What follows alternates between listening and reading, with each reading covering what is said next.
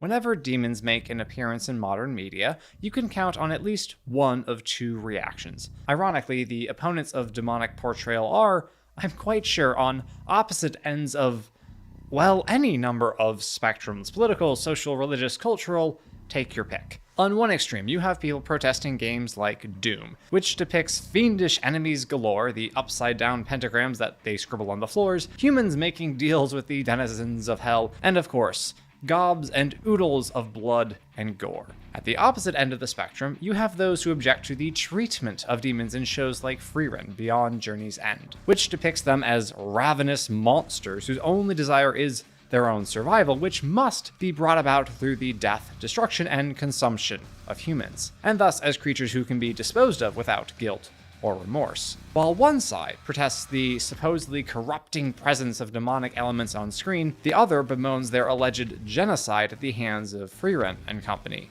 To both these camps, I would just like to say, killing demons is awesome, actually.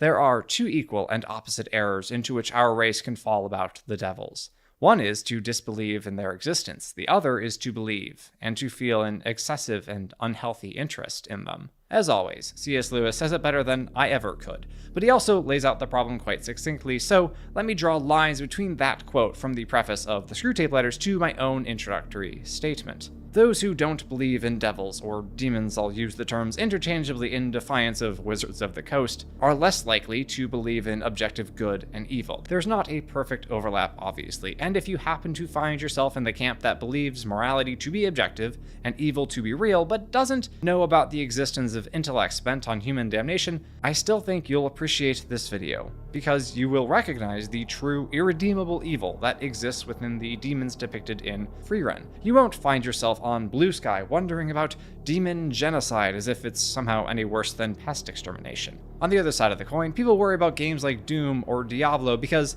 they fear young people developing an excessive and unhealthy interest in the demonic. It's an entirely understandable fear. Deals with the devil are decidedly bad ideas, 100% of the time. The thing is, though, that's exactly what Doom shows us. I am, of course, referring to the 2016 game. I'm sorry, OG fans, I don't know much about Doom lore prior to that year. But in the modern era, the Union Aerospace Corporation, or UAC, discovers an interdimensional source of argent energy. And because humanity will apparently build a portal to hell itself rather than build nuclear power plants, the UAC begins doing all sorts of experiments with this new source of energy, including ill-fated incursions into the demonic dimension, until finally one of its scientists, Olivia Pierce, makes a deal with the Demon Lord.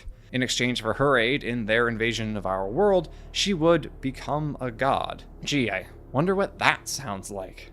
This deal of Olivia's is the inciting incident of the game. It is what leads to the Doomslayer being called upon to send the denizens of hell back whence they came. And he does, with Gustave.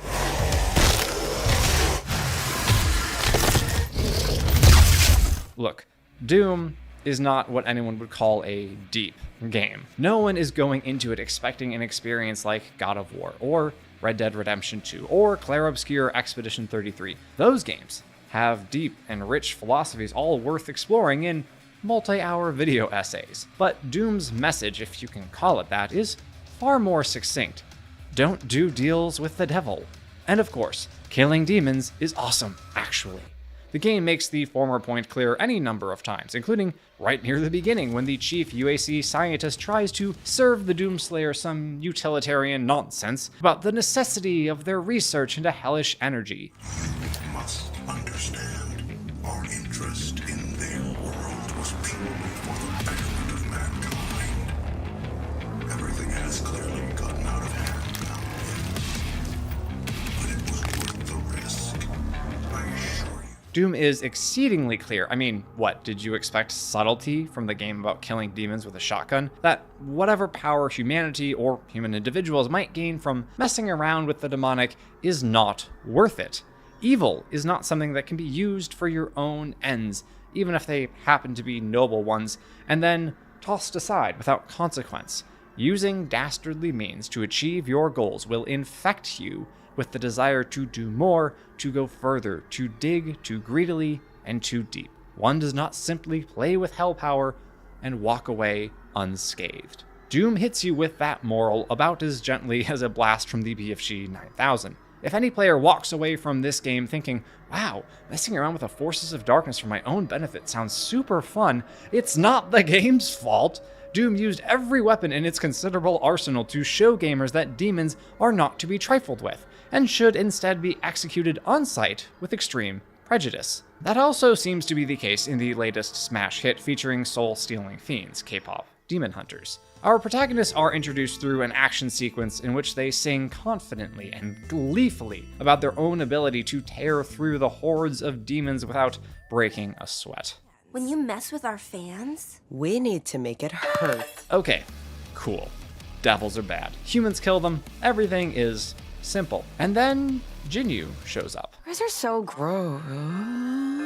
Now, to be clear, Jinyu is not an evil spirit, but a man who made a deal with the demon lord. In his case, temporary health, safety, and comfort on Earth in exchange for an eternity spent serving Gima's dastardly designs. I do have some unanswered questions about this movie's world building that still bug me to this day. Like, how is it possible that a demon fathered a child? Is that a regular occurrence? Are the other Saja boys also humans who sold their souls, or do they just assume human form, like the flight crew demons we see at the film's beginning? But those are secondary concerns. The primary worry one might have upon the appearance of this suave, charming, humorous antagonist is that the movie is attempting to say something along the lines of, well, demons aren't actually so bad, you know, look, this one's kinda sorta trying to be better. And if that's how you or anyone you know interpreted Jinyu's character, please rest assured, you could not be more wrong. While I do wish the lines between humankind and demonkind had been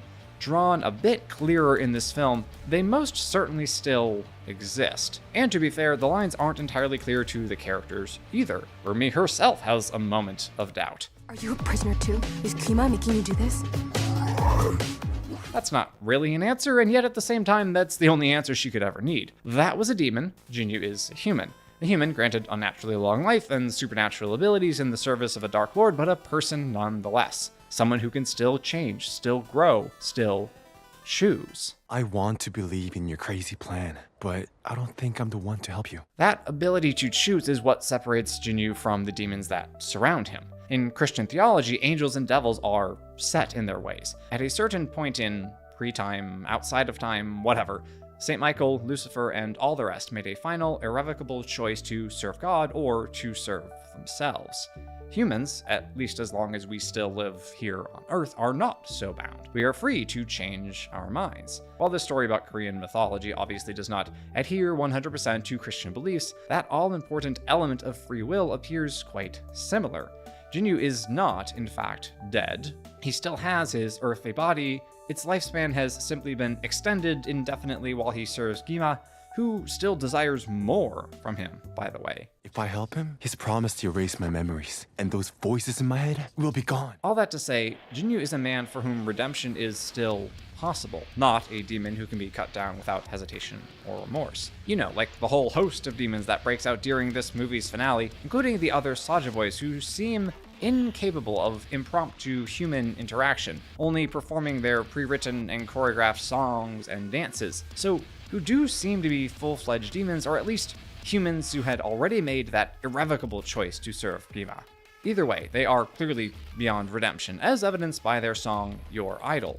If someone sings to you, don't let it show. Keep it all inside. The pain and the shame, keep it out of sight. And I'm the only one who will love your sins.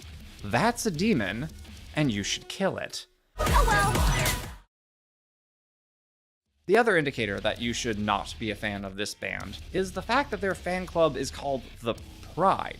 But it's a pride of lion. Saja means lion. Yes, it does. But also, pride is one of the capital sins. It's the capital sin, really, from which all others flow. Pride is our sense of self-importance, our placement of ourselves and our own wants and needs above the good of others. It's what caused the fall, both falls, actually, and it has remained the source of human wickedness for thousands and thousands of years.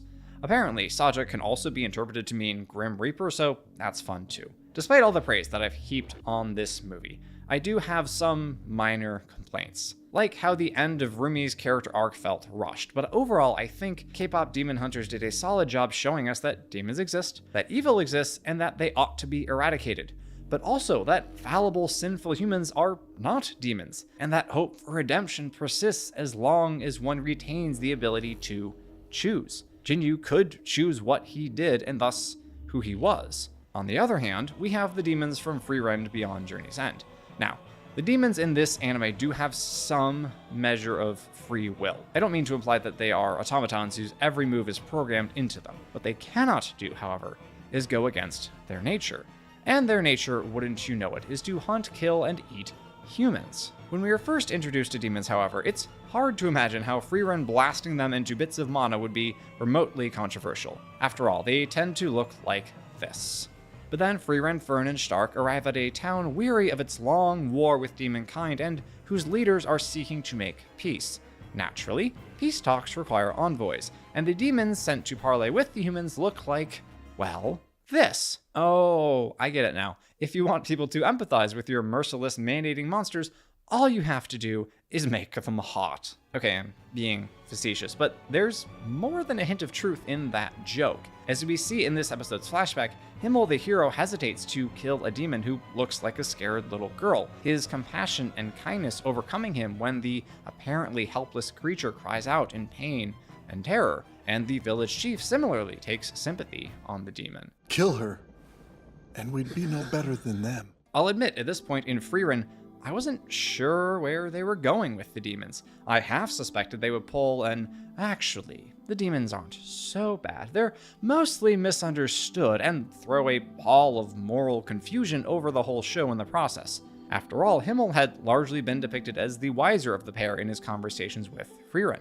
Despite having lived for over a millennium, Frieren learns a great deal of wisdom from Himmel, mostly regarding human relationships, but as it turns out, demonology is at least one area in which Frieren's expertise ought to be trusted, as the little demon ends up killing the village chief who saved her life and burns his house down so she can kidnap his daughter and present her to the couple whose child she had previously eaten. Here, take this child as a replacement for your offspring. What's most interesting about this scene is that the demon, sensing their constant desire to kill her, expressed a desire to live in harmony with the humans. It does almost seem as if demons could live peacefully among people, but they are, clearly, ultimately, unable to resist their very nature. In order to survive, they will maim, they will kill, they will destroy and consume. They're monsters who learned to speak. Monsters who found they could lure in humans by crying, "Help me." We, as humans, learn to speak so that we can communicate with others, so we can form bonds between persons. Language is an essential and fundamental part of the human experience. But for Frieren's demons, it is a mere utility. They only speak because it is a more effective method of hunting. As the little demon says as she dies, her kind has learned to cry out, "Mommy," when they are threatened, despite not ever knowing their own mothers who abandoned them at birth, because That word stops humans. It keeps them from murdering us. this is what makes the demons in Frieren truly evil. Language, magic, or any other facet of life is only valued for its usefulness, for how well it can serve them. Demons have no concept of friendship, of philosophy, of art, of the things that, to again quote C.S. Lewis, give value to survival. They simply seek their own individual survival through any and all means necessary. But Sam, can they really be called evil if they cannot act otherwise? Are not good and evil things that we must choose? Excellent question. We can see that the demons in Doom, or K-pop Demon Hunters, or Frieren are evil because of what they do, because they take evil actions. They possess humans, steal their souls, or manipulate, lie to kill, and eat them. In all cases, the demons appear to have no real choice in the matter, not anymore, anyway. They simply do what their nature demands of them. Their existence is evil. They are ontologically evil. In a sense, we can think of the evil of demons, even in fantasy or sci-fi stories, in the same way that we think of the evils of humanity. Evil must be stamped out, wherever it goes, wherever it lies, wherever it hides. Most often, that evil exists within our own hearts, and it is up to us to purge ourselves of the stain of our selfishness, our impatience, our malice, and our pride. Those vices and sins cannot be anything other than they are, just as demons cannot be anything but tempters and predators. Whatever their history, whatever choice they may have made in the past, whether they are monster, fallen angel, or what have you, they are evil. And destroying evil is awesome, actually.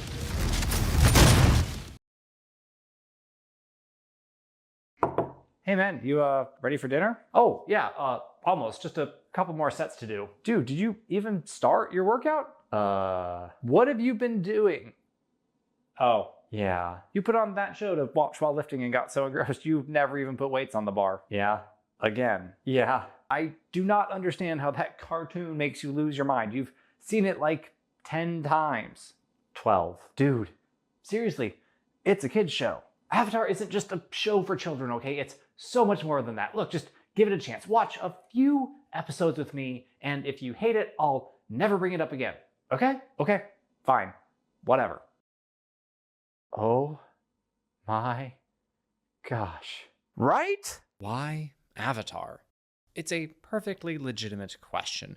Why has this animated series from the early 2000s stayed with us for so long, refusing to let go of the hearts and minds of its audience despite the passage of 2 full decades? How is it that a show written to be digestible by 7-year-old kids is widely viewed as one of the most profound and meaningful stories in modern times? What was it that changed the mind of that reluctant roommate in the opening skit? Why is Avatar: The Last Airbender so special? A large part of the reason is because it doesn't try to be. Now, ATLA is an exceptionally creative work of art, don't get me wrong, but it didn't get there by trying to subvert expectations, undermine stereotypes, or buck traditional storytelling norms. Its plot, setting, characters, and themes are all executed superbly because the show's creators focused on fundamentals. This is best highlighted by the show's overall plot. Aang's journey is the hero's journey, the monomyth. He is one of the 1,000 faces of that hero. We all know how this goes. The world is in grave danger and in need of a protector. The boy who was supposed to save the world would rather go penguin sledding, but eventually accepts his destiny, grows in strength, skill, and wisdom, perseveres through setbacks, emerges triumphant over the big bad guy, and returns home a changed, good, and noble man. That is, from the very beginning, the promise that Avatar makes its audience. We will take this goofy little bald kid and change him into a warrior, a hero, a savior. How will we do that? By having him learn to wield all 4 elements. Well, the 3 he doesn't already know at the beginning, anyway. This creates smaller promises for the audience. We will get to see Aang master water, then earth, then fire.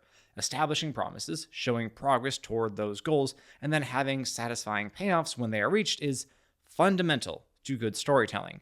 If the audience has a general idea where the story is going, they will be invested, assuming, of course, that you have made an interesting promise. Aang becoming a low-level instructor at the Western Air Temple would not be an intriguing premise or promise. But mastering elemental martial arts in order to defeat the most powerful man in the world, yeah, you've got my attention.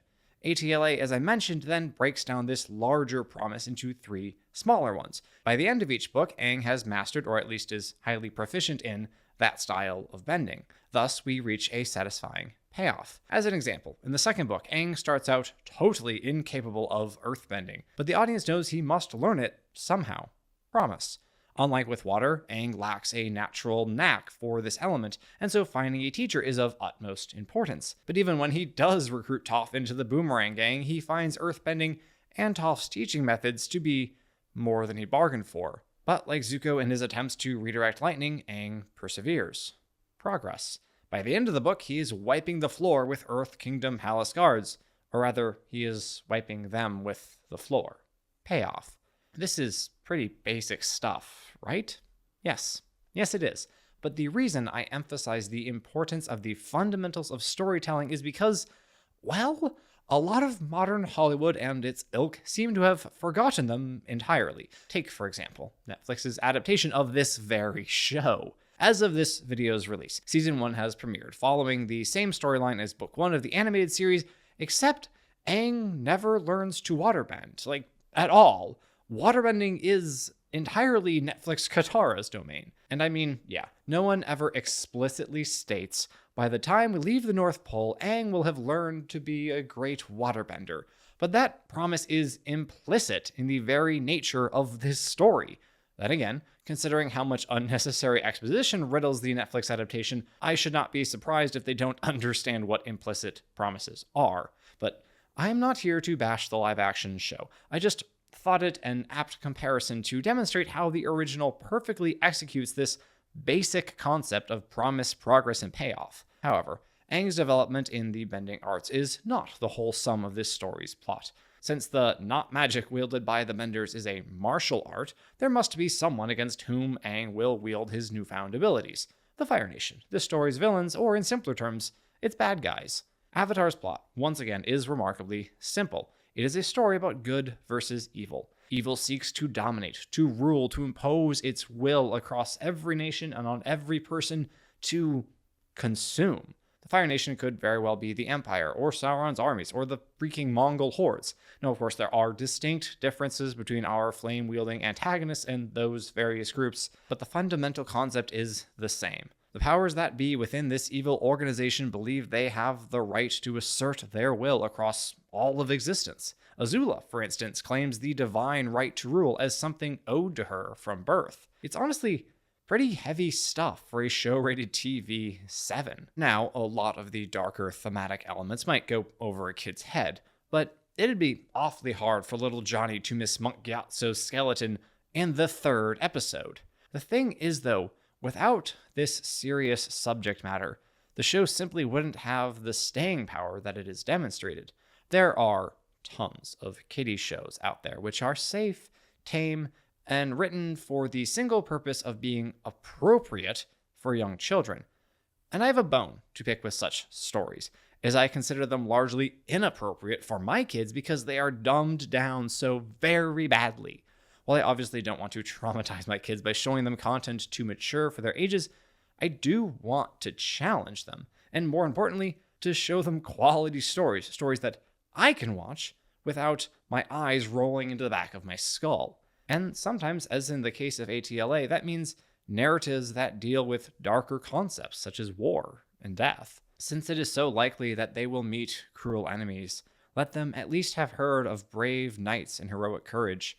Otherwise, you are making their destiny not brighter, but darker. That is Avatar to a T. And as its plot is a classic one, it is therefore not especially unique or original. So why does this story still resonate with us all these years later? Well, I should note at this point that the plot of Avatar is not the key element of the answer to such a question, but we'll get to that later. However, the very fact that this plot is so archetypal is what helps cement it in our memories and thus in our hearts. We can't possibly forget it. The fact that we've seen its outline dozens of times in other works of art means that it is already ingrained in our brains. The danger with telling such a tale, of course, is that it might become rote and repetitive, ultimately blending with those aforementioned dozens of stories, failing to properly distinguish itself. So how does ATLA stand out?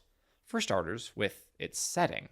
Avatar's world is at first glance intimately familiar. It imitates the construction of our own Earth. The poles are freezing cold, there is a variety of terrain, including oceans dotted with islands, and the peoples of those various locales have adapted accordingly. Sure, there are also 1,000 different types of fantastic creatures, but most of those are just mashups of animals we can see in a zoo, or giant versions of their earthly selves.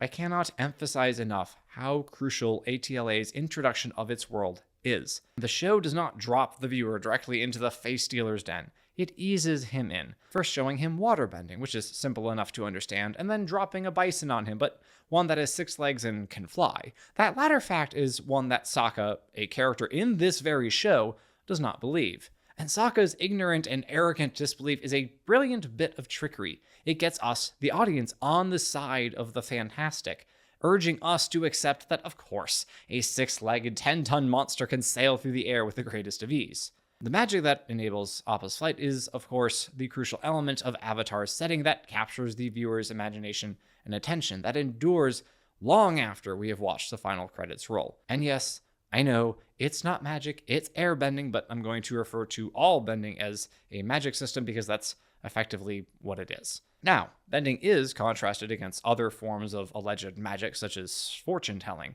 so there is a distinction to be made, but that's not really relevant here. Why is bending such a fascinating form of magic?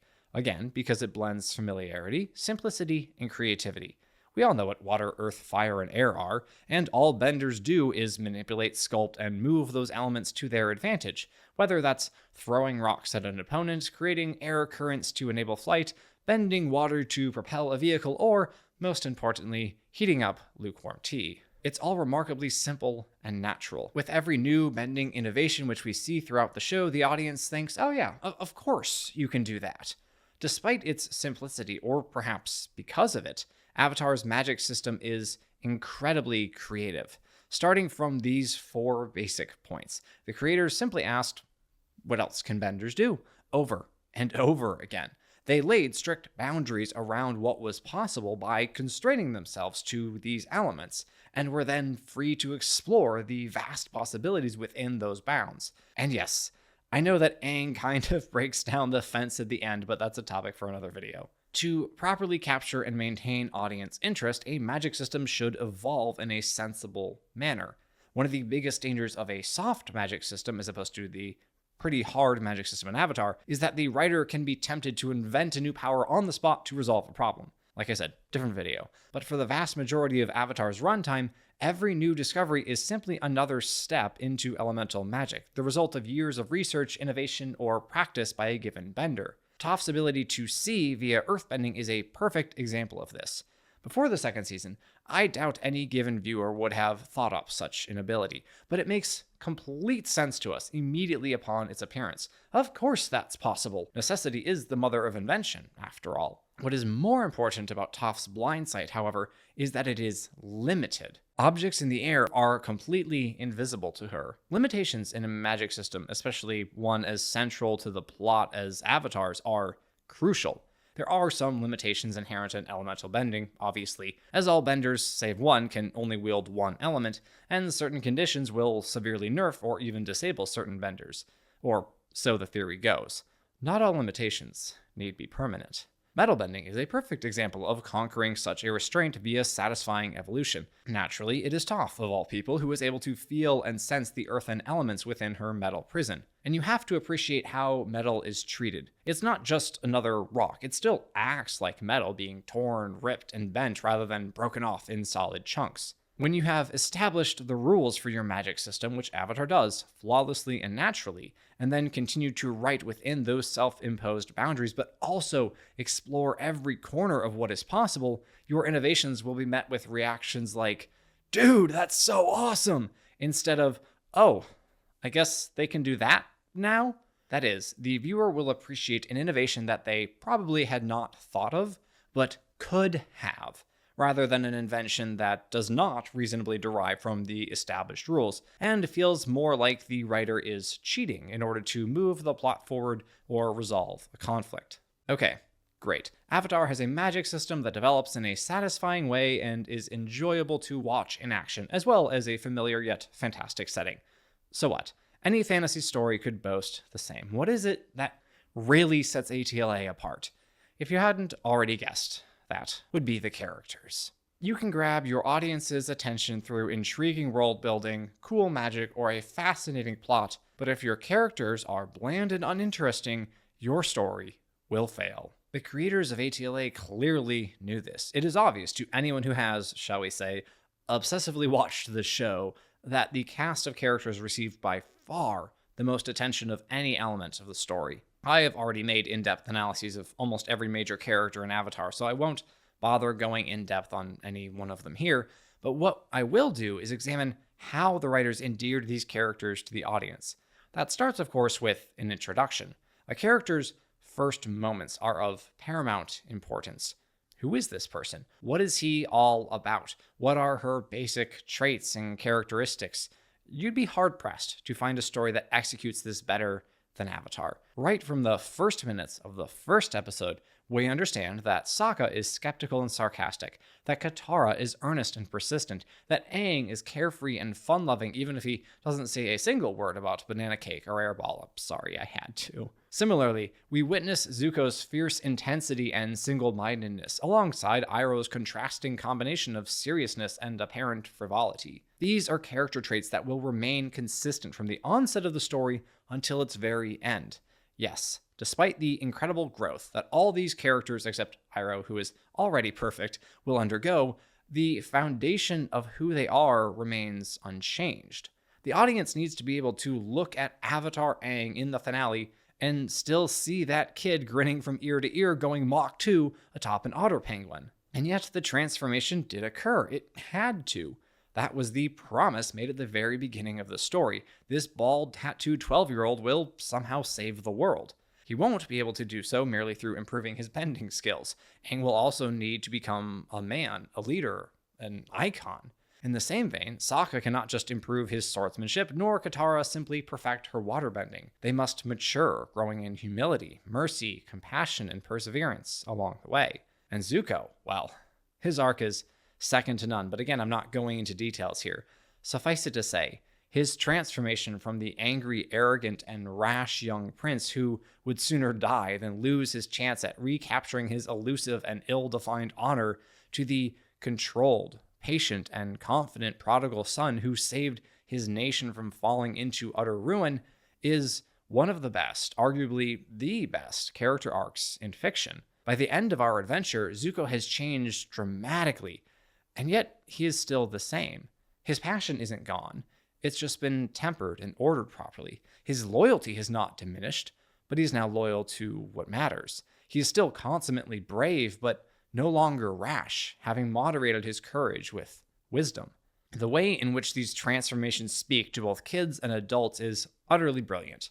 Core personality traits are, as any psychology freshman can tell you, generally accepted to be established by the age of 7. If you were a stubborn kid then, guess what? You're probably a stubborn adult now. I should know. I also married a rather persistent woman, so our kids are... yeah.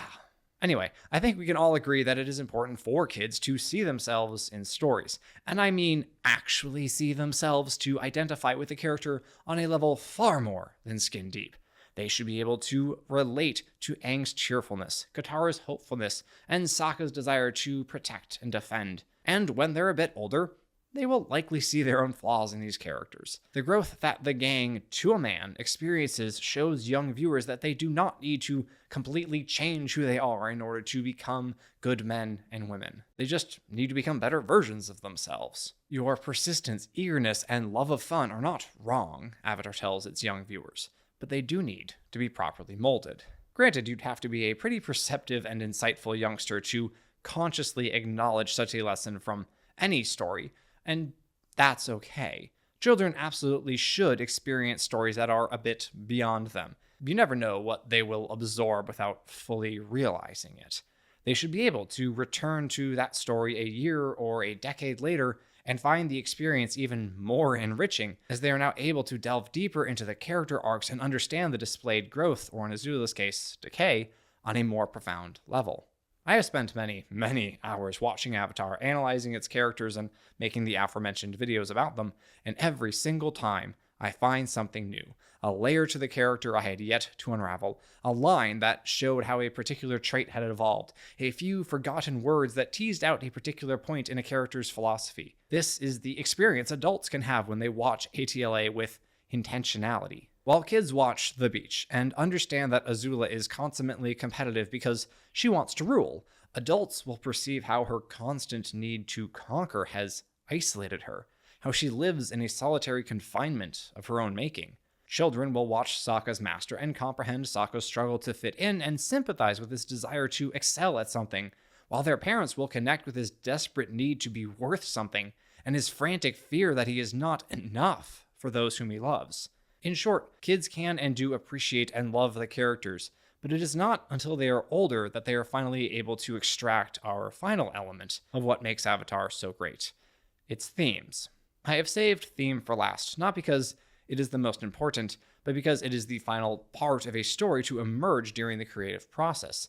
The intersection of plot, setting, and character is what creates the story's themes. If you start with a particular moral or message that you want to impart upon your audience, you are naturally going to write the characters and the world to fit that theme, which will inevitably lead to shoehorning, contrivances, and a generally dissatisfying narrative. I'll be talking about this idea in depth in a future video, but basically you want to avoid being God's Not Dead or She-Hulk. Totally opposite ends of the political/social spectrum, same storytelling problem. Anyway, ATLA does not fall into this trap. Each and every one of its themes is derived from the story, from the character arcs, from how the people in this world interact with it and with each other. For example, one of the minor themes in Avatar is the power of love over that of fear. This is a motif that could easily end up being cheesy and causing eye rolls that would register on the Richter scale. But how does Avatar display this theme?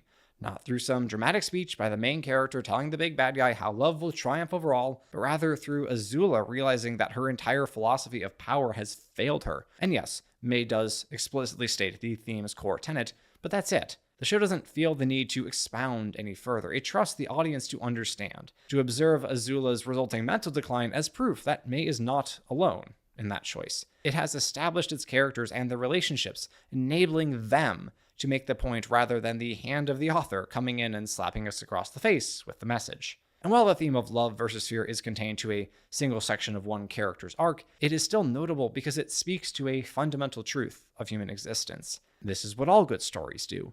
If the other three elements are properly constructed, they cannot help but touch on timeless truths. It's hard to say what exactly is the central motif of ATLA, but if there is one, I would argue that hope has a shot at the crown. This should surprise absolutely no one. In monomyth, into which Avatar fits perfectly as we established earlier, hope is an essential and enduring theme. The belief that the good fight is worth fighting, that we must persist, no matter how dark the night or impossible the odds, is universal to stories about good triumphing over evil. After all, if the evil our hero faces is only as powerful as he is, what need does he have for hope? All he would need to do is trust in his own skill. Which is fine if this were John Wick, but it's not. Avatar is also not just a story about a boy learning to fight better so he can defeat the bully who beat him up at the beginning of the movie. It is a transcendental tale, one that understands that there is far more to our world than we can perceive with our five senses, that the metaphysical is just as real and just as important as the physical, that the internal and imperceptible growth of its characters will have far more of an impact on the audience than will their improved ability to knock over enemies with flying rocks. But returning to the theme of hope, I do believe it to be the major and most pervasive theme in Avatar. Aang has to hope that he will somehow find the strength to defeat the most powerful man in the world with just a few short months of training. Katara, of course, is the very embodiment of hope, or at least its loudest proponent. But all the other characters carry this theme as well. They trust that their actions are worthwhile, that their fight is not in vain, that it's better to try 1,000 times rather than give up because you're afraid you might fail, that there is some good in this world, and it's worth fighting for. Like I said, hope and monomyth go hand in hand. Why does this speak to us so profoundly? Because life is a struggle. No matter how rich you are, or how strong your support network, I guarantee I know one thing about you. You have known hardship of one kind or another. And I know this. Hope is our last resort. If we lose it, truly lose it, we have nothing left. Despair is the ultimate failure. But if you just keep moving, you will come to a better place. If you got nothing else out of Avatar other than that message, I dare say this show would be worth your time. There are, of course, countless other themes running throughout this story. The unrivaled power of friendship, the necessity of forgiveness, the ever-present possibility of redemption, and the importance of holding fast to your beliefs, all told with equal excellence through the arcs and eyes of ATLA's cast of characters. But if pressed to pick a theme more unique to Avatar, I would have to say the necessity of finding balance in life. Aang's early arc is a balancing act as he juggles his duty and his desire to blow off steam in whatever silly way strikes his fancy that day. As he matures, that struggle to find balance gives way to a new one, as the Avatar weighs his moral conviction and the necessity of what he must do.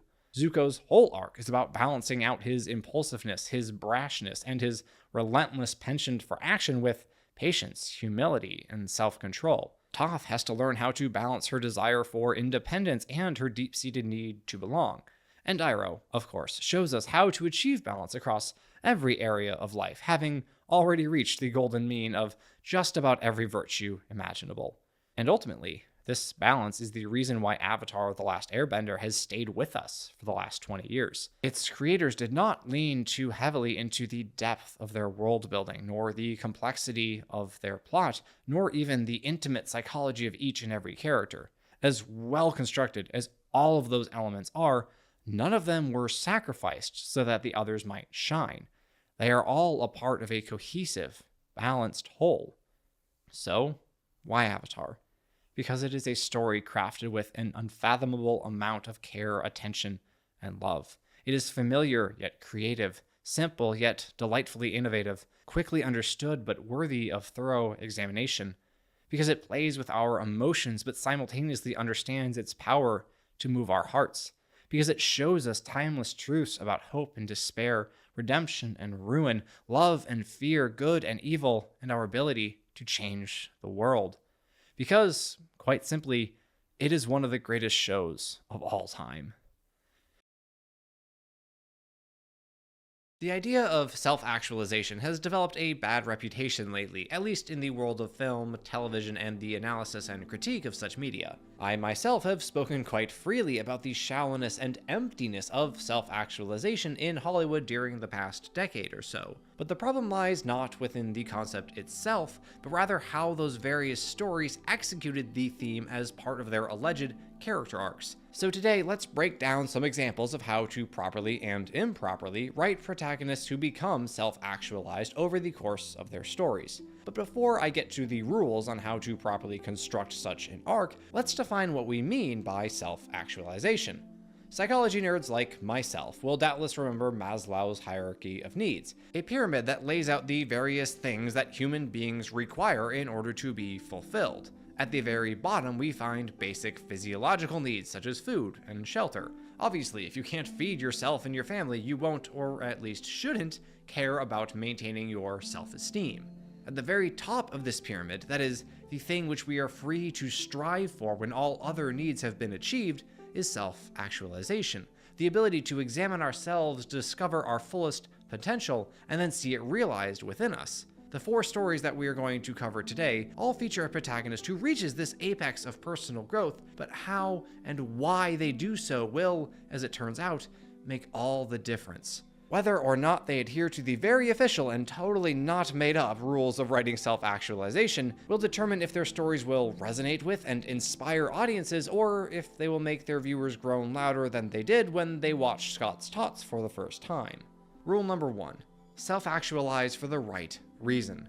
If you have been following this channel for a while, you will know that I don't tend to talk about current political issues, but I absolutely do discuss cultural trends. The former is, well, not as easy to avoid as I would like when doing media analysis these days, but the latter is practically unavoidable unless you focus solely on the technical aspects of film or game making. The stories we create and consume both shape and are shaped by our current cultural climate. And the modern Western culture in which I live is highly individualistic and seems to only be getting more so. If I wanted to quickly illustrate this idea, I might point to declining rates in both marriage and births, or to the fact that both extremes of the political spectrum, exemplified in the manosphere on the far right and the 4B movement on the far left, discourage any actual, genuine, selfless relationships. Because relationships are scary, they require you to give of yourself, to make yourself vulnerable, to give the person you love the chance, should they so choose, to really hurt you. But if you check Maslow's hierarchy, you will find love and belonging as the third and middle tier. We need relationships before we can reach the heights of the oh-so-precious self-actualization. Whether those are romantic relationships or just good, honest friendships is up to a given person's situation and calling, but the simple human need for each other is undeniably indispensable. No one is going to reach their apex as a person on their own. It's just not possible. No success of mine can ever be attributed to me and me alone. Countless people have taught us, inspired us, encouraged us, enabling us to make it up that mountain. That undeniable truth then turns around and tells us that reaching one's fullest potential is meaningless and hollow if that potential is not then put to use for the good of those whom we love. If done right, self-actualization will strengthen the foundation of love and belonging on which it is built, allowing further growth as a person. After all, self-actualization is never really done, and thus creating a positive feedback loop that lifts up everyone in our lives. Which finally brings me to our first character who will become self-actualized over the course of his story, namely Emmett Burkowski, the main character of the Lego Movie. I remember being completely taken by surprise by this film. I definitely did not expect it to be much good at all, but man, did it blow my expectations out of the water. I remember it like it was yesterday, even though it was like Wait, when did the Lego Movie come out? Yeah, you know that scene in The Two Towers where Theoden visibly de-ages? I'm feeling that, but in reverse right now. Anyway, Emmett is a prime example of how to write a self-actualizing character properly, in no small part because he starts on that all-important foundation of relationship. The opening minutes of his story make it unmistakably clear that what Emmett wants above all else is to belong. Hence his enthusiastic greeting of everyone and every cat whom he encounters. Fluffy Senior, Jeff. Meow. Or the only original thought he has ever had being his invention of the double-decker couch, because he has, in his dreams, too many friends to be contained by one sofa. This is good. It gives us something to build on. It establishes the character as someone who is inherently others-centric and selfless. Problem being, Emmett has absolutely nothing to offer those would-be friends. I know that guy, but I know like zippy zap about him. I mean, all he does is say yes to everything everybody else is doing. Wait, I'm so confused. Who are we talking about? Wait, does he work with us? And Emmett is nothing. Because as much as we are called to give of ourselves in any given relationship, we have to have something to give first. This is a lesson every mom and dad learns at some point. We want to be great parents who provide for our brood's every need and desire, but we are in fact only human and thus have needs of our own. We cannot simply be parents, we have to be people first. That doesn't mean you should ignore your children's needs. Of course, you as a parent have to make sacrifices, often far more than you would like. I'm basically saying you shouldn't ignore your very legitimate needs that can be found on this pyramid, such as maintaining your relationship with your spouse. If you are merely a vehicle through which your child gets his every want fulfilled, it's going to be extremely difficult to form an actual relationship with that kid, because to him, you're not a person like he is. In that same vein, Emmett is so willing and eager to be a friend that he fails to realize he needs to be a person before that can happen. Again, his desire for relationship is commendable and gives him a solid base, but it has been taken to an extreme, as all otherwise admirable qualities can, and so it becomes the very vice which prevents him from obtaining the thing that he desires above all else.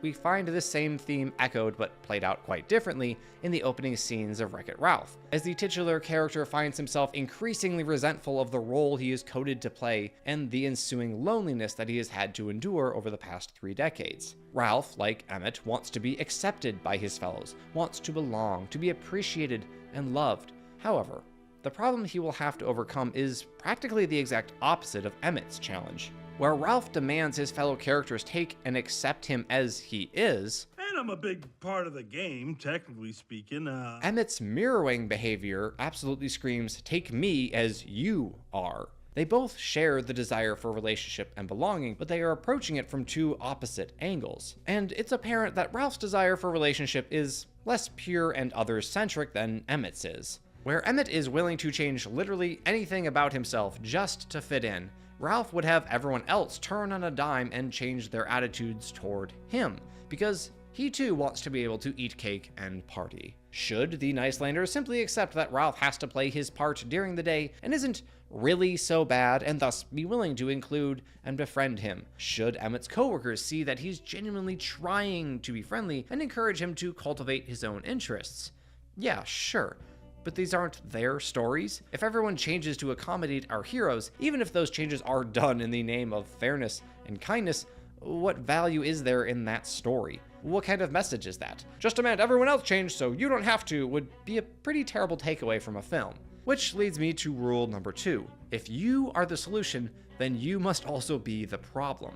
When asked what is wrong with the world, G.K. Chesterton allegedly replied simply, "I am." Whether or not he ever actually wrote that witty, seemingly self-deprecating reply is up for debate, but what is certain is the wisdom of those words. I can blame anyone and everyone I want about whatever unfortunate circumstances I may find myself in, but even if my every accusation is 100% truthful, what can I do about it? Can I change the past? Can I change how people act? Can I even change how others perceive me?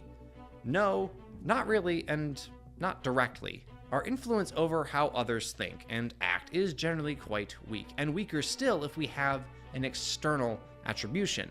We cannot empower ourselves by trying to change others, by yelling at them about how they should accept us, or how their ways are foolish, outdated, or short-sighted. If you want to change the world, you have to change yourself first. This is hardly new wisdom. I did just quote a late 19th, early 20th century author after all, but it remains relevant because, well, we as human beings are generally quite prone to repeating our errors. It's uncomfortable to admit that you are in your own way, and that whatever real external obstacles you may face, they will not just up and move unless you conquer them yourself. So when Hollywood, and by Hollywood I do mostly mean Disney, writes characters who become the answer to all their own problems, but who were never once their own stumbling blocks, I fail to see how that is inspiring or empowering. Let's take 2020 Mulan, also better known as T-Mulan, because it's just a perfect example of how to completely botch a sure thing. The original Mulan was another wonderful lesson on how to properly write a character who becomes self-actualized, in no small part because the main battle she has to fight is how to overcome her own innate shortcomings.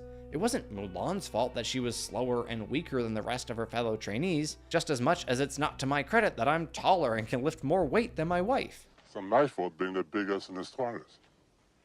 I don't even exercise.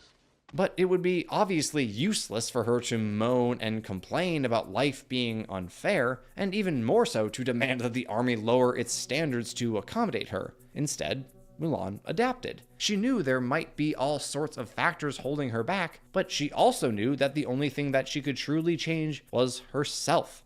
And so she did just that. Compare that to T-Mulan, in which the titular character just has superpowers, which she finally and fully unlocks by admitting who she really is. Your deceit weakens you. It poisons your chi.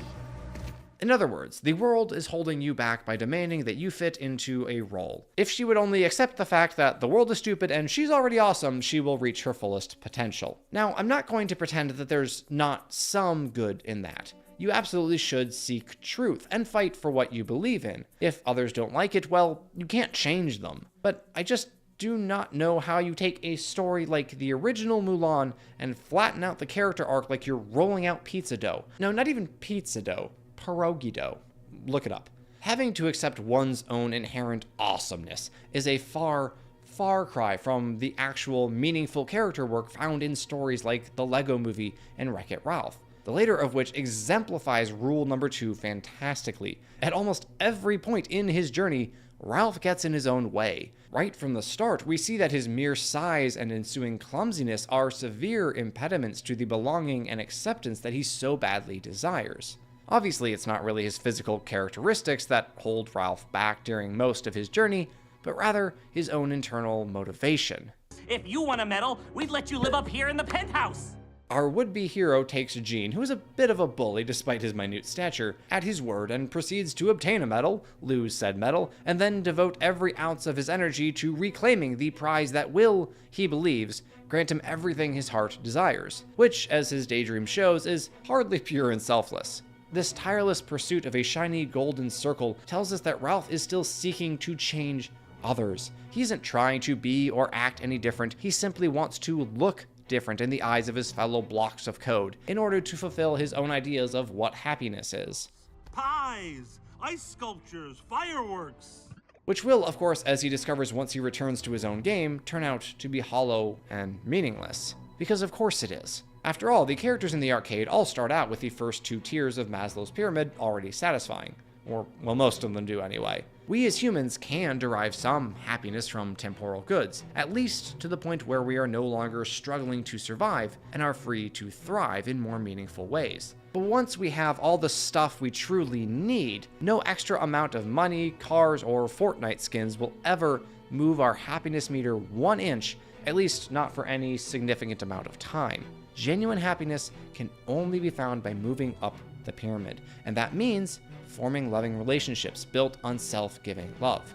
If you want proof of that claim, I would refer you to the longest running study on happiness conducted by Harvard, which found that across sociological and economic classes, the best predictor of lasting happiness is authentic relationship with other people. This is something that Ralph doesn't quite understand yet, but Emmett, as we discussed, did from the very start. But he got in his own way by trying to get out of everyone else's. His coworkers and neighbors looked at him and saw him doing his best impression of a mirror and found him entirely uninteresting.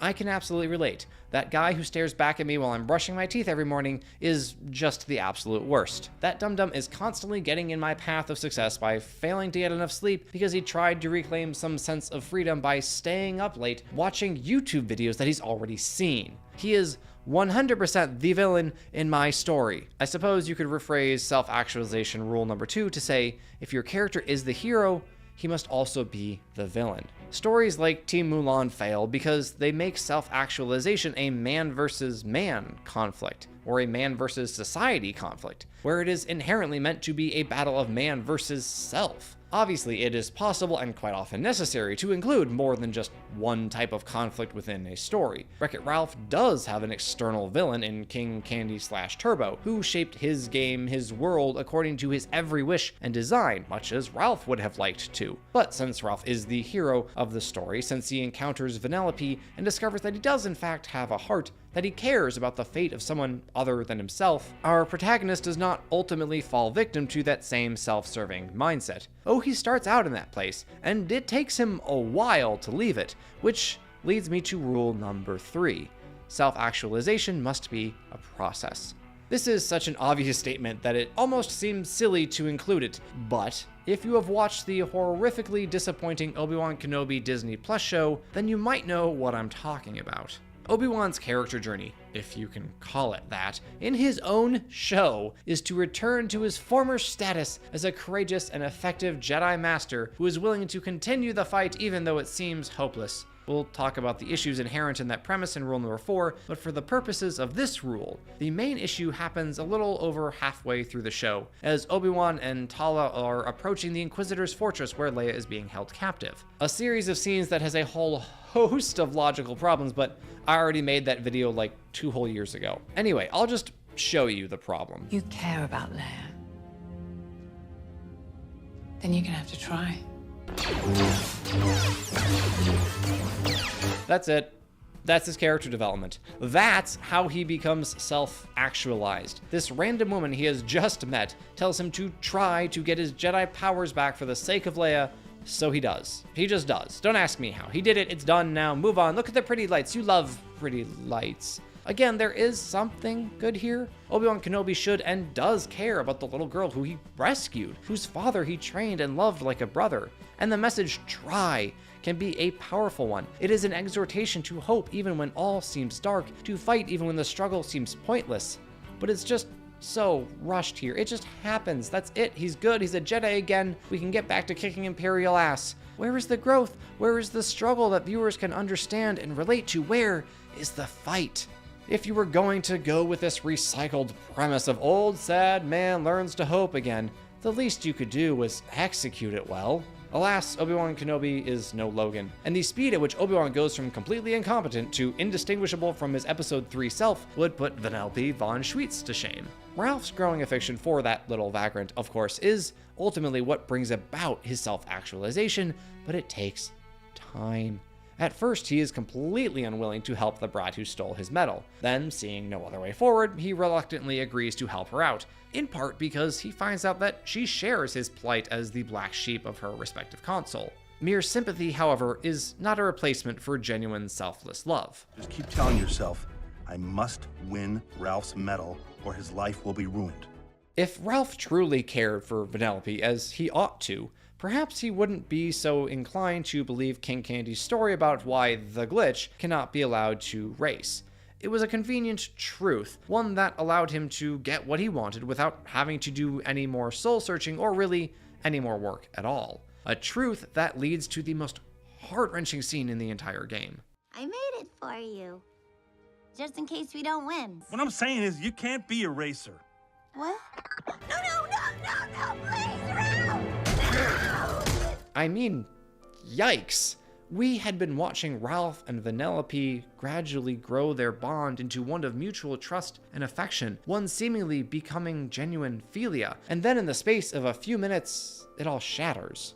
The road to self-actualization, the climb to reach the apex of our potential, is never one without detours and setbacks, most often caused by the character's own flaws and failings. This is doubtless true in real life, as we tend to be our own worst enemies. We are necessarily going to delay and impede our own progress. This is how stories should reflect our own world. This is how you do representation.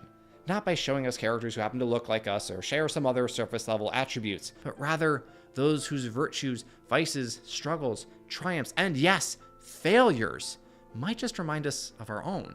How many times have I chosen some insignificant good that I momentarily desired over the real and meaningful good of another person? More times than I can count, I'm sure, though I've never been very good at the whole numbers thing. I might watch Wreck-It Ralph and yell, "How could you be so blind?" at the big fella, but then it should only take me a moment of self-reflection to realize that I have been Ralph, albeit in a less dramatic fashion, on an innumerable number of occasions.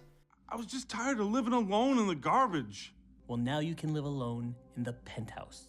Ralph thought he had obtained everything he ever wanted, only to find his reward quite literally hollow and empty. His one shining moment turned out to be his lowest, darkest point. And as you might expect, we find a similar setback in the Lego Movie, a film which I have talked about decidedly too little thus far, despite its protagonist's character arc being the origin of this video idea. Emmett has been slowly built up over the course of the first half of the movie. It wasn't exactly a smooth ride, though. He swung from lonely and disappointed to suddenly elated at the prospect of being the special, back to hapless and inadequate, and then finally his ability to innovate and thus to build began to show itself. That all leads to this scene, where he finds himself placed in the middle of the assembled master builders and is asked to take on the task of leading their would-be rebellion. And it goes less well than he might have hoped. He is the least qualified person in the world to lead us. And you are right. Well, you were right about him being a ding-dong. Just when it seemed Emmett might have a chance to live up to the exceedingly high expectations that the others had piled upon him, he crashes and burns. This is the all-important major setback that basically all stories about self-actualization will contain. It forces our hero to answer the question, who am I? When I'm not who I thought I was, who I thought I could be? Do I give up on my dreams? Do I find a new one? Do I return to my old dissatisfying life? The answer will depend, based on the story, of course, though I doubt any narrative worth its salt would have the protagonist simply give up and go home. The story's setback isn't required to be as dramatic as Emmett causing an entire Lego realm to go up in flames. But without such a backslide, the growth of the main character will appear too easy, the struggle less real, and thus the story less inspiring and edifying. Why do bad things happen to good people? So they can become better people. And if we do not become better, we will one day cease to be good. Which brings me to the fourth and final rule for writing self-actualization. Rule number 4. Show growth. End better than you began. As with rule number 3, that sounds so obvious as to be completely and totally unnecessary. I mean, duh. Of course, someone reaching their fullest potential is going to grow throughout the course of their story, right? Well, here's where the Obi-Wan Kenobi show comes into play yet again. See, at the outset of this particular tale, Obi-Wan is starting out in a despondent, lonely, and bitter state. The fight is done. We lost. He does grow, albeit clumsily, as the show unfolds though, so what's the problem? The issue here lies not so much in what this story does tell us, but rather in what it does not. When episode 3 ended, Obi-Wan had undoubtedly suffered a major setback. Okay, good, great. But in that same movie, he, being a Jedi Master, resolved to continue doing whatever he could to protect those who could not protect themselves.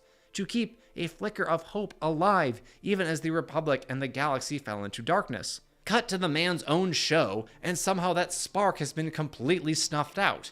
How? Why? The answer to that latter question is apparently because the writers couldn't be bothered to do anything other than to copy and paste sequel trilogy Luke Skywalker's arc onto this pale imitation of Obi-Wan Kenobi. As a result, the man at the end of these 6 episodes is by no stretch of the imagination any braver, wiser, or smarter than he was at the end of Revenge of the Sith. Because his arc, as far as this miniseries is concerned, should have started there, not when the Disney Plus logo rolled onto the screen. And Obi-Wan absolutely could have become more self-actualized than he already was. Just imagine his show was about him choosing to hunt down an Imperial raiding force, only to find out that it was led by Commander Cody, and having to deal with the conflicting desires to keep fighting the good fight and saving the man who served him so loyally and so well during the Clone Wars. But nah, that kind of nuance would take too much time to write, or maybe Disney thought that the dumb Star Wars fans couldn't follow such a complicated interior journey. So they went back to Old Reliable, which everyone just adored in the sequels. Anyway, yes, that rule sounds obvious, but you'd be surprised how many times it gets violated. Did Mulan really become a better person by the end of her story? Did she? Well, let's ask her dad. One warrior knows another. You were always there, yet I see you for the first time. In other words, nope, she was always awesome, everyone else just needed to realize it. Now, in the interest of fairness, Mulan does suffer a setback when she is expelled from her regiment. It's just not a setback of her own making, really, so that takes away from potential character growth. And she at least uses her ridiculously OP abilities for the sake of her country and its people. And in the end, she does refuse the place of honor among the Emperor's guards in order to rejoin her family, which is good and admirable. Let it never be said that I can't extract something edifying out of even the lamest of stories. And that's exactly what Mulan is, really. Lame. Where its predecessor ran, it barely manages to shuffle along. It gave its titular character so little room to grow by setting her up as it did, and the entire story suffered for that fact. Those two narratives, which we are mercifully done examining, failed the same rule in drastically different ways. One, because it refused to actually develop the character in the same manner as the story it was retelling, and the other because it asked us to believe in a setback that we never witnessed, and that made absolutely no sense, instead of actually continuing the character's internal journey. But like I said, we're moving on now, finally approaching the apexes of Ralph's and Emmett's journeys, the moments when they become self-actualized and reach their fullest potential. For Mr. Bukowski, that starts with the realization that in the midst of all these incredibly innovative and unique master builders, he is the one who stands out, purely because he is used to following instructions. His journey to the top actually begins immediately after his major setback, when everyone else around him effortlessly dives into the task of building an escape sub, and Emmett is lost and useless without someone to guide his steps. Anyone know what this is, and do you need it? I had to include that joke. I just had to. That's the one moment in the theater that I remember clear as day for this movie. I must have had 50 of those little joints lying around, and I don't think I ever used a single one of them. It goes to show that the scriptwriters were extremely familiar with their subject matter, which I deeply appreciate. Anyway, one of Emmett's best moments comes immediately after that scene, as Unikitty bemoans the fall of her home. Gosh, I'm so sorry, Unikitty. The Master Builders are all incredibly talented in their own unique ways, which, as a later scene lays out more explicitly, leads to a heightened sense of individualism. Emmett serves as a counterweight to the rest of them. As he has, since the beginning, been so others-centered, he is more naturally inclined to comfort and encourage others. Emmett, unlike our other hero, never had to shake off any natural selfish inclinations, but rather had to figure out what he could give to others that no one else could. As much as the story of this movie revolves around him, Emmett's worldview is still very much centered on those whom he loves.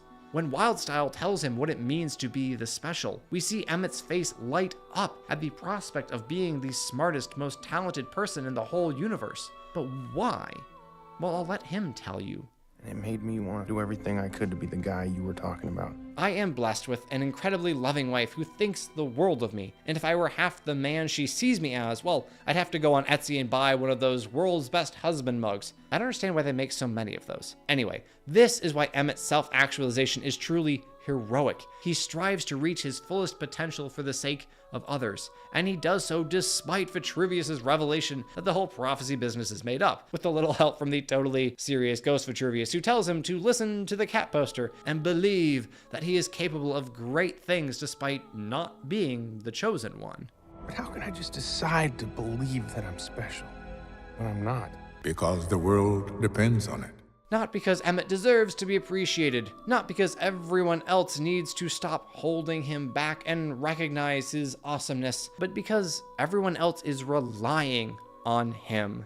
The Lego Movie achieves its protagonist's self-actualization because it began with a solid foundation. It showed us that this was a good man who never fell victim to the me first mindset that plagues our modern world, but who had to stop holding up a mirror to others and expecting them to like him, who had to discover what gifts he had been given that would allow him to love his friends to the best of his abilities. It's all remarkably corny. I mean, Emmett defeats Lord Business by convincing him that he doesn't need to be the bad guy, that he is the special, that everyone is the special, but it's still so freaking good because it speaks to that universal truth that each and every person on this earth is unique, inimitable, and unrepeatable, that every single one of us matters in ways we can hardly understand. And accompanying that truth is yet another fundamental one.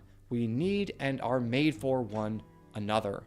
While Emmett always understood that fact to some degree, realizing the value of others, of a single person, is the challenge that Ralph has to overcome in order to fulfill his own potential. After all, it's hard to value someone else when no one has ever valued you. And granted, no one really ever thought much of Emmett, but he thought they did, so he didn't show the same resentment and selfishness that Ralph does. All Ralph ever wanted, at least as far as our story is concerned, was to be respected, to be shown kindness, to enjoy some well-earned comforts after a day of hard work. And all those desires are perfectly fine in their own right, but they are not simply milestones we can reach if we do certain things and check certain boxes.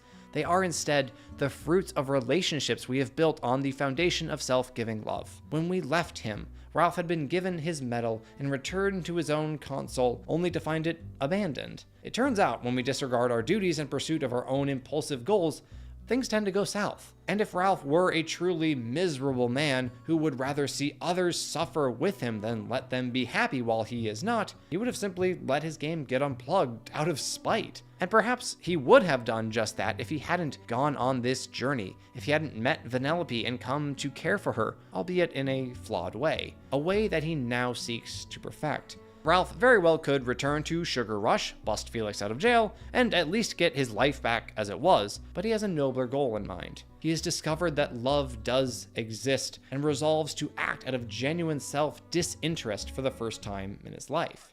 Please, Felix, fix it, and I promise I will never try to be good again. What Ralph means, of course, is that he's going to stop trying to be a hero and has resolved to be someone's hero. In other words, he now understands that heroism does not mean cake, fireworks, and ice sculptures, but rather bravery, humility, and self-sacrifice. When the story reaches its climax, the cybugs overrunning Sugar Rush and everyone evacuating, Ralph has a very simple choice to make: himself or Vanellope. All the other characters have fled to safety, but the little glitch is stuck inside her own game, doomed to be eaten by the virus. But Ralph won't have it. He abandoned her once. Never again. I will never be good, and that's not bad. This is how you write self-acceptance. Ralph says those words as he dives headfirst into a mountain of Mentos, anticipating the sweet release of death as they combine with the cola hot springs underneath, willingly giving his own life to save that of another. No greater heroism exists, and yet Ralph values himself worth nothing aside from what he can give to others. There is no one he'd rather be than him, because the life he has lived has led him to this moment, has allowed him to finally find within himself the capacity for genuine love. A love that is, as self-sacrificial love ought to be, returned with equal measure. Ralph mercifully doesn't die, especially as this is a kid's movie, but instead is saved by Vanellope risking her own skin, a decision which eventually leads to her reinstatement as a racer. Ralph's return to his villainous role, albeit with a little more charity shown toward him by his fellow characters, and a delightfully happy ending. If that little kid likes me, how bad can I be? Why do we strive to reach our fullest potential? so we can love and serve others, including those who have lovingly and selflessly helped us and shown us the way. Who stands in the way of our self-actualization? Ourselves. At the very least, we are the only problems that we always have the power to solve. Is this process a quick and easy one? No, of course not. No road worth traveling, metaphorically speaking, is ever a smooth downhill ride with clear lines of sight. Detours, setbacks, and even dead ends that require us to turn around and try a new route are inevitable and numerous. But what can we do about it? We can grow. We can acknowledge that we can't change what's done, but we can and must move on, because the people we love are counting on us to do just that. Conviction, humility, compassion, perseverance, courage, hope, wisdom, love. In an age where morally upright heroes seem to be disappearing from our screens, I am thrilled to inform you that they are not completely gone. They may be a rare breed, but that only makes it all the more special when you stumble across a character who embodies this noble archetype. Finally, we have another hero whose story can inspire and edify young men across the globe, whose example of selflessness, dedication, and a multitude of other virtues will provoke within us the desire to imitate his goodness. Did this hero come from Hollywood, from a best-selling author, from an award-winning TV series? Nope. Instead, he can be found in a French AA video game made by a few dozen people, many of whom used to work at Ubisoft. To paraphrase Ratatouille, not everyone can become a great hero, but a great hero can come from anywhere. What is it about this Gustave, the protagonist of Claire Obscure Expedition 33, that is so wonderful? Why is he a shining example of heroic masculinity? What is masculinity anyway? Great questions. Let's begin with the last. I find that rather than attempting to assign a strict definition to masculinity, it is better to think about how we might become masculine. The answer is simple: strive to be virtuous. Oddly enough, this would also be the answer should women ask how they can be properly feminine. There is not a single virtue exclusive to either gender, which is why the example of Gustave or Aragorn or Iroh is inspiring to both men and women, while the character arcs of Katara, Éowyn, or Expedition 33's Lune find a ready place in the hearts of men. That's not to say that the genders are the same, far from it.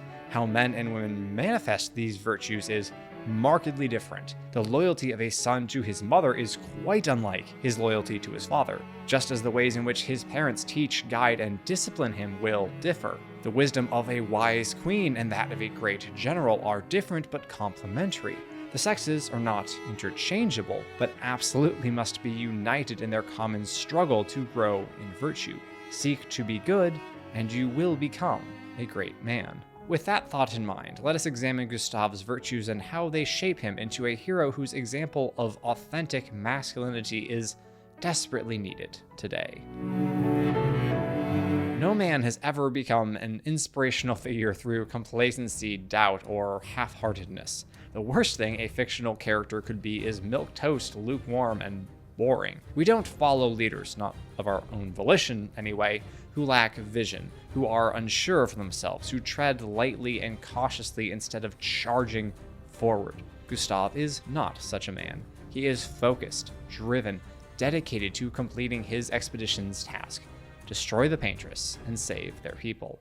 And soon, we'll get to do a lot more than throw rocks. This conviction of his is emphasized several times throughout the game's prologue, as Gustave confronts doubters, skeptics, and even a worshipper of the Paintress. In all those conversations, he never falters or shows a hint of doubt, but all the while remains calm, kind, and respectful toward those with whom he argues. This tells us not only that Gustave is confident in the nobility of his mission, but also that he understands its true purpose. This is important. A man must have conviction, must have a purpose which he pursues unwaveringly, but must never forget the people whom he serves by achieving that goal. Now, a character can absolutely begin his arc without a firm conviction or purpose. Bilbo Baggins in The Hobbit is an excellent example. He starts out carefree, lackadaisical even, living a pleasant and comfortable life until adventure is thrust upon him, and at the age of 50 he is forced to grow a backbone and discovers numerous virtues he never knew he possessed, because he didn't, as his purpose and conviction solidify. Bilbo, before Gandalf left that mark on his door, was, for all intents and purposes, a child. He returns to Hobbiton, a man. A small one, but a man nonetheless, much loved to the short kings out there. Gustave, by contrast, begins with a well-established purpose. It is his love for the people of Lumiere that urges him to spend the final year of his altogether too short life fighting a battle that thousands before him have fought and lost. But our hero doesn't look at the history of the expeditions and see failure. He sees inspiration. He sees a legacy left by countless courageous men and women who shared his conviction. You know they gave their lives to lay the trail for us, right?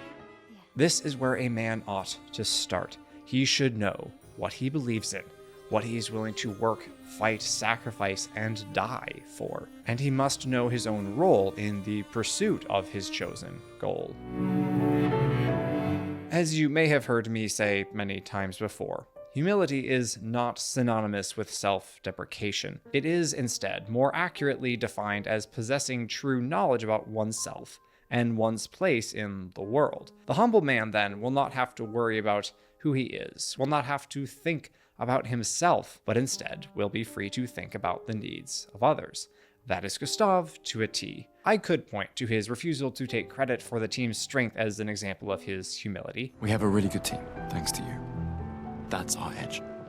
And while it certainly is, we should focus more on Gustave's appreciation for the skills and talents of his fellow expeditioners than we should on him downplaying his own achievements. A better example of Gustave's humility comes after the expedition arrives on the continent. Events transpire, and Gustave sits down with Lune for a fireside chat. We can't bring anyone back. But I thought we can keep their spirit alive by pushing forward. No part of Gustave views this undertaking as glorious. He has no desire to win praise and fame, despite the open admiration of numerous citizens of Lumiere, including his own apprentices. They'll definitely want that for the museum. The complete record of the expedition that destroyed the Paintress.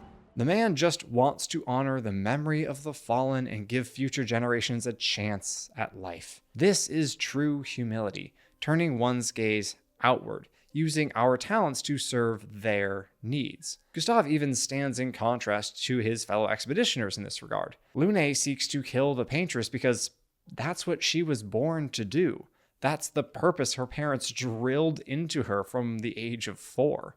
Maëlle simply wants to escape Lumiere, the home where she never felt welcome. Ciel lacks any real hope that their mission can succeed, but is otherwise the most similar to Gustave. Her focus on the well-being of her friends admirable and much needed in this harsh world, making her the game's premier example of our next virtue.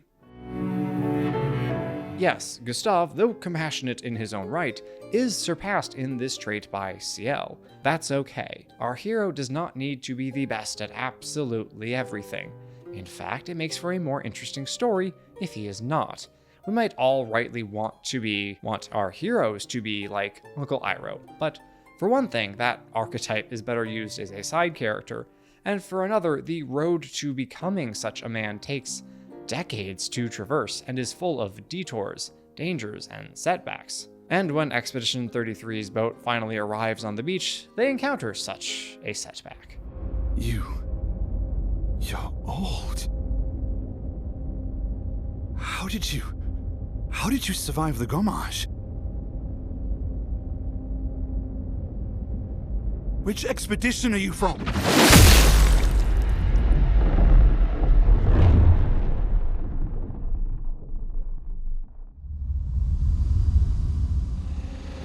Fall back! The game plays a mean trick on you here, forcing you to watch along with Gustave as his friends and companions are slaughtered, powerless to stop death after brutal death. Why won't he do something? Why won't he snap out of it? Gustave knew what price this venture of theirs would demand. Why has its realization rendered him catatonic? There's a rather complex answer to those questions, as multiple facets of Gustave's personality each have their own effect on him in this chaotic moment. For one thing, our hero has been established as the team's engineer and inventor. So while he obviously trained for combat, he wasn't expected to be a frontline brawler, certainly not immediately. Gustave is also not the best at thinking on his feet, preferring instead to carry out carefully laid plans. We see this as he stumbles through half sentences when talking with Sophie, contrasted against the powerful, moving speech that he wrote for Emma to deliver upon the expedition's departure. But above all, Gustave is frozen because of his personalistic attitude, his compassion. To again refer back to the prologue, Gustave was affected more than any other survivor whom we see. The loss of Sophie, despite its inevitability and the fact that they'd been broken up for 4 years, weighs heavily upon him. Now, when his friend and captain is struck down, Gustave experiences a similar immobilizing weight of grief. That might seem like a weakness, a character flaw, and well, it is, but it is also what makes Gustave the great man that he is. The ability to love greatly cannot help but be accompanied by the capacity for great suffering. That is not a weakness. That is life, as it ought to be. Problems only arise when said compassion and the ensuing grief overwhelm our ability to act, as they do for Gustave here. The virtues are not traits that can be taken to the nth degree without consequence. Compassion is good and noble. I dare say we could all stand to imitate Gustave more in this regard, as human society depends on people being able to sympathize with and work to alleviate the sufferings of others. But it is far too easy to let those sufferings drive us to inaction, as we look at all the misery in the world made readily accessible by whatever device you're using to watch this video, and despair of ever affecting change. That is, unfortunately, where Gustave's compassion lands him. What are we to do when we have lost so many friends and loved ones, when our struggle seems hopeless, and we can no longer see the light at the end of the tunnel? As Uncle Iroh would say, if you just keep moving, you will come to a better place. We continue. Again, Gustave is not the best exemplar of this virtue in Expedition 33. That would be Lune, whose reappearance after the beach and its subsequent fallout saved Gustave's life, and whose passionate monologue reignites his desire to keep fighting. You swore the oath. When one falls, we continue. Yes, I know. When one falls. When one falls. Not if. When. We knew not all of us would make it. But we continue. As long as even one of us stands, our fight is not over. I appreciate that Clair Obscur gave its protagonist these moments of weakness when he gave up, despaired of their mission, and resolved to retrieve Maëlle and take her back home, paintress be damned. Despite being one of the oldest men in Lumiere, Gustave is only 32. He's a fully grown adult, but still quite young.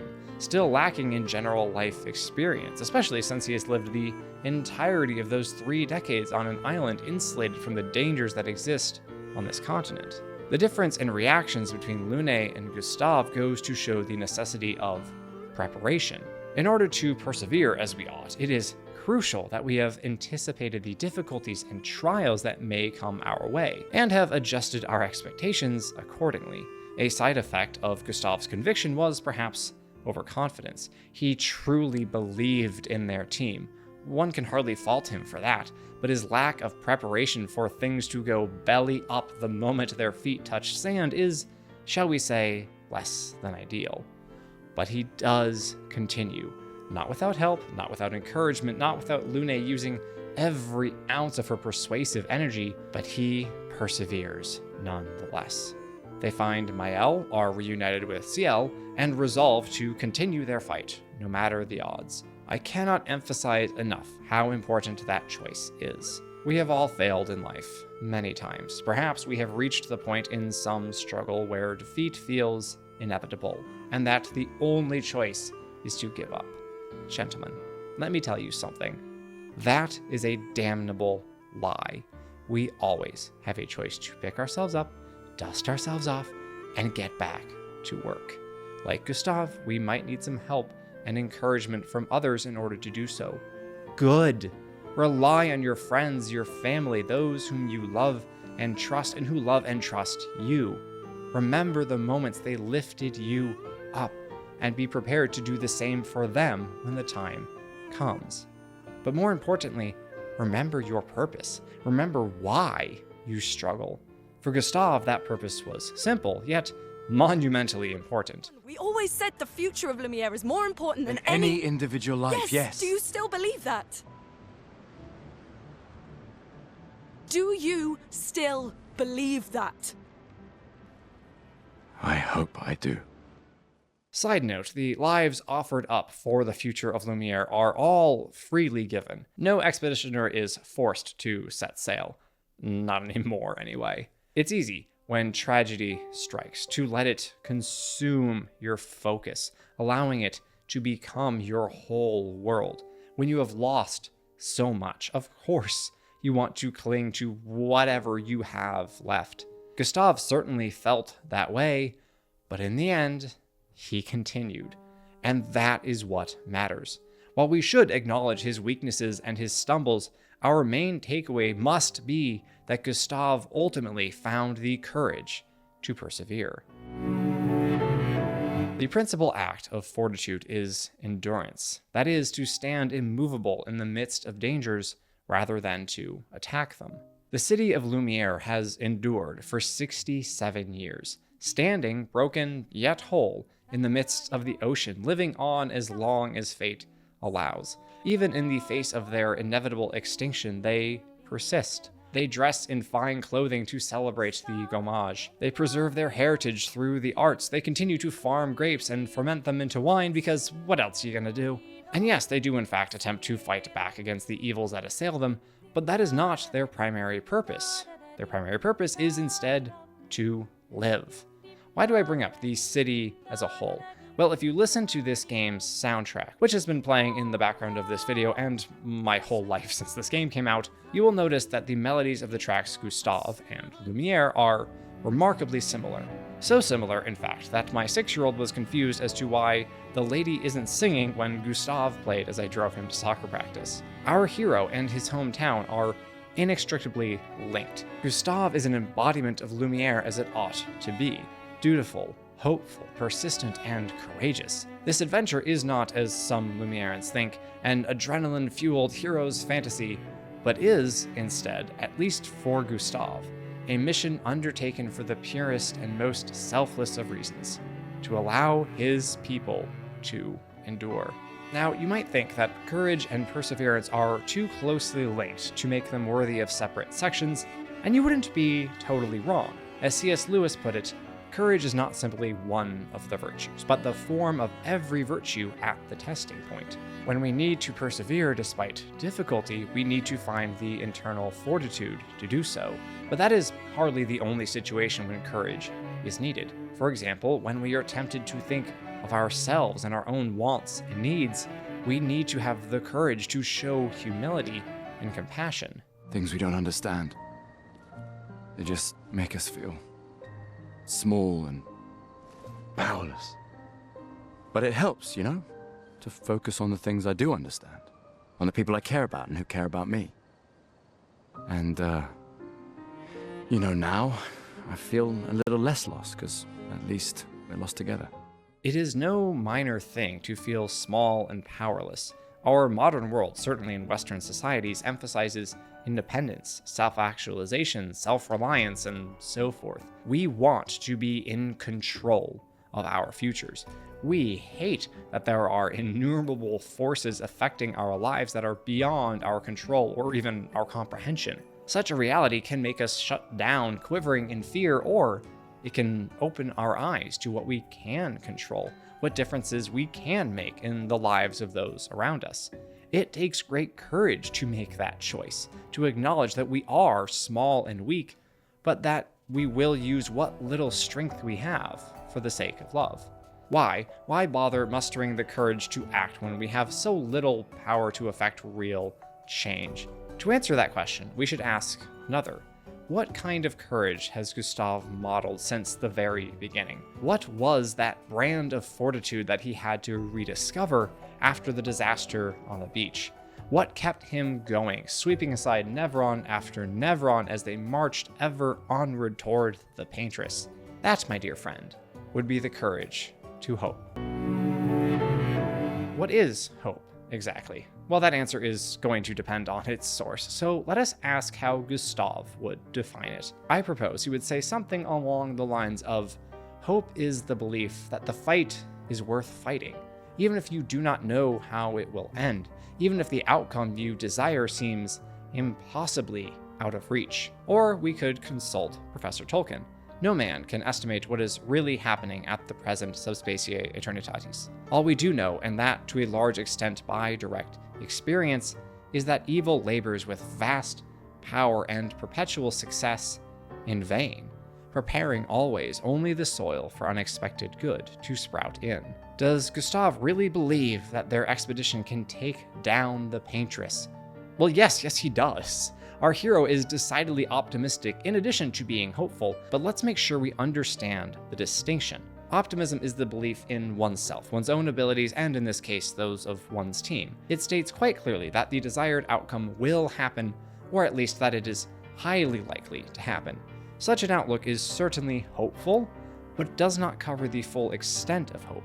Gustave certainly starts out as optimistic, but is he truly hopeful? As we've already seen, no, not fully. When his confident optimism about their mission is destroyed, his hope fades as well. And that's the thing about optimism. Its scope is limited. We are optimistic about specific events, certain plans and goals. We hope that our efforts in all of that, in all of life, will be worth the effort, even if we do not know how. That is the truer hope that Gustave discovers or rediscovers after reaching the continent. Yes, he absolutely recovers some optimism as well. Am I one of those old people? One day, I hope. We really thought we were making a difference. Hey, we're still making a difference. Yes. Of course. Yeah. But there can be no doubt that our hero now understands that, regardless of outcome, this fight of theirs is one in which they must persist, simply because it is the right thing to do, and he trusts that doing what is good and noble will bear unexpected fruit. The more obvious subtext of that second bit of conversation between Ciel and Gustave is that Ciel doesn't really expect anything will come of this journey of theirs. She's happy to be with friends and wants to support and comfort them as they progress inexorably toward one death or another, but actually killing the Paintress? Yeah, that's a pipe dream. The less obvious subtext in that scene is Gustave's redefined hope. We're still making a difference, he assures her. Not will make a difference. Are, here, right now. Back in Lumiere, Gustave felt that the only measure of success, the only difference worth making, was ultimate victory. Not so now. For one thing, they are continuing to lay the trail for those who come after, carrying on the grand tradition of the many thousands that have laid the trail for them. The remains of Expedition 33 are, in this moment, the ones who come after. And so to persevere in hope is the best thing, the only thing they can do to honor the memory of the thousands who had come before. But more importantly, the refusal to surrender and despair is making a difference in the hearts of the 4 expeditioners who remain. Perhaps we cannot change the world, but we can change ourselves. Perhaps the choices of Gustave and company will serve as an example to Expedition 32 and beyond, and perhaps no one will ever find their trail or read their journals. But it is worth living, as if your every decision matters, as if choosing courage, perseverance, and hope when choosing fear, apathy, and despair would be so much easier, will mean something. Does Gustave still believe they can take down the Paintress? Yeah, I think he does. But he has enhanced that optimism with this fuller sense of hope, this unshakable confidence that his chosen battle is well worth fighting, if only because such courageous hope might serve as an example to those who come after. And that choice to persevere for the sake of the people whom he loves, to steel himself and believe once again that his conviction is not in vain. Gustave demonstrates our penultimate virtue. A precise definition of wisdom is hard to nail down, but you typically know it when you see it, or I guess hear it. I'm enjoying the uselessness of today and readying my usefulness for tomorrow. Knowledge is not wisdom. Prudence is not wisdom. Compassion is not wisdom. Courage is not wisdom. And yet, without wisdom, one's ability to live out those virtues is severely diminished. Wisdom, as Gustave demonstrates, is a combination of knowledge, insight, and right judgment. It is the capacity to assess a situation and determine the best course of action in accordance with one's principles and duties. It is the ability to adapt to changing circumstances and new knowledge and to guide others along their path. That's the insidious thing about the gommage. It's predictable, almost gentle. It makes Lumière complacent and accepting, but the gommage is equally violent than death. Death is just as final. The wise man sees the world how it is, not how he wishes it to be, but he works for that idyllic vision, accepting reality while seeking to change the course of the future. The wise man may stumble and fall, but he will have the humility to accept the hand which offers to lift him back up. The wise man will know when it is time to relax and when it is time to lock in. The wise man will know in any given moment whether to let his compassion or his perseverance take charge. As that last sentence demonstrates, Gustave is not always wise, but a man who has never failed is a man who has never learned anything, and thus not a man worthy of our time and attention. The question is, can you continue? Will this failure cause you to fall into depression and despair? Or will you take this opportunity to reflect, to grow, to become a better man than you have ever been? We can't change what's done. We can only move on. And move on, Gustave does. He finds the courage to persist, driven by the desire to honor the sacrifice of those who came before and the unwillingness to let those who still live suffer alone. Though their fight may seem impossible, he charges ahead with conviction, assured that in some unknowable way, this is a battle worth the cost, because he is fighting for those whom he loves. If I am courageous and persistent, but I do not have love, I am nothing. If I am humble and hopeful, but lack love, I am empty. If my cause is just and my judgment sound, but my love deficient, it is all for naught. I do not exaggerate when I say that every choice a man makes ought to be guided by love, by the pure and uncomplicated desire to seek the good of another. That is not to say a man should ignore his own well-being. Far from it. If we are not at our best, mentally, physically, and spiritually, how could we possibly give our best to others? A man is always asked to give himself totally and unconditionally in service to others, and there may come a time when that gift will be the highest, greatest, and last gift. But before we reach that fateful scene, let us reflect on the love shown by Gustave, especially his love for Maëlle, his adopted sister/daughter. This was a girl who never really knew her parents, who bounced from foster home to the orphanage and back again, who was never given a chance to prove her worth at any of Lumiere's prestigious apprenticeships, who could offer nothing to Gustave. But he took her in, because even if he did not yet know her, he loved her. He saw a girl struggling, alone, despondent, and he took pity on her. Pity is often perceived as a dirty word nowadays. We hate the idea of someone pitying us because we are a prideful and conceited people. But if you read The Lord of the Rings, you will find that the pity and mercy shown to Smeagol by Bilbo, then by Frodo, and then by Sam are ultimately what allow good to triumph over evil. Genuine, virtuous pity is not demeaning or humiliating, but is one of the greatest gifts a man can give. We ought not to take pity on others so we can feel high and mighty, but because we have compassion for them, because we wish to spare them from further suffering, or worse. In this, Gustave never wavered. His love for Maëlle remained constant throughout the story, even overriding his other virtues until he was able to restore his inner balance. Gustave protected Maëlle. He comforted and consoled her, advised and guided her, helped her navigate the same emotional maze he had only just escaped. It was a gift given without hesitation or expectation of repayment. And on the stone wave cliffs, Gustave finds himself called upon to give that gift of love one last time. Run through, leading out, mechanical arm broken and useless at his feet, Gustave never wavers. His conviction, his courage, his hope, compassion, perseverance, humility, and wisdom are all evident in the last 6 words he will ever say. For those who come after. Right? This is the greatest love a man can give. It matters not that his sacrifice was not technically effective, as Miles' life was saved by someone else. What matters is that Gustave was motivated by pure, selfless, unconditional love. It's as simple as that. And his death was absolutely not in vain, as his example serves as a primary motivator for the rest of the 33s as they persist in their task. For Gustave. For all of them. That is what good men do. They love. They order every one of their choices and actions toward the good of another. Gustave was such a man.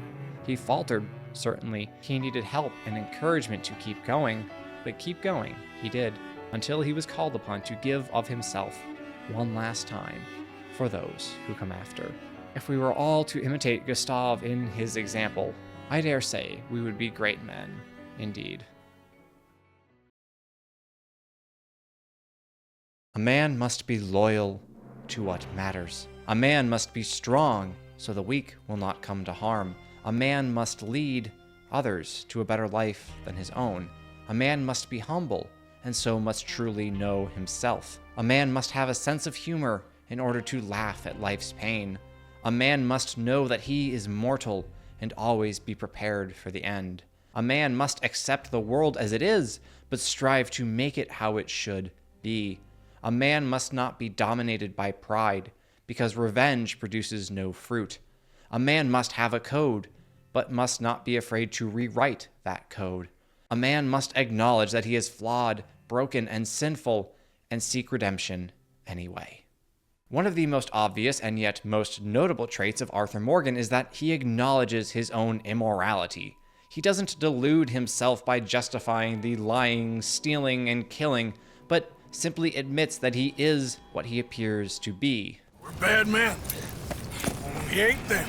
That moment happens in the first hour or so of the game, and though the player likely knows that this is a gang of outlaws, and is aware that they are on the run after the mysterious boat robbery goes sideways, it is still a shock to hear such a frank admission of self-despondency. This tells us right away that Arthur believes in some sort of code, that he knows he is a liar, a thief, and a killer, but not one who acts with wanton disregard for the good of anyone other than himself, that he has some measure of humility within him.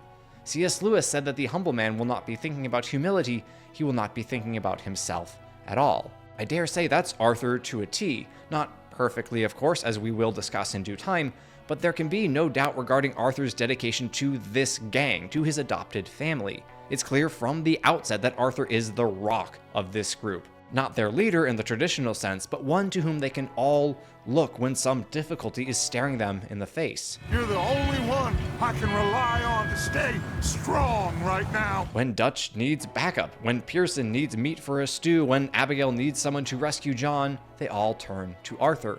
Which of course they do, he's the player character and this is a video game, but this is not a Private Ramirez situation. Ramirez, get away, kill it, SOB! It makes complete diegetic sense because Arthur is clearly the most loyal and dependable member of the Vanderlinde gang.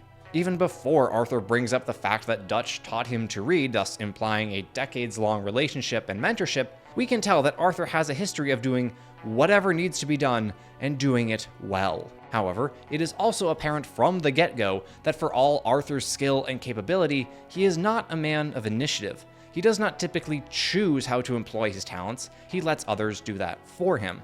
Again, you could say that this is because he's a video game protagonist who do tend to get bossed around to move the plot forward. Ramirez, neutralize that enemy armor! But it runs deeper than that.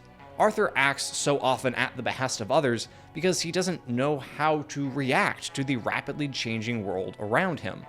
At the beginning of our story, Arthur is a fairly static character. He has clear and definable personality traits, some of which I've already begun to examine, and there is depth and complexity to him, but for a significant portion of the game, Arthur simply does not change that much. But his circumstances do. That is how you properly write a steady, set-in-his-ways type of character, how you make him interesting and engaging despite a lack of significant development. You explore his personality, his traits and tendencies, his deepest desires and fears by dropping him into unfamiliar and tumultuous situations. Arthur is not a man accustomed to change, or at least a certain kind of change. Excitement and danger, yes, but the existence of those was predictable and reliable. The Wild West was his home. It was where he felt comfortable and safe, even in the midst of whatever shenanigans the gang got up to before we end up meeting them. But now, things are changing. The world is changing, and Arthur has a difficult time accepting that. Suppose we'll have to keep heading east. East? Into all that... That's civilization. I know. Facing one's own mortality is, of course, a major theme in this game, but it comes into play long before a certain fork in the road, which we will not reach for quite some time here.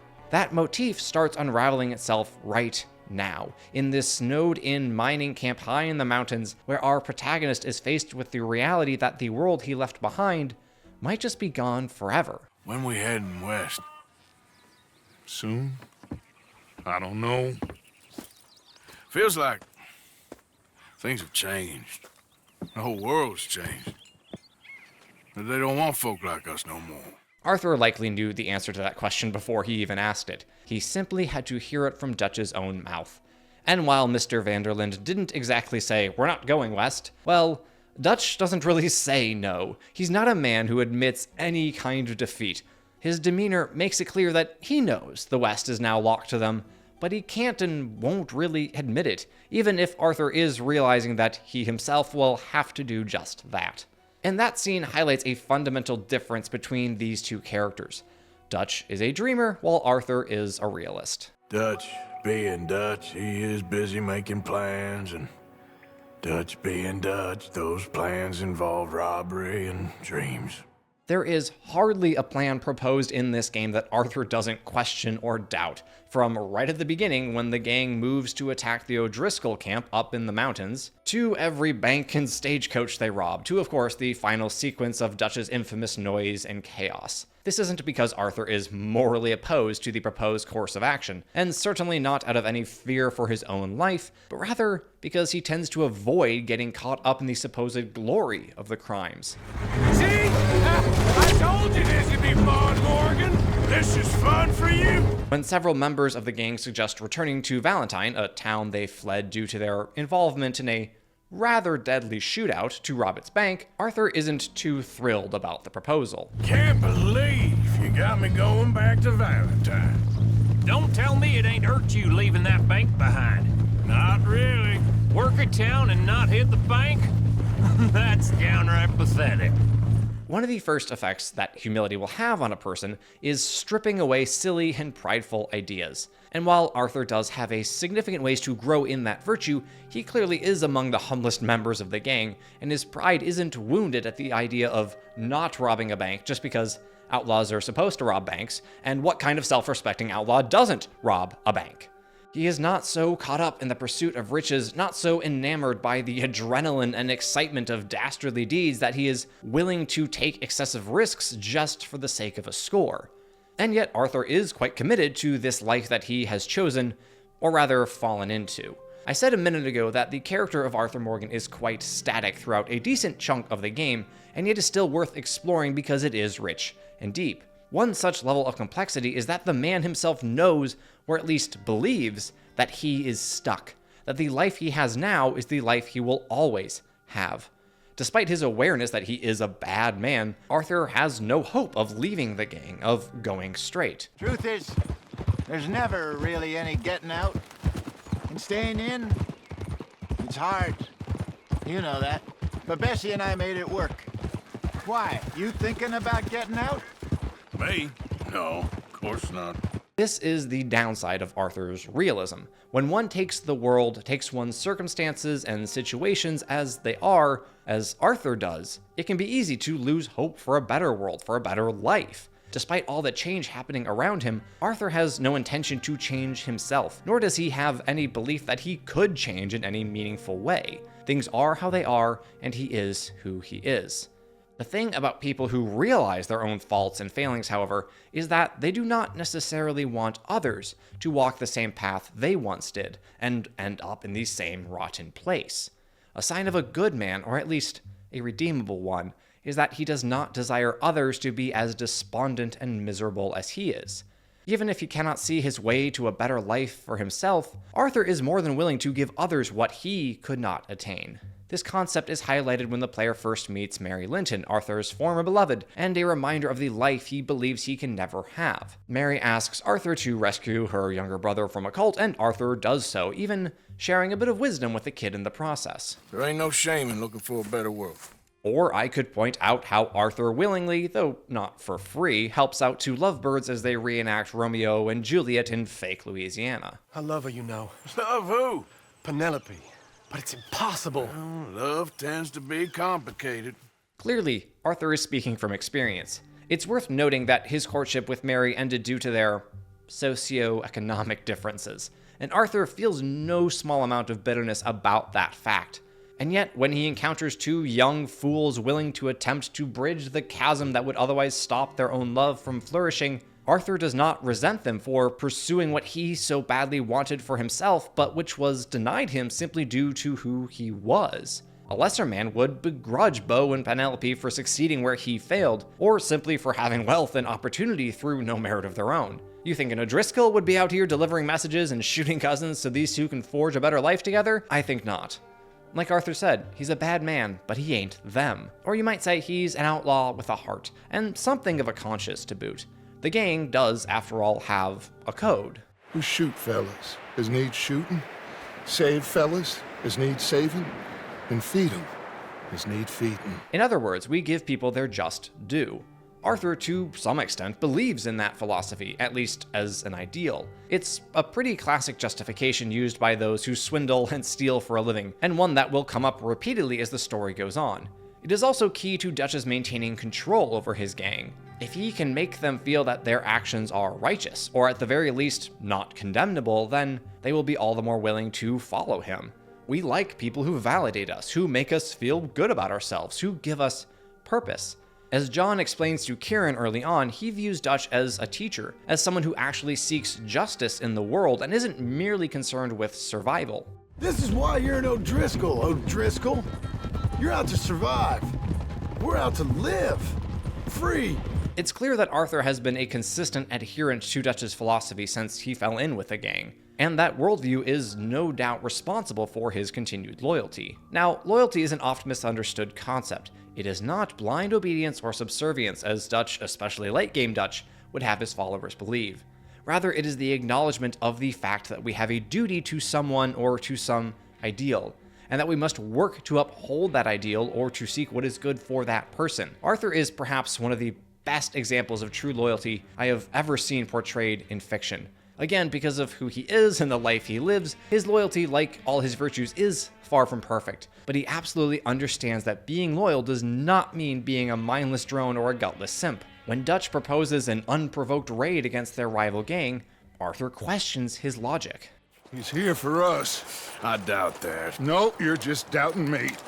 I would never doubt you, Dutch. You always said revenge is a luxury we can't afford.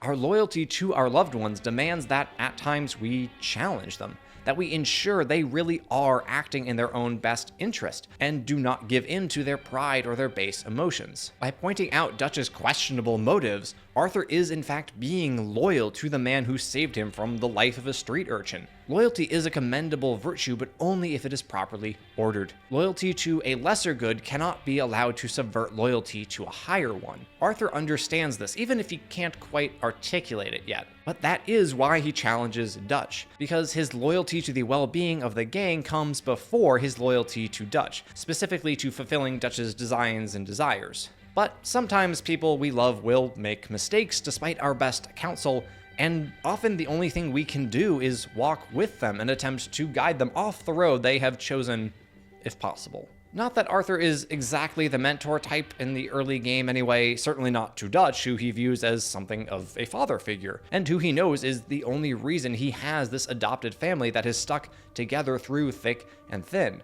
Despite his own internal reservations regarding Dutch's plans or motivation for those plans, Arthur tends not to voice those fears publicly lest he sow dissent and cause strife within the gang. He is in fact quite defensive of Dutch whenever doubt is cast on their leader. It just isn't like Dutch to lose his head like that. Things go wrong sometimes. People die. It's the way it is. Always has been. Arthur clearly has his own concerns about what happened on the ferry, and we'll hear later that he was sour on that job before the gang even embarked on it, but he keeps that to himself for now. Even well into the story, after moving twice due to the gang's unscrupulous behavior, Arthur still supports Dutch in public. Trust me, Arthur. If it's business, well, business is business. But questions him more in private. You better be right about this one. I am. I've heard that before, and usually I've been right. If you say so. But I'm getting ahead of myself. I know we've strayed past this on a few occasions, but at this point in our story, we have barely left the mountains and set up camp at Horseshoe Overlook. My intent in the past 10 minutes or so was to outline and preface before examining them more deeply Arthur's essential traits. His loyalty, his strength, his quiet leadership, his humility, his acceptance of his own mortality, and his acknowledgement that he is a bad man, yet one restrained by a code. Oh, and his humor. I forgot about his humor. How much you cost, anyway? Well, ain't that a nice way to talk to a lady? Oh, I didn't know I was talking to a lady. In the intro, I said a man must have a sense of humor in order to laugh at life's pain. So often, humor is a coping or defense mechanism, something we resort to in order to lighten the tension in a room or to stop ourselves from going down a spiral of negative thoughts. Arthur certainly uses humor in this manner. He's surprisingly witty, but his jokes, even when directed at himself, are often biting and sarcastic. For example, when Abigail asks him to take her son fishing, Arthur deploys this quip. Why? Because I'm your preferred nursemaid? Because you do what you say. But he takes Jack fishing anyway.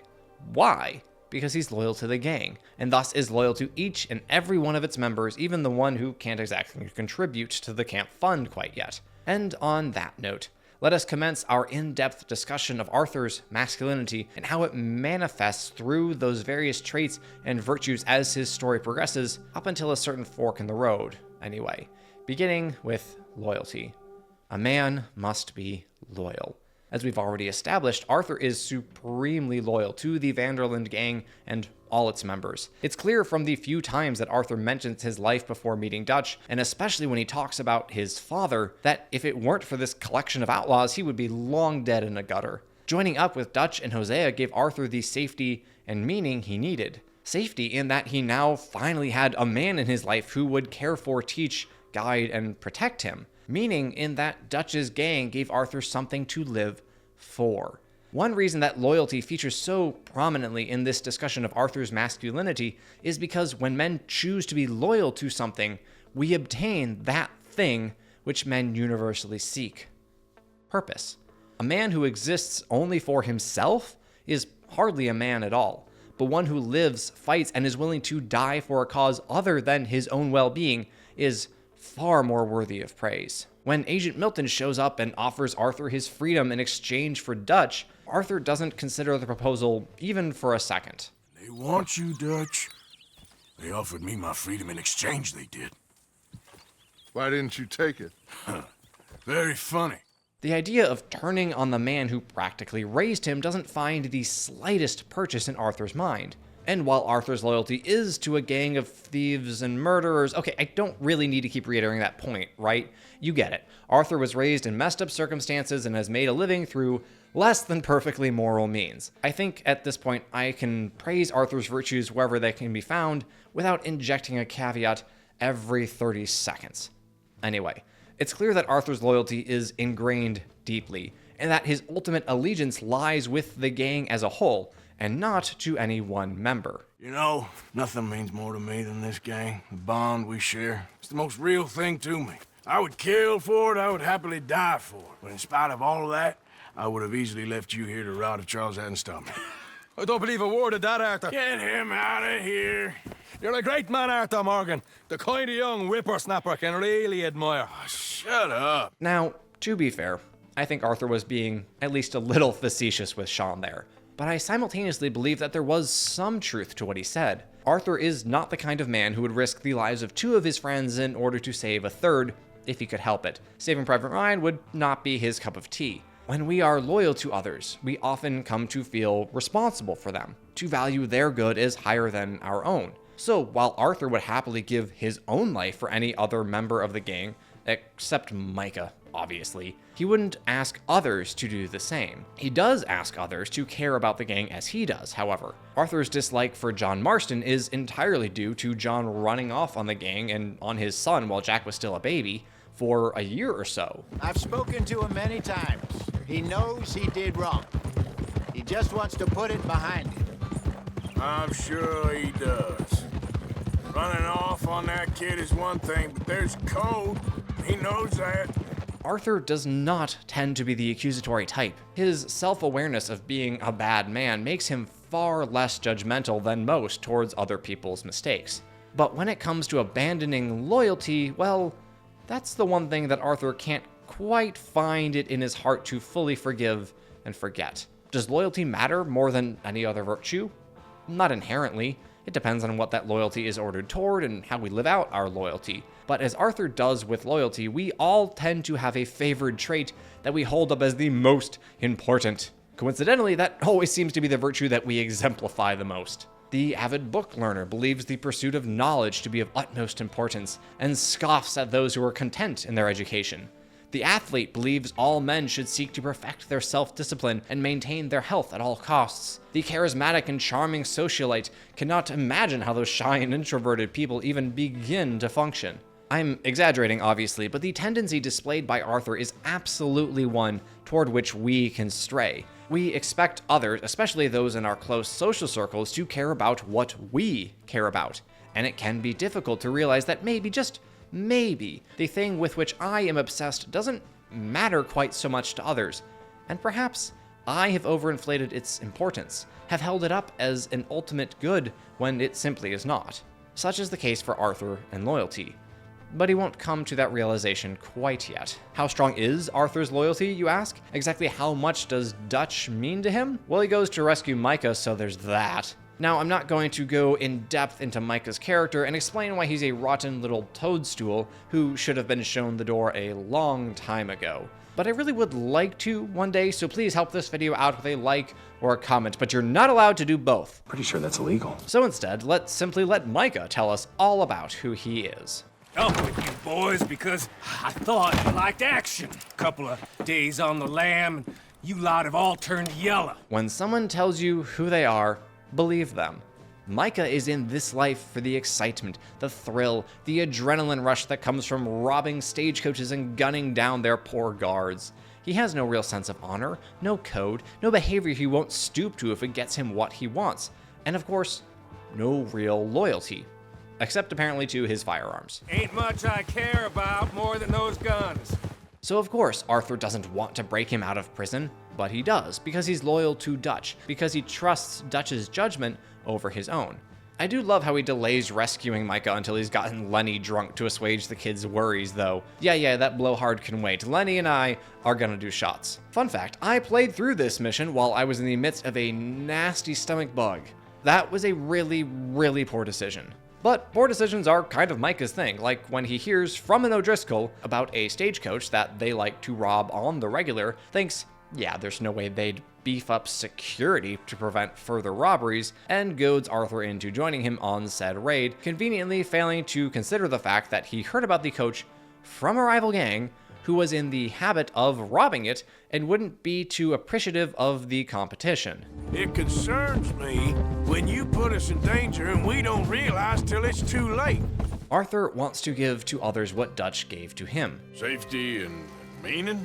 And to state the obvious, Micah's philosophy, if you can call it that, of seeking action, excitement, and danger runs counter to Arthur's desires. But at the very least, not that I'd want to compliment the slug, Micah does produce for the gang. He does earn his keep, just in a more violently unbridled manner than the others are accustomed to. By contrast, we have Uncle, the other member of the gang for whom Arthur has obvious contempt. Hey!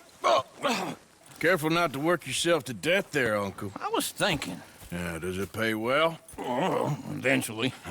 So, while the rest of us are busy stealing, killing, lying, fighting to try to survive, you get to think all day. I find this an interesting moral question to ponder. Which is worse, to lie, kill, and steal in order to provide for yourself and your family, or to willingly and knowingly accept that others are lying, stealing, and killing so that you can eat, but refuse to partake in said immoral acts? I don't imagine either scenario has more than a hint of justification in it, but it's clear to Arthur which is worse.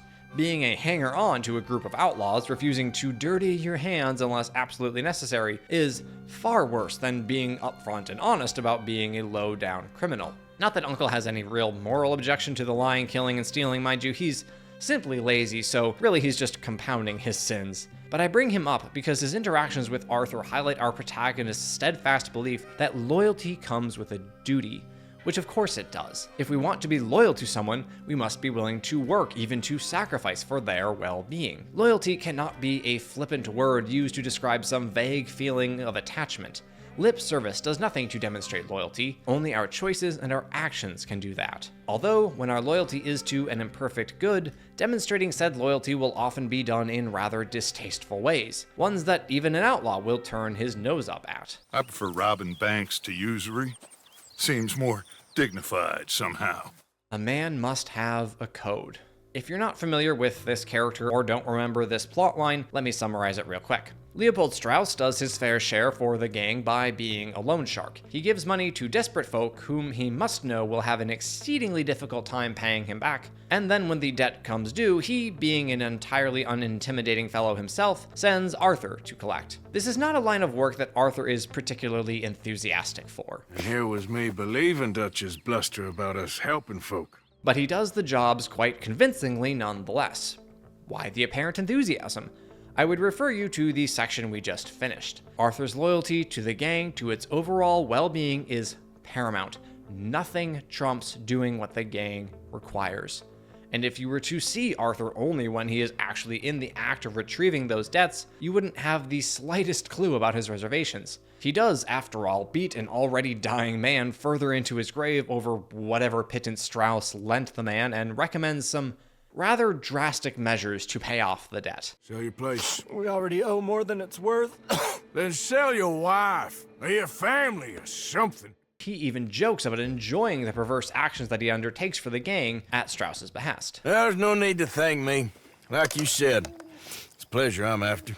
As is mentioned earlier, humor is so often used as a defense mechanism, as a way to deflect one's true feelings, to keep them from taking root and beginning to eat away at you. So what does Arthur really think about threatening and beating up poor, indebted losers to recover a few dollars? Well, I'll let him tell you. This is filthy work. All of this begs the question, why does Arthur hate it so much? Why does he resent Strauss for sending him on these debt collection missions? Well, to answer the second question, we should remember his feelings toward Uncle, who lies on the ground and thinks, while others go out and earn their keep through various criminal activities. Strauss's work, as he reminds Arthur, is not forbidden by law. It's legal work, Mr. Morgan. Debtors belong in prison. We are doing them a favor. But it certainly goes against Dutch's philosophy of giving each man what he needs and deserves. Preying on the poor and weak, who are Strauss's sole clientele, well, people who aren't desperate don't seem so interested in my propositions. Of course. Is a clear and obvious violation of the principle we feed fellas as need feeding. Or as Arthur tells Sadie when she is finally allowed to accompany him on an errand away from camp, we rob fools that rob other people. These people, they're just trying to get by. Arthur believes that some lines should not be crossed, but if he is called upon to cross those lines for the good of the gang, he will, because his loyalty, as I've established, is paramount. This is how you write a bad man, but one with whom your audience can sympathize, and one whose redemption will not feel forced or come out of nowhere. Yes, Arthur is willing to do horrible things for the sake of the gang, but he is aware of the horrific nature of his actions, and given the choice, he would rather not do at least some of them. He feels the weight of his sins in a way that few of the others appear to. Well, of course Marston's scared rotten. We killed all those people. We stirred up all that trouble. For nothing. No, not for nothing. For living. That snippet of conversation is a beautiful illustration of how Arthur and Dutch's worldviews begin to diverge, where his mentor becomes obsessed with living on, begins to hold his own survival as his highest good. Arthur never really valued his own life that much. The lives of others, certainly, but his awareness of his own wretchedness made him less than fervent in his desire to save his own skin at any cost. As the story progresses, the two men begin to merge more decidedly into their own separate lanes. Even before that fork in the road, Arthur becomes troubled by Dutch's unrestrained desire for continuing on. I will do whatever it takes for us to survive. I guess that's what I'm afraid of. In days gone by, Dutch sought to give each man his due, or at least what he deserved in Dutch's eyes. Arthur respected that. He made that his code.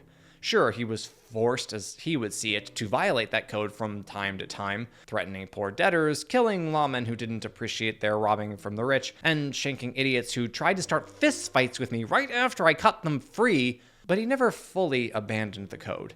Now it appears that the man who raised him, the man whom he trusts or used to trust when everything else failed him, is willing to leave that code in a roadside ditch if it means survival. You keep killing folk, Dutch. I am just trying to make sure that some of us survive, Arthur.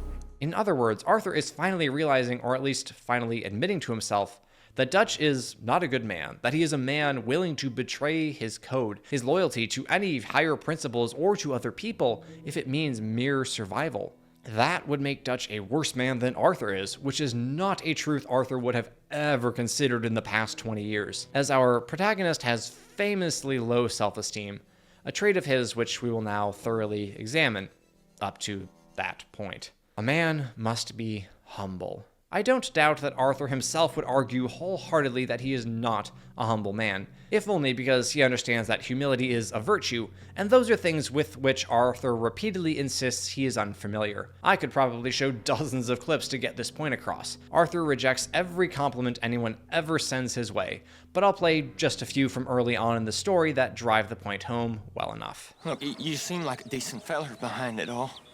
Then you ain't a good judge of character. You saved my life. You're a good man, and here. You want a pen? It's one of them steel ones. Oh. That's very kind of you. But I'm not a good man. I always looked up to you, Arthur. Well, that's your first mistake. As one might expect, Arthur's measure of humility is not exactly commendable. But considering how he was apparently treated by his own father and the fact that he then fell in with a gang of outlaws led by an exceedingly prideful man, well, he certainly could have been a much bigger jerk than he turned out to be. Arthur is a perfect example for why humility and low self-worth are not, contrary to common belief, one and the same. Like with any virtue, there must be balance, must be a golden mean. On either extreme of the virtue of humility are the vices pride and shame. And as any fan of Avatar: The Last Airbender can tell you, the two lead to one another. The only antidote is genuine humility, a true understanding of oneself. And when we truly understand ourselves, when our self-awareness is full and complete, then, as C.S. Lewis said, we will no longer think about ourselves. We will not have to. We will not be thinking about our humility or pride. We will simply think of others. In this, Arthur does excel. Assuming you play as High Honor Arthur, an assumption I have been making and will continue to make throughout this video, Arthur is really a helpful and giving person. He donates money to the poor and the lame, he befriends the lonely one-armed veteran in Valentine, and he helps out any number of random strangers, such as this fella whose horse ran away without its cart. To be honest, if you lot hadn't been here, I probably would have robbed him. Why would Arthur have robbed the wagon driver? We know he wouldn't have done so for the thrill of it. He's not Micah. He certainly wasn't seeking to further his own cause, but rather that of the gang. As I have said no few times now, loyalty to and providing for his people are of paramount importance to Arthur. And in that, we see his humility, his lack of pride, his placement of those whom he loves and even those whom he merely happens to stumble across above himself. I'd like to discuss one such encounter in a little more detail, as I think it highlights Arthur's pre-fork-in-the-road humility and selflessness quite poignantly. You, kind sir, will you help the poor? I ain't so kind. Yes, you are, sir. You have it in you, I can tell. I'm a nasty bit of work, Father. You're wrong on 2 counts, sir. I'm a humble brother, a penitent monk, not a priest, and you're a magnificent bit of work.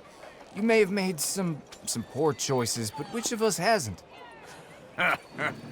You have no idea. But you do. And God does, and that's enough for me and for him. We shall see. That we shall, sir. Brother Dorkins then asks Arthur if he will investigate the suspected slave trader around the corner. Arthur complies, executes the pawn shop owner for being French, and then rescues 2 would-be slaves from his basement and returns them to the brother. Well, they are blessed to have met you, Arthur. Trust me, in that they're very unusual.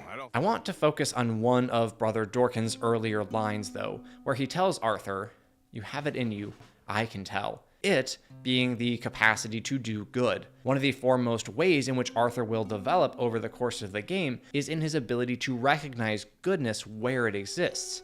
In his journal, Arthur writes, "The monk, what was his name? Brother something or other, was a good fellow. One of those innocent people who make you feel better about human beings, and even about yourself a little. Must be odd to see all that goodness in the world. Place always seemed dark and brutal to me."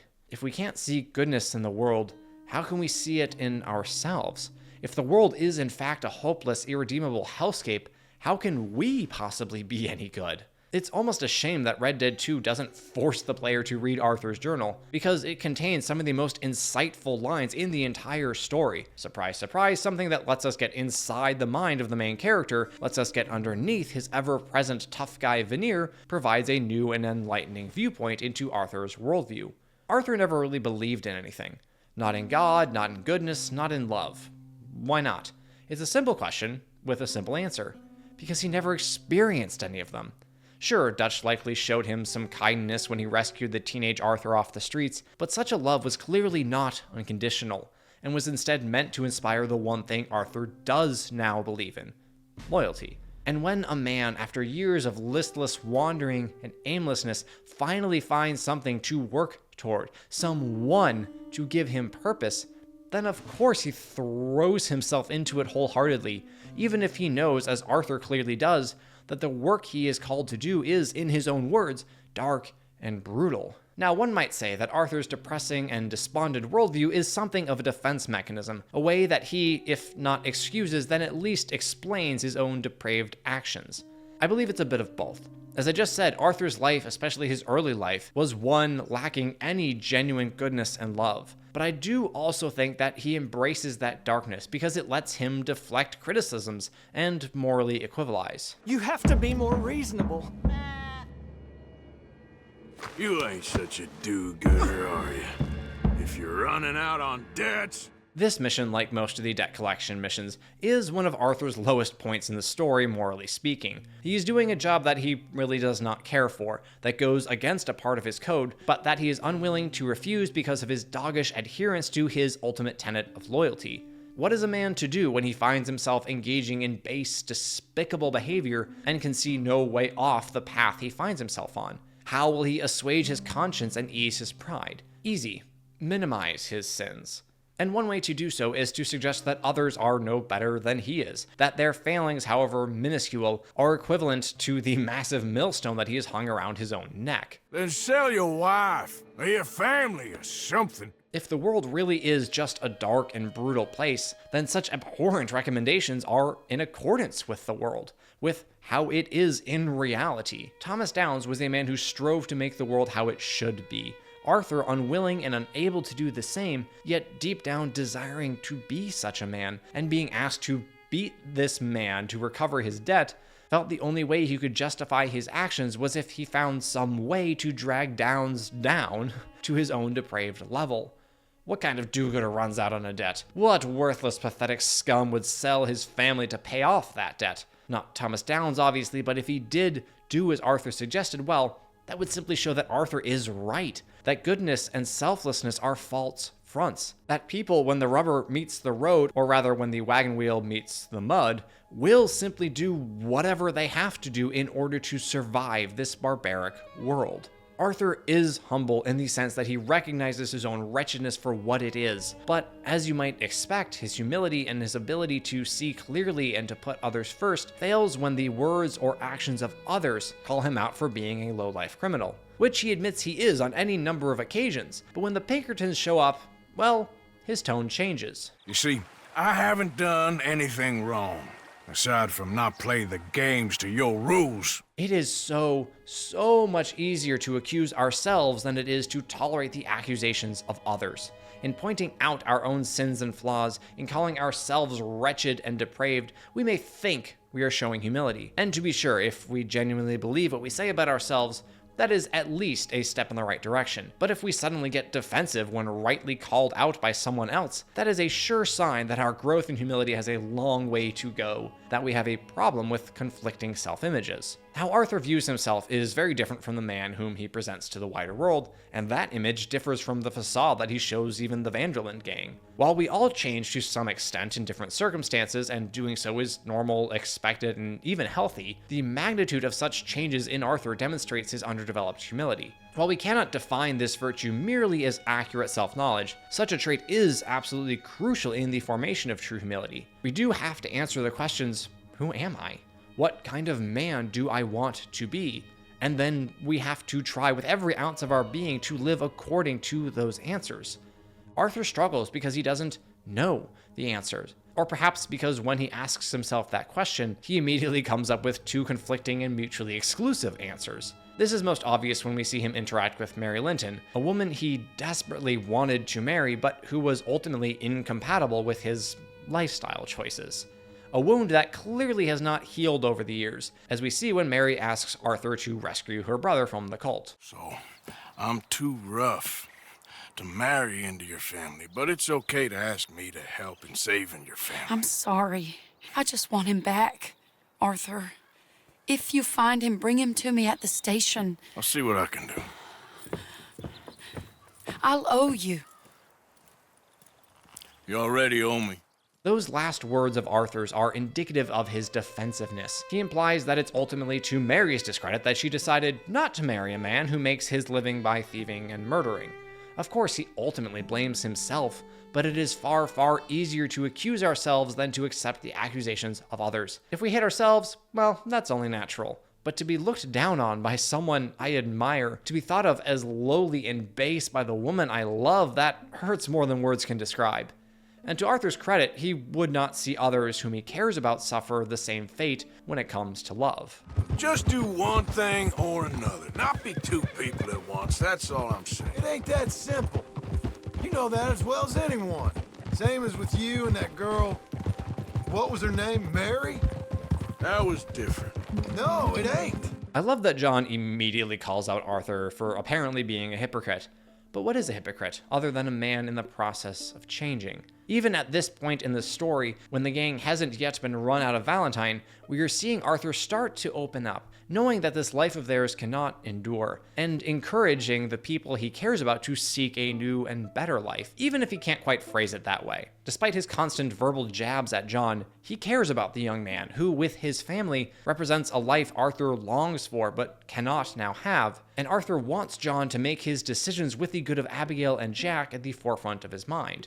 A freedom of choice that Arthur never believed was his, as we see when Mary once again asks him for his help, this time with her drunken father who has taken to pawning off family heirlooms so we can keep gambling on the ponies. I know Daddy was not kind to you, but surely you cannot hate a man for the sin of loving his daughter and wanting better for her than me?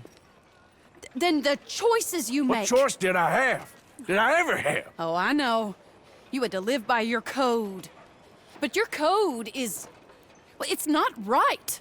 Has your way been right, Mary? If I had to sum up Arthur's struggle with his humility and self-image in one sentence, it would be with those words. What choice did I have? Did I ever have? Arthur knows that the life he lives is one rife with a great number of evils, ones in which he willingly participates, and he tends to hate himself for it. But he feels stuck, static, unable to change to be better than the man he is now.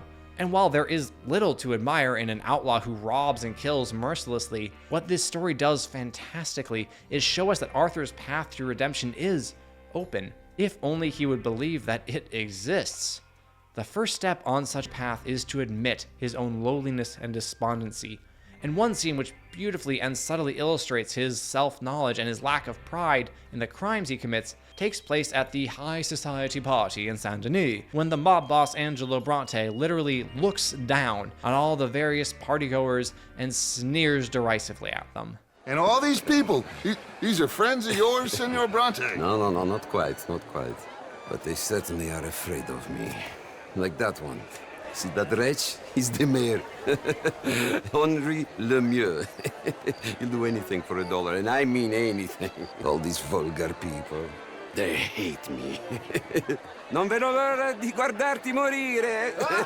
The occasional cuts to Arthur's somber expression during this scene are so telling. Such pride and vanity are completely foreign to Arthur. He would never look at any group of people, except perhaps an army of Micah clones, and pronounce them vulgar, filthy, or base. Even when John and Kieran are arguing about the comparative morality of the Vanderlyn gang and the O'Driscolls, Arthur stays relatively silent. He views himself about as lowly as any man can, and while that is not ideal, it is at least accurate.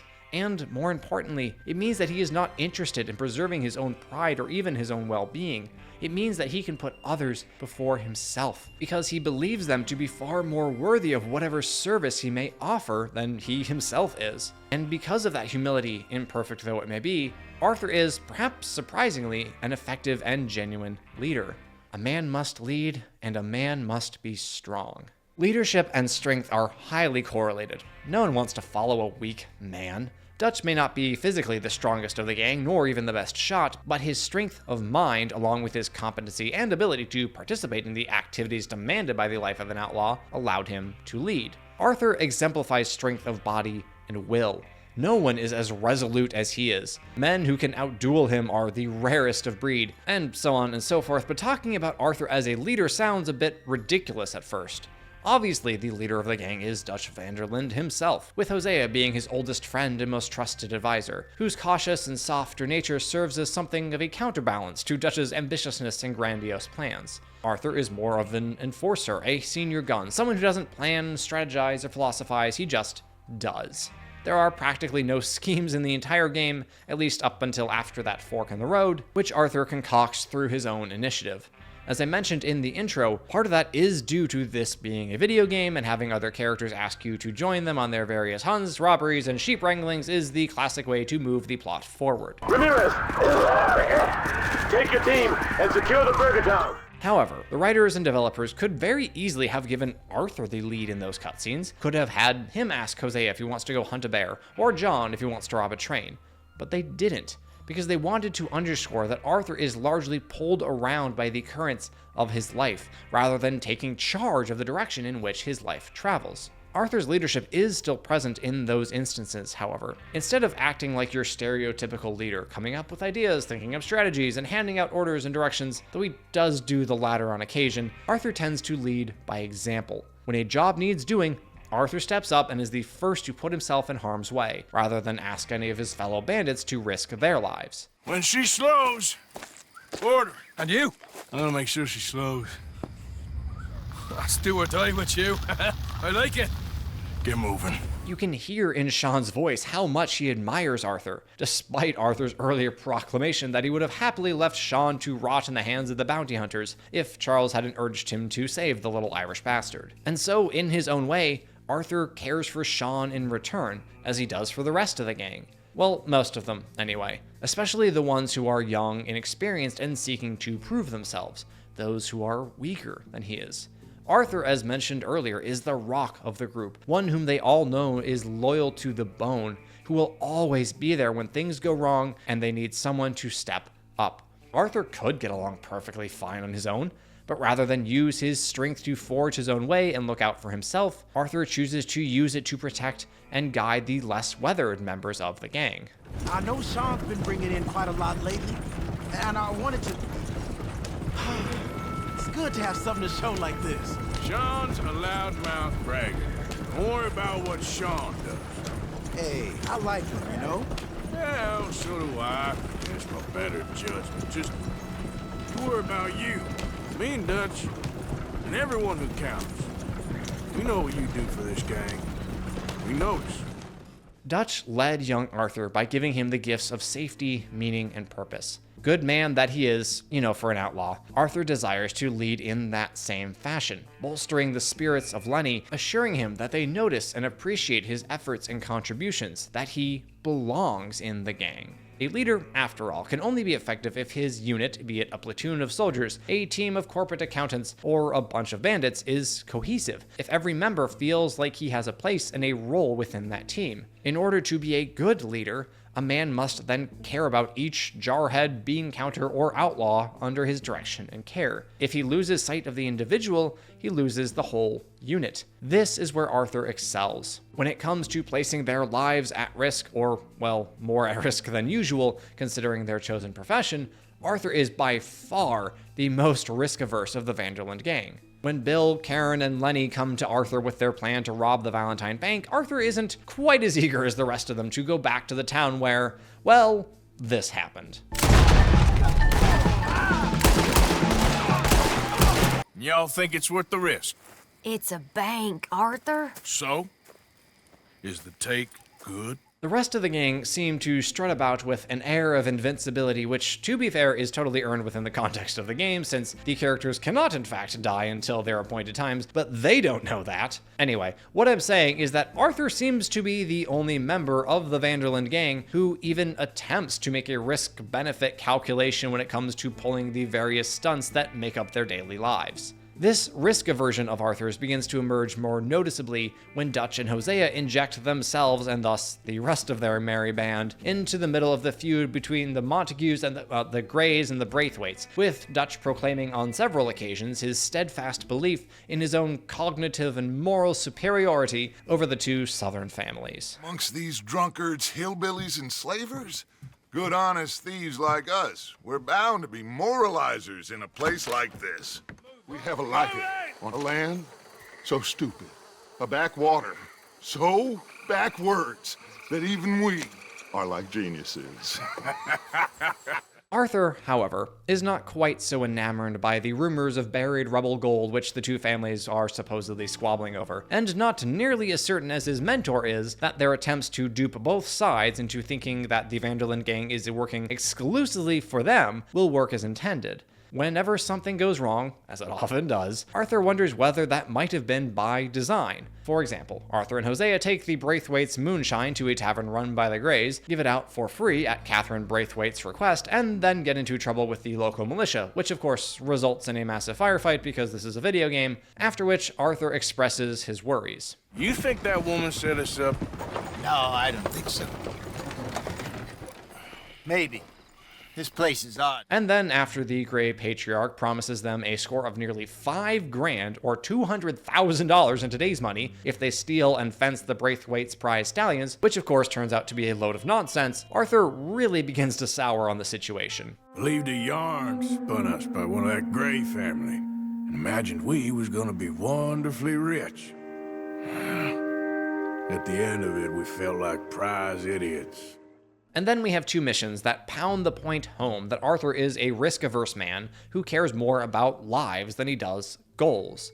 First, Blessed Are the Peacemakers, where Dutch and Micah walk willingly into a trap set by the O'Driscolls under the guise of it being a parlay. Personally, I theorize that Micah, after Pearson's initial contact with the rival gang, got in contact with Colm and promised to deliver Arthur, figuring to get his rival out of the way and secure his already tightening stranglehold on Dutch's trust. When Arthur escapes from the O'Driscolls' camp and returns to Clemens Point, Micah is nowhere to be seen, until we see him turn and walk away from Arthur and the others. Not really relevant to our discussion of Arthur's leadership, but I wanted to point it out because they included that little detail for a reason. Anyway, in the second mission, which I played immediately after this one, as evidenced by Arthur's uncut mane, Arthur once again questions the wisdom of the course of action that the others have chosen. What's the plan? We're meeting a couple of the Greys over at the saloon. They spoke to Bill about a job, needing security. After the farce of stealing the horses for them, why are we doing this? Because we need to stay in with them, and they're paying. So what kind of security they want? We're about to find out. Now come on. This seem legit to you, Bill? Sure. Dutch said we was to keep on dealing with them until we find this gold. Can we trust them? Can we trust anyone? Yeah. Let's just see what they say. They said there was some big misunderstanding about them horses. And what about boring in their fields? They don't know we had anything to do with that. Oh, that's so. Yeah, they think it was the Braithwaites. Listen, I know these Grey boys a bit now. This is on the level. We're stuck in the middle of some ancient feud, but instead of playing both sides, we're being used by both of them. They were saying that Catherine Braithwaite... Hey, hold up. This don't feel right. Now it don't feel right. I could have told you. I'll say this for Micah. The slimy little ratfink is quick on the draw. He takes out 3 of the Grey's gunmen, including the one who killed Sean, before anyone can even blink an eye.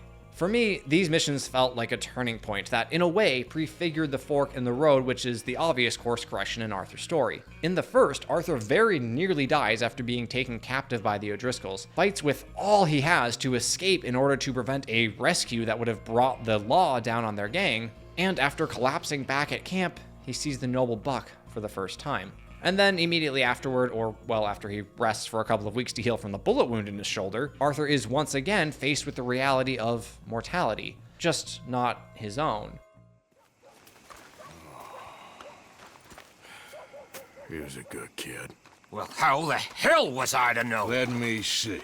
They set us up once before. They didn't like us. We destroyed their farm. Should I go on? Go easy on him, Morgan. Bill, take the boy's body. Bury him proper someplace, quiet. He was like an annoying little brother to me. What fun we had riding together.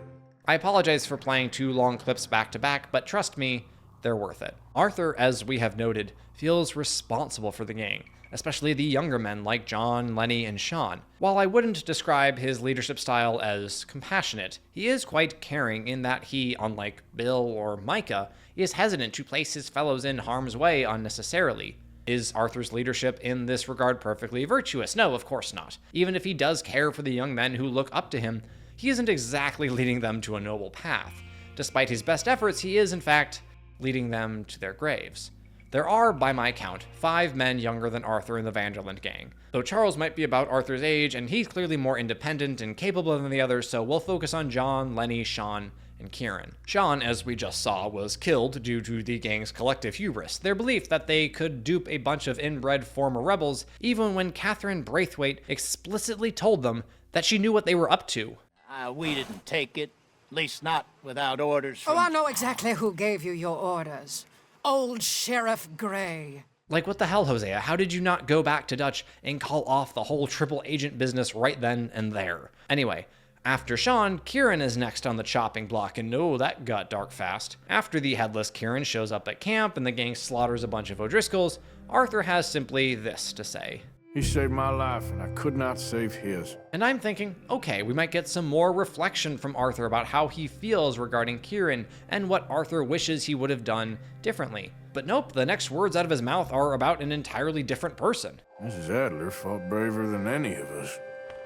She is driven by powerful forces I scarcely understand.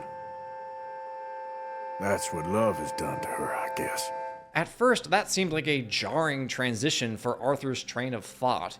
Then I remembered what he told John a few days before when the gang is moving to Shady Belle, as Marston bemoans the ruckus the gang has caused, the people they have killed, and the apparent meaninglessness of it all. We can't change what's done.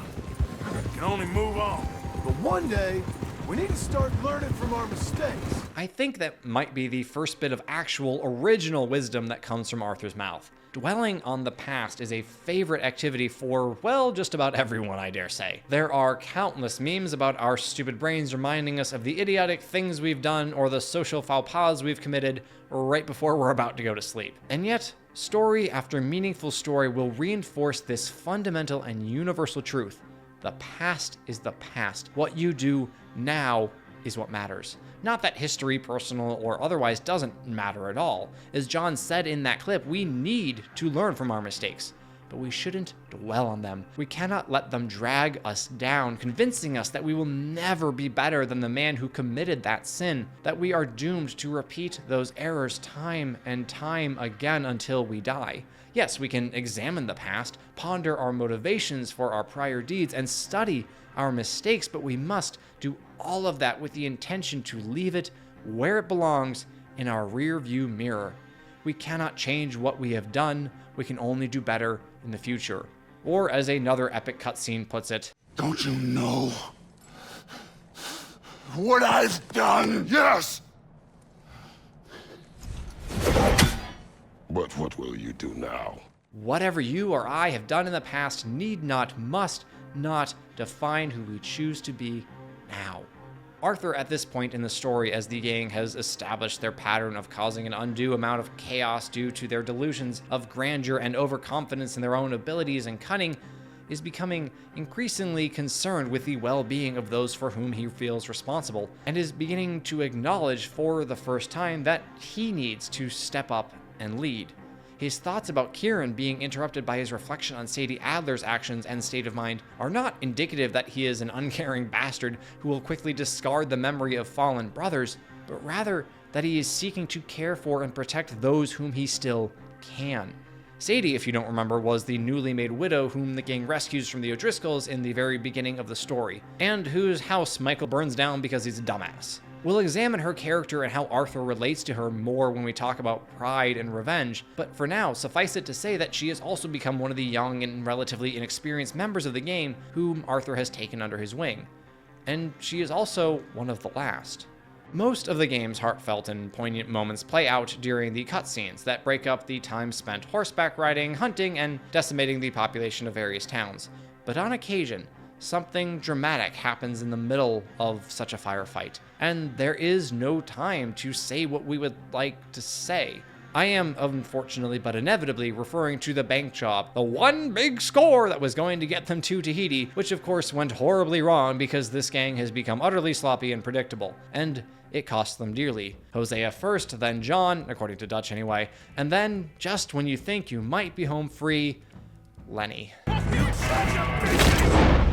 The way Arthur stops beside Lenny's body, hardly believing what he just saw and having to force himself to let go and move on, it's heartbreaking. Also, keep in mind that he just lost John, who was reportedly arrested by the Pinkertons, so Arthur's failures as he sees them are suddenly compounded even further with the death of his drinking buddy, a young man who looked up to him, who trusted him, in no small part because Arthur is about as good an example of a virtuous servant leadership as you could possibly find in a life such as theirs. With respect to his leadership, the virtue that Arthur does his best to exert is that of prudence, of using reason to best discern what is the right choice to make in any given circumstance. Problem being, Arthur is an outlaw, a subset of society whose lives revolve around taking stupid and unhealthy risks. The Outlaw's Trinity. Luck, skill, and just a dose of stupidity. The prudent man looks where he is going, but the Vanderlyn gang? Well, they like to plunge headlong into trouble at the behest of their leader, his sights set on a tropical island while barely paying attention to the chaos that he himself is stirring up and refusing to consider its consequences. Even after the disaster at the Saint Denis Bank, the shipwreck, and the tumultuous escape from Guarma, Dutch refuses to give up on the dream. Working it all out. Once and for all, Arthur. What now? We're back, and I'm sitting here, and I am contemplating the great journey of the sun and considering a famous chess move. Those oily enactors of a mediocre justice, the Pinkertons, and their benefactor, the depressing millionaire Leviticus Cornwall, they want us, Arthur. They want us. And they are going to have us. Maybe they ain't the problem. Meaning? I don't know, it's just, well, I can't help but feel we would have been better running off someplace else. But the game ain't over, Arthur. I mean, I ain't played my final move, but... I guess I'm more interested in saving lives than winning at chess. We are very close now to that fork in the road, and it's clear how the story has been building to that point. After everything they have gone through, all the commotion they have caused, all the people they have killed, and the friends they have lost, Arthur is ready to give up on the money, on Tahiti, on the whole lot of it, if it means saving lives. But Dutch, well, Dutch wants to win. The losses he suffered at the hands of the Pinkertons and Leviticus Cornwall have wounded his pride, pushing him further and further away from being able to properly and prudently make decisions that are for the best of the gang, for the men and women who look up to him, who trust him, who rely upon him. And we can see Arthur's newfound hesitation to follow Dutch, even as he wholeheartedly voices his support for the man, because he has some measure of prudence within him. He knows that the path Dutch would set them on is going to be unnecessarily dangerous. Unlike his supposed leader, Arthur refuses to let his pride get the best of him, but rather is beginning to think that maybe, just maybe, he might know better what is best for the gang, whereas Dutch has gotten lost in his own dreams, ambitions, and ego. When Dutch talks derisively about the Pinkertons and Cornwall, we hear in him an echo of Angelo Bronte, a man whom Arthur clearly despised with every fiber of his being, as he was a man utterly beset by smug self-satisfaction. Dutch's language refers to all of this, the plans, the chaos, the very lives of his fellow outlaws, as a game, one which he must win for his own sake to fulfill his desire for vengeance against those who have antagonized him, to satiate his pride. A man must not be dominated by pride. Pride manifests itself in all sorts of ugly ways. It lies behind practically every single vice and sin, but in Red Dead Redemption 2, pride is most unmistakable in the desire for vengeance. See, pride is always about seeking one's own perceived good, whether that be wealth, glory, or emotional satisfaction, over and above the good, usually a higher good, of others. And when we seek vengeance, we are chasing after what we might think or say is justice, but really is just shallow self-vindication. Revenge has absolutely no survival or communal value, which is why Dutch had the attitude toward it that he had. You always said revenge is a luxury we can't afford. The gang, according to early game Dutch anyway, shoots fellas as need shooting. In that same scene, he tells Arthur that his proposed attack on the O'Driscolls is really about stealing their intel and supplies for the train robbery they were planning to pull. It's not personal, it's just business. It kind of feels personal. Revenge violates any number of ethical principles, but let's focus on concepts that we have already discussed. First, humility, putting others before self. By nature, seeking vengeance serves only oneself. It says that my twisted sense of justice is worth whatever price must be paid, by others or by myself. In a collective such as the Vanderland gang, where the actions of each and every person have a notable impact on the well-being of the rest of the group, one member could cause significant damage by deciding that his own need for vengeance is more important than his duty to keep the gang safe and provided for. These men and women are outlaws, and as such naturally make enemies on a daily basis. If Dutch encouraged or even allowed them to serve revenge up to whomever they so choose, they would have all been dead within a month. Second, prudence. You can't change what's done, you can only move on. To seek vengeance is to live in the past, plain and simple. It's seeking to right a wrong that can never be righted, because it has already been done. We gotta convince each family that we're on their side, and then we rob them both.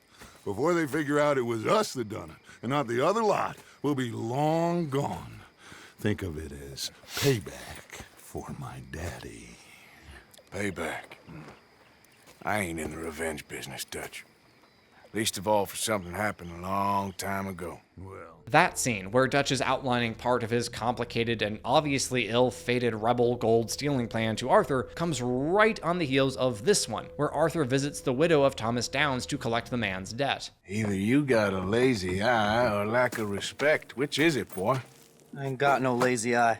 No respect for the likes of you. Well, maybe when your mother's finished mourning your father, I'll keep her in black, on your behalf. You think on that, boy? Well, maybe you shall, sir. And maybe other events will transpire. You best stick to them books, because mark my words on this. Vengeance is an idiot's game. The positioning of those two scenes is no accident. Arthur has just finished dispensing his wisdom, Dutch's wisdom, to an angry young man, albeit in a rather coarse manner. And then what does he find when he returns to camp? The very same man who taught him not to seek revenge, forming an elaborate plot and justifying it because a Confederate soldier killed his father on a battlefield some 35 years ago. I'm talking a lot about Dutch here, which isn't exactly the point of the video, but it's necessary because when it comes to pride and how it manifests itself in a desire for vengeance, Arthur never really struggles with that vice himself. After all, most people who seek revenge do so because they felt they were wronged, that someone treated them or their loved ones as they ought not to be treated, and so retribution is in order. Arthur believes he deserves every bad thing that happens to him. At least since the death of his father, I don't think Arthur really resents anyone. He knows he's a bad man, and he believes men deserve their due. Ergo, he believes he is owed no small amount of pain and suffering. If someone would attempt to dole that out, well, he's not going to lie down and die, but he's not likely to hold a grudge either. Dutch, the very man who taught Arthur this philosophy, on the other hand. Okay, quick background first. Angelo Bronte invites Dutch and his men to the big party, gives them a tip about the trolley station being loaded with cash, implies they're nothing more than low-down killers for hire, and sends them on their way. Despite his obvious dislike of Bronte, Dutch believes the man's intel and rushes with Arthur and Lenny into the trolley station without doing much research, springing a trap which they barely escape with their lives and a whooping $15 each. Oh, and a quarter. Don't forget the quarter. Dutch then reacts like any prideful man might, and convinces the rest of the gang's guns to go after Bronte, claiming they need to get him out of the way before hitting the Saint Denis Bank. That all leads to this scene. Our friends, the Patriots, gonna come and rescue you, you repulsive little maggot!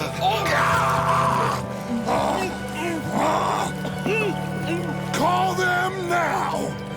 You call them!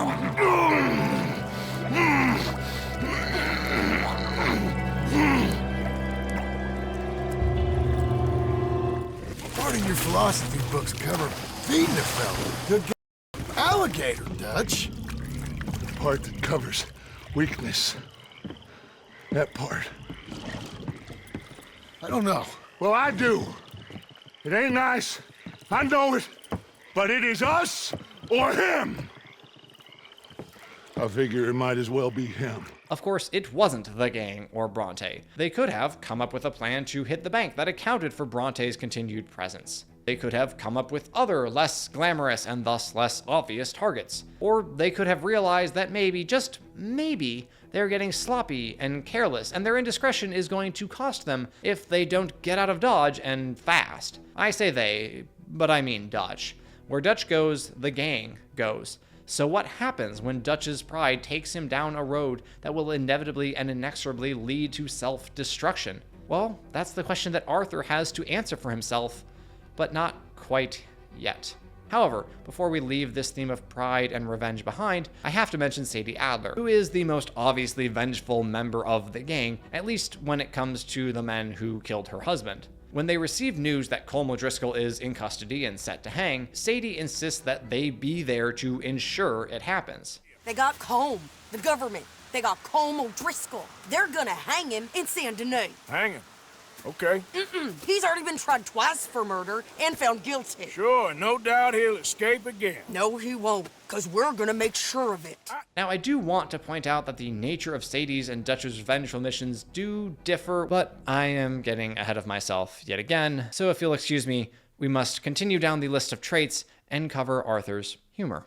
A man must have a sense of humor. Sorry about that. We were getting a little bit too dark, and I wanted to lighten things up a bit by discussing how Arthur's humor fits into his character. And, well, if I wanted to lighten the mood, honestly, I should have just picked a different character to examine entirely, but whatever. Arthur is quite funny at times, don't get me wrong. His wry, no-nonsense, sarcastic style of humor is right up my alley. Humor helps keep us balanced, keep us sane. The world is a mess and getting messier, even if it thinks it is getting more civilized and progressive.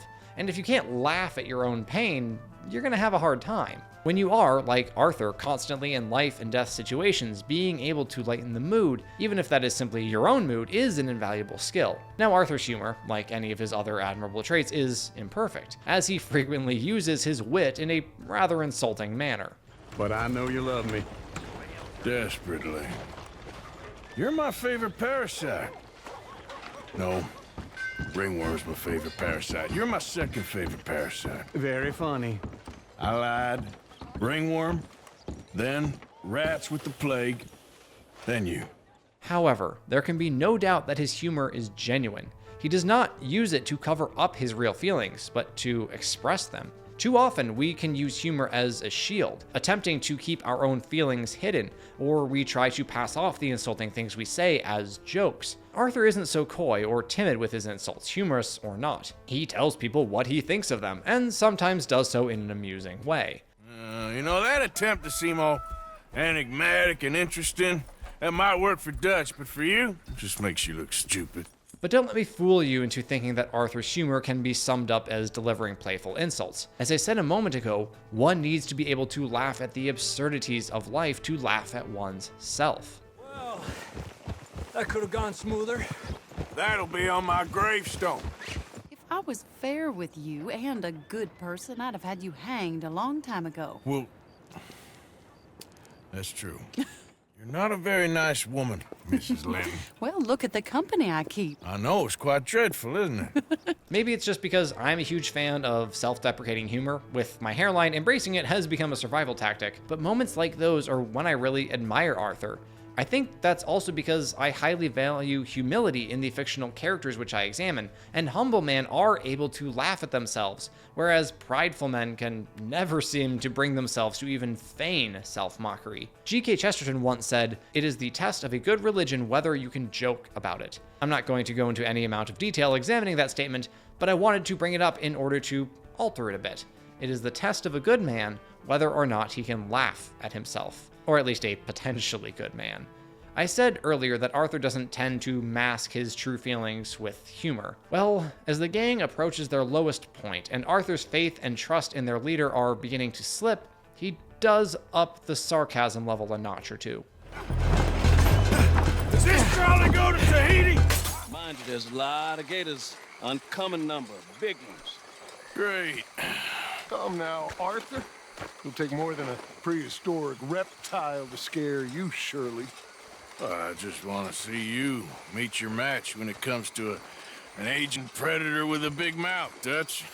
Arthur here is something of a comedian, Thomas. More of a jester than a gunslinger. Well, if you say so. There could hardly be a surer sign that the relationship between Dutch and Arthur is eroding than these moments when they send supposedly lighthearted jibes back and forth. It's not that Arthur is devolving or moving backward here, but rather that he is experiencing something he never could have imagined and is trying to cope as best he can, trying to maintain a front of trusting Dutch even as the verbal barbs slip out with the thin veneer of a joke spread over them. It's not exactly right, but it is understandable. Sometimes when things are going worse than ever before, all we can do is laugh.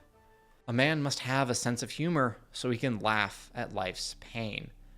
Dear viewer, we have arrived. I suspect most of you knew exactly what fork in the road meant. After all, that's the name of the mission. For those of you who don't know or have somehow forgotten, Arthur has been having increasingly intense coughing fits, and finally gets one so bad that it knocks him off his horse, causing a good Samaritan to help him up and lead him to a doctor. And, well, I'll just let you watch and experience this moment as I did. What's wrong? I mean, what appear to be the symptoms? Well, I think you've heard them. I'm coughing. Is there any blood? Sometimes. Okay, now here. Breathe. Again. Yeah. Let me see your tongue. Now say ah. Ah.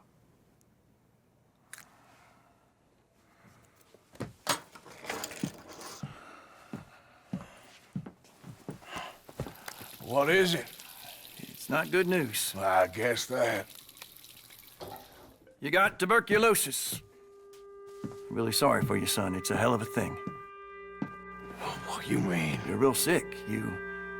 It's a progressive disease, and you'll be... Now, the best thing is rest, and getting somewhere warm and dry and taking it easy. Now, is that possible? Sure, I can just take my winters in my country club in California. No, it's not possible. Well, like I said, I'm real sorry. Yeah, well... Now, I can't exactly tell you that Arthur takes this news in exceptionally good spirits or that he faces the concept of grim death with a smile and a joke on his lips. He always was a fairly serious character, and his wry style of humor was befitting of such a man. That doesn't really change now. If anything, he makes fewer wisecracks after his diagnosis than he did before. But in that earlier humor, we witnessed Arthur's lack of self-importance, a trait that becomes undeniably crucial at this point in the story. The pompous, egotistical man believes that he is the ruler of his own fate and destiny, that he can control the events of his life and alter them to his will. A man such as Arthur, one who can laugh at himself and life's absurdities, shows that he understands that he controls very little of what happens to him, that he is not the ultimate master of his circumstances, and that one day, like it or not, he will have to stare death in the face. Man must know that he is mortal and be prepared for the end. Obviously, Arthur's acknowledgement of his own impending death comes into clearest focus after his diagnosis, a scene we will return to shortly, but that acceptance did not come out of nowhere. The story had been building up to that moment from the very first scene, when the opening text proclaimed that the time of the outlaw was reaching its end. As we talked about in the intro, Arthur is a highly pragmatic and realistic man, in sharp contrast to the ever-scheming and dreaming Dutch. It's not that Arthur doesn't long for the days when civilization hadn't taken over, when he could roam free in the open country, but he simply sees the writing on the wall that others don't or can't. Still, he's not one to just roll over and accept the end of everything he loved and treasured. He will put up a fight. So when the Pinkertons, the harbingers of the end of the age of the outlaw, accost him on his fishing trip, Arthur pushes back while still accepting his own inevitable fate. You enjoy being a rich man's toy, do you? I enjoy society, flaws and all. You people venerate savagery, and you will die. Savagely. All of you. Oh, we're all gonna die, Agent. Some of us sooner than others. Even at this relatively early stage in the story, before the gang flees Horseshoe Overlook, it is clear that Arthur does not cling too tightly to his own existence. He'll fight and kill for his life and the lives of his friends, but, well, he's an outlaw and a bandit, surviving on luck, skill, and a dose of stupidity. It would be foolish to imagine that he can simply continue to live the way he has been living forever. And for all his flaws, Arthur is not a fool who goes around only staring at his feet. He looks up. He sees what's coming and he accepts it while simultaneously preparing himself for the inevitable. New century's coming. This life, this way, well, we're the last, I reckon. And we ain't long for it. This line was apparently a favorite of Roger Clark, Arthur's voice actor, and I can absolutely understand why that is. Arthur is, on the surface, a no-good, low-down, thieving, lying, murdering outlaw who takes whatever the hell he wants. And he truly is all those things, but he is also a deeply introspective man who gains no small amount of wisdom through examining himself and his own despicable actions. The fundamental attribution error is a psychological tenet which states that people are more likely to blame others or their environment for their own failures, while they credit their successes to internal factors such as their own intelligence and skill. We are all prone to this error. After all, who doesn't want to take the credit and feel good about his victories, and deflect blame and avoid shame for his losses? It certainly is in our instinct to do so. Humans by nature seek to obtain pleasure and avoid pain. And of course, we aren't necessarily always wrong in attributing our successes to ourselves and our failures to others. Our environments certainly matter. Arthur says multiple times that this life chose them, or that he is what his circumstances made him through no fault of his own. At the same time, especially when he's not on the defensive against one accuser or another, Arthur admits his own folly and wretchedness. Deep down, he does blame himself for his sins, even if he can't really find the strength to admit that to others. Okay, sure, but what does this have to do with the acceptance of his own mortality? Well, the man who believes that he is the cause of all the good in his life and his surroundings or his fellows are the cause of all his apparent failures might decide that, if he simply puts his mind to it, he can triumph over his environment, which maybe he can in another circumstance, but no prudent man could look at the Vanderland gang's situation and think that they were going to escape it intact by continuing their usual escapades. Arthur saw that. He understood that success in their venture wasn't dependent merely on the force of will of Dutch and his loyal followers, at least not in the way the man dreamed. When Arthur runs into Rains Fall and Eagle Flies, and their advocate asks him to help them avoid getting their land stolen once again, this is his response. I'm not a do-gooder, Mr. Miller. Gentlemen, I'm very sorry for your predicament, but I'm a working man. I got problems of my own. We will pay you very handsomely, Mr. Morgan. How much? I told you, they're all mercenaries. There's a price on my head in 2 states, my friend. The government doesn't like me any more than it does you. Like you, I've been running for as long as I can remember. And like you, my time here is nigh on done. The third act of this game is largely driven by the impetuousness of the chief's young son, who refuses to accept the reality that Arthur just expressed, and who is willing to fight and die to the last man in a hopeless battle against an overwhelming force. The same could be said for Dutch, who also purposefully blinds himself to the impossibility of his dreams. Arthur sees it all crashing down around the gang. He just doesn't really know what to do about it. At the moment, he is content to do what he has always done: follow Dutch's orders and do whatever needs to be done right now for the sake of the crew. That attitude changes a bit after the bank disaster, shipwreck, and escape from Guarma. Arthur is now as sure as ever that their way of life cannot continue, but for the first time, he is ready to give it up, to let go, and move on. We've been on the run for a while now, and it feels like our luck has turned, you know? And it ain't turning back. We had a good run of it, I guess. Of course, Dutch refuses to back down, to accept defeat and let Cornwall, Milton, and their army of expendable targets break up his family, tear down what he has built, rob him of his dream. Which brings us to this conversation shortly after the massacre at Le Gras, which, since we've seen already, I will play just a bit of to emphasize the most relevant lines for our current discussion. I guess I'm more interested in saving lives than winning a chess. And maybe life ain't such a thing to cling on to so tightly. No doubt. What about the women?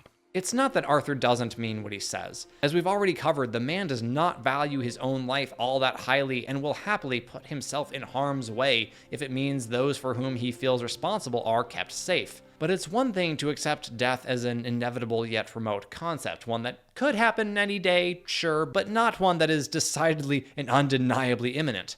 That all changes when Arthur receives his diagnosis. The scene where Arthur walks out of the doctor's office and hears the voices from his past is one of the most poignant and moving moments in the entire game, and it deserves to be studied line by line. We can't change what's done. We can only move on. All of the other lines we hear are framed by this one, which speaks of the uselessness of regret, an emotion Arthur is doubtless feeling right now, and the need to look to the future, even if that future is suddenly a lot darker and shorter than previously anticipated. You have it in you, I can tell. How can Arthur move on? By accepting that he does, in fact, have some capacity for goodness within him, a claim that we will hear reasserted shortly. He didn't have a choice. He was good and he did good. The man whom Arthur beat and threatened, whose death he certainly hastened, gave himself totally to the service of others, raising money for orphans, working in his family's garden, even stepping in to break up a fight and preventing this idiot from getting beaten to death by Arthur. I understand if you don't want to help me, but I think of you often. Arthur is continuing to remember and reflect on all the ways which he has gone wrong. Obviously, his failed relationship with Mary stands out as one of the biggest regrets in his life, but what can he do about it? If we don't stop soon, we'll all be dying. He can move on. He must move on. Hosea's words, spoken in the middle of a blizzard at the very beginning of this story, were then simply about finding shelter, but now they are seen in a new light, speaking of the gang's need to change their ways, to stop blundering about in a reckless and foolish manner in the vain hope of striking it rich and escaping to a tropical paradise. They have to move on, and Arthur has to lead them. Well, she was a fool then, Arthur. Arthur's response when Mary Beth says this to him back at camp is, Well, she put a lot of good years in on an outlaw. She definitely was a fool. In other words, moving on was the safe and sane thing for Mary Linton to do. In that same conversation, Mary Beth explains why she sticks with the Vanderland gang. You boys cared for me before no one cared for me. Well, life weren't very nice, Arthur. This is what Arthur is seeking. This is the goal he needs to be chasing, not harvesting mangoes on some far-off island, but rather helping, saving those people who need him right here, right now. But before this scene ends and Arthur can begin to become the man whom the others so desperately need him to be, he has yet another vision of the stag who this time runs across his path, stops, and looks him dead in the eye. Now, I'm not going to try and examine the entire buck symbolism iceberg, but it could mean a few things. Deer are typically viewed as noble creatures, so it could be merely as simple as that, seeing as this is a high honor playthrough. Or it could represent the importance of deer to the American Indian peoples, one of the animals they relied upon to sustain themselves. Or perhaps the buck is a reference to Psalm 42. As a deer longs for flowing streams, so my soul longs for you, O God. The stag is also in Christian tradition a symbol for Christ, at least in part because they were known to show no small animosity towards snakes, symbols of Satan. Apparently, stags would flood the snake's holes with water that they held in their mouth and then spit out, and then they would trample the snake to death. I had no idea deer could be so hardcore. Anyway, while the game obviously isn't explicitly Christian, its main theme of redemption is, well, kind of Christianity's whole thing. So it only makes sense for Arthur to be heavily influenced by characters such as Sister Calderon, people who hold as a fundamental truth of their faith that redemption is possible for all men. You know, a long time ago, I was like you. I very much doubt that. Oh, no, I did terrible things, awful things. And I could not stop doing terrible things because I did not believe that goodness existed. And then one day, I saw that love did exist. And ever since then, doing bad things became, well, not impossible, but ridiculous. I love that motion capture actually lets actors act in video games now, instead of them just voicing the lines. The look of disbelief and wonder on Arthur's face as the camera slowly zooms in is just perfect. Arthur never believed there was any escape from this life, physically, mentally, morally, whatever. He got pulled into it by sheer circumstance, which is true, and then stuck with it simply because there was no way out, which wasn't really true. But of course, a man who grew up in such a grim and hopeless world doesn't believe there is any escape. No one showed him the way out. Should he have tried with all his might and will to get out of that life of crime? Yes, absolutely. Do any of us think we would have done any better? I certainly doubt I would have. I'm a fairly grounded, even cynical person. I'm quite sure I would have ended up with the same fatalistic attitude. And remember, Arthur is one of the good guys in this gang. While Dutch is dreaming bigger and bigger and the others are following his every whim and increasingly doing what Micah says, Arthur, Charles, and Sadie are the ones, or at least the only active ones, who see the plight they are in for what it is, who still hold fast to the gang's philosophy of giving people what they are rightly due and being loyal to the end, never leaving a man behind. John Marston, if you weren't aware at this point in the story, is arrested and in prison, and Sadie and Arthur hatch a plan to rescue him. It's best just the two of us go. The two of us is all there is, anyhow. Now, one thing I didn't spend quite enough time doing in this game was simply walking around camp and talking to gang members. So perhaps because of that fact, Sadie's development felt a bit rushed. She's a great character overall, especially in the upcoming scenes, but to me it seemed like she kind of disappeared after Arthur rescued her and then suddenly turned up again as a cold-blooded killer hell-bent on revenge. But like I said, maybe that's on me. Anyway, Arthur sticks by her because he feels responsible for her, and because she's not dead set on dragging the entire gang to their deaths. Herself, however, well, she doesn't really care about herself, her own well-being, but she wants vengeance against the men who killed her husband. And while Arthur, true to character, isn't too keen on that idea, he is willing to lay waste to the O'Driscolls on one condition. I'll tell you what, I'll do it, but there's something you could help me with. Abigail, Jack, John, make sure they make it. I mean, this whole thing is pretty much done, but when the time comes... How do you mean? When the time comes, you help them. What do you mean? I mean, help them escape when I... You know, you and me, we're more ghosts than people, but them... That last line hit me hard. I mean, what an incredible, succinct way to communicate how empty Arthur feels, how he has nothing left to live for, at least not for himself. And Sadie, well, yeah, she has a purpose, but one that both she and Arthur know is ultimately hollow and meaningless, driven purely by sorrow and loss. A man must not be dominated by pride, because revenge produces no fruit. Vengeance can take many forms, the kind which Sadie wants to exact being the most obvious and common kind in a setting such as this. Eye for an eye and tooth for a tooth. But any time that someone has wronged us, and we seek to return the favor in any way whatsoever, that can be a form of revenge as well. When Arthur stumbles across the now widowed Mrs. Downs, a series of scenes we will examine in detail later, and offers her money so she can stop selling her body, she rejects his generosity. Mama can't leave. Won't leave. I don't know. I said I had the money. She said your money weren't moral. She said it'd be better to die than to take it. Maybe she's right. I don't know. I don't know anything about morals. I ain't looking for forgiveness. It ain't about that. But don't forgive me. Just take the money and get out of here, please. I know I ruined your life. I suffer for it every day.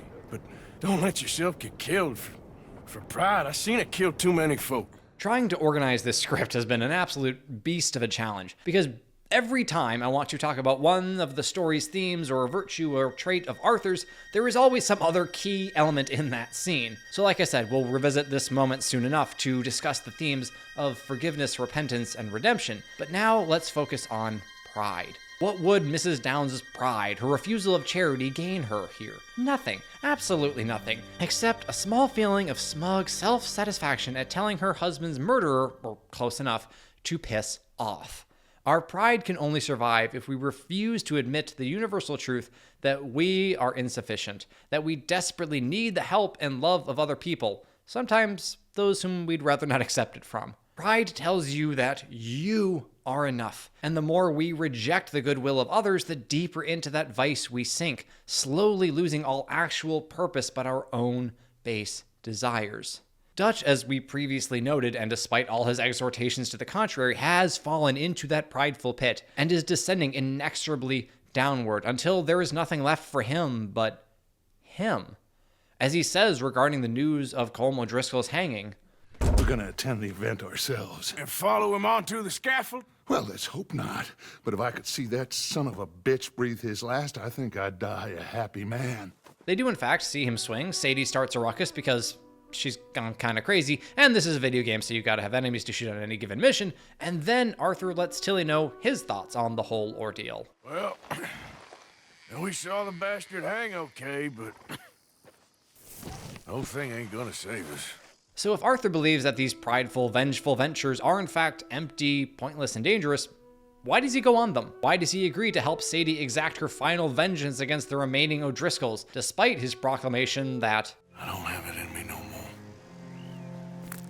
I saw Colm swing. I just don't care. The answer is simple. He cares about Sadie. He feels responsible for her, and he's taking the advice that Reverend Swanson gave him as he was leaving. Save who you can and let the rest rot. Plus, it's not like Arthur has scruples about killing O'Driscolls. He just knows that this little venture won't help the gang, nor will it save Sadie. And she knows that too. For all Sadie's flaws, she recognizes what she's become. He was a good man, my Jakey.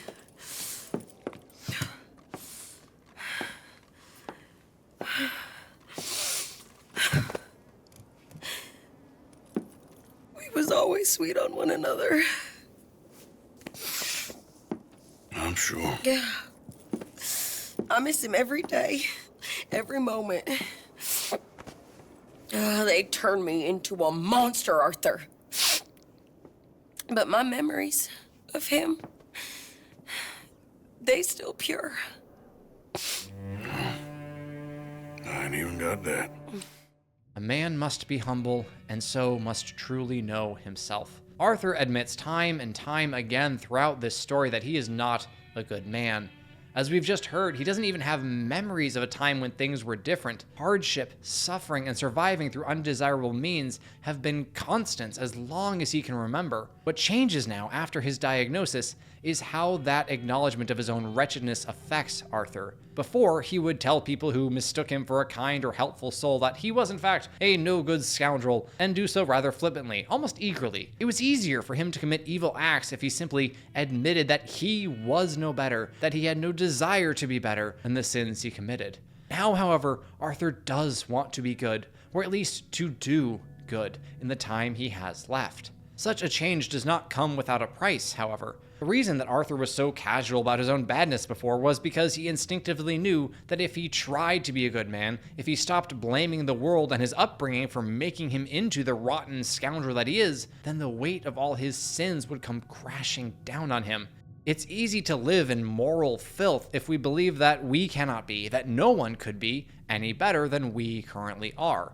But if our eyes are opened, whether suddenly or gradually, to the reality and immensity of our wrongdoings, and to the fact that we can and should know better and do better, well, that can be quite soul-crushing. That is the place where Arthur is right now. He finally wants to do good, but his circumstances have always pushed him from one evil to another, and so he feels weighed down by his sins. I saw death being handed out so freely by the most foolish of men. I never could equate it with victory. Glory has come in service. Maybe. Maybe not, I don't know. I've killed a lot of people. For a whole lot of dumb reasons, and I ain't never seen much glory in it.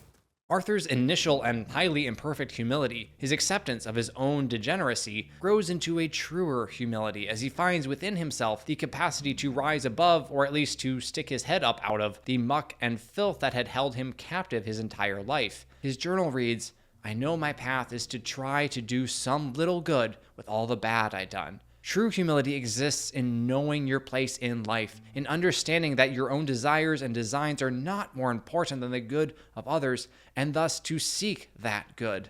Dutch's now infamous rule is, as we've noted, supposedly about justice, but clearly it is currently being treated as more of a guideline, and one that Dutch is happy to dispense with in pursuit of his grand plan. And in the midst of all the chaos and fighting, we find Herr Strauss going about his usual business, asking Arthur to collect a few more dollars from whatever poor sod listened to him this time. Couldn't one of the boys do this? I tried. They lacked your vigor.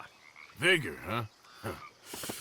All right. A man must have a code, but he must not be afraid to rewrite that code. We aren't quite done wrapping up humility, so forgive me for blending the two themes here, but it wasn't really avoidable. As any C.S. Lewis enjoyer will tell you, and as we've noted already in this video, the humble man thinks of others first. And for Arthur, that means finally acknowledging that his highest good, loyalty to the gang and specifically to Chutch's whims, is not an ultimate good and cannot be placed above the well-being of others who are just trying to get by, such as the poor souls who were desperate enough to take money from Leopold Strauss. There are two debtors whom Arthur is asked to retrieve payment from: a deserter/conscientious objector from the army on the run with his pregnant wife, and the widow of a miner whose house is being repossessed. And just in case you think the game is saving the most pitiful for last, remember that one of the first debtors Arthur comes across is a man who spent his days raising money for charity while simultaneously dying of tuberculosis. These people are, on average, no more pathetic than the rest, and yet their plights are finally able to break through Arthur's tough debt collector facade. These will be fairly long clips, but they're worth it,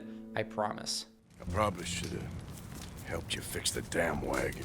We could probably still save something. Really now? Look, you can take this silver locket for the debt. Damn the dad. Just get her somewhere safe. Go on. Thank you, fella. You know, there ain't enough kindness in this world, that's for sure. But you... I don't know nothing about kindness. We lent Arthur some money, you see, and... So it was you. You son of a bitch. What do you want now? You want my boy's shoes? You want the food out of our bellies, what little there is? You want me to lie down for you? No. Arthur gave everything to pay your bills. Everything. And now there's some fellas coming to take the house. There ain't nothing left, mister.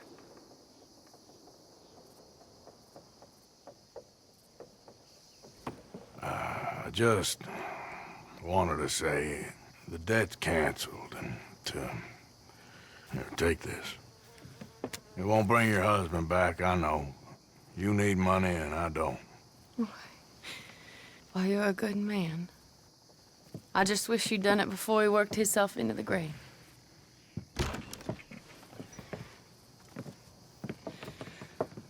But you know, maybe you and your friend that lent him the money could do things differently. Like, not threaten a man. Excuse me. I'm sorry, ma'am. I really am. Before we even talk about the content of those scenes, I have to praise the acting, animation, and motion capture. The woman who plays Mrs. Londonderry absolutely crushes her tiny role. She makes lines that might sound silly coming from the mouth of a lesser actress sound genuine and heartfelt, and Arthur's facial expressions during those scenes, absolute perfection. He is trying to play the tough, uncaring enforcer just like he always has, but he doesn't have it in him anymore. because he's a better man now, one who is finally willing to rewrite the code he has lived by his entire life, or at least reinterpret it. One could easily, Dutch likely would, say that having to feed fellas as need feeding justifies whatever morally distasteful actions they need to take in order to provide for the gang. As we saw earlier, Arthur could be made to do just about anything for the sake of his fellow outlaws. But as Dutch's plans become more and more chaotic and harebrained, and Arthur recognizes them for what they are, he comes to understand that this isn't about people, it's for a dream, for a vision, for pride. For pride that says, me and my designs supersede all other concerns. The man who embraces pride cannot put the good of others before his own, will refuse to amend his ways when they are shown to be destructive and ruinous. He will march forward oblivious or uncaring to the sufferings of others as long as he gets what he desires.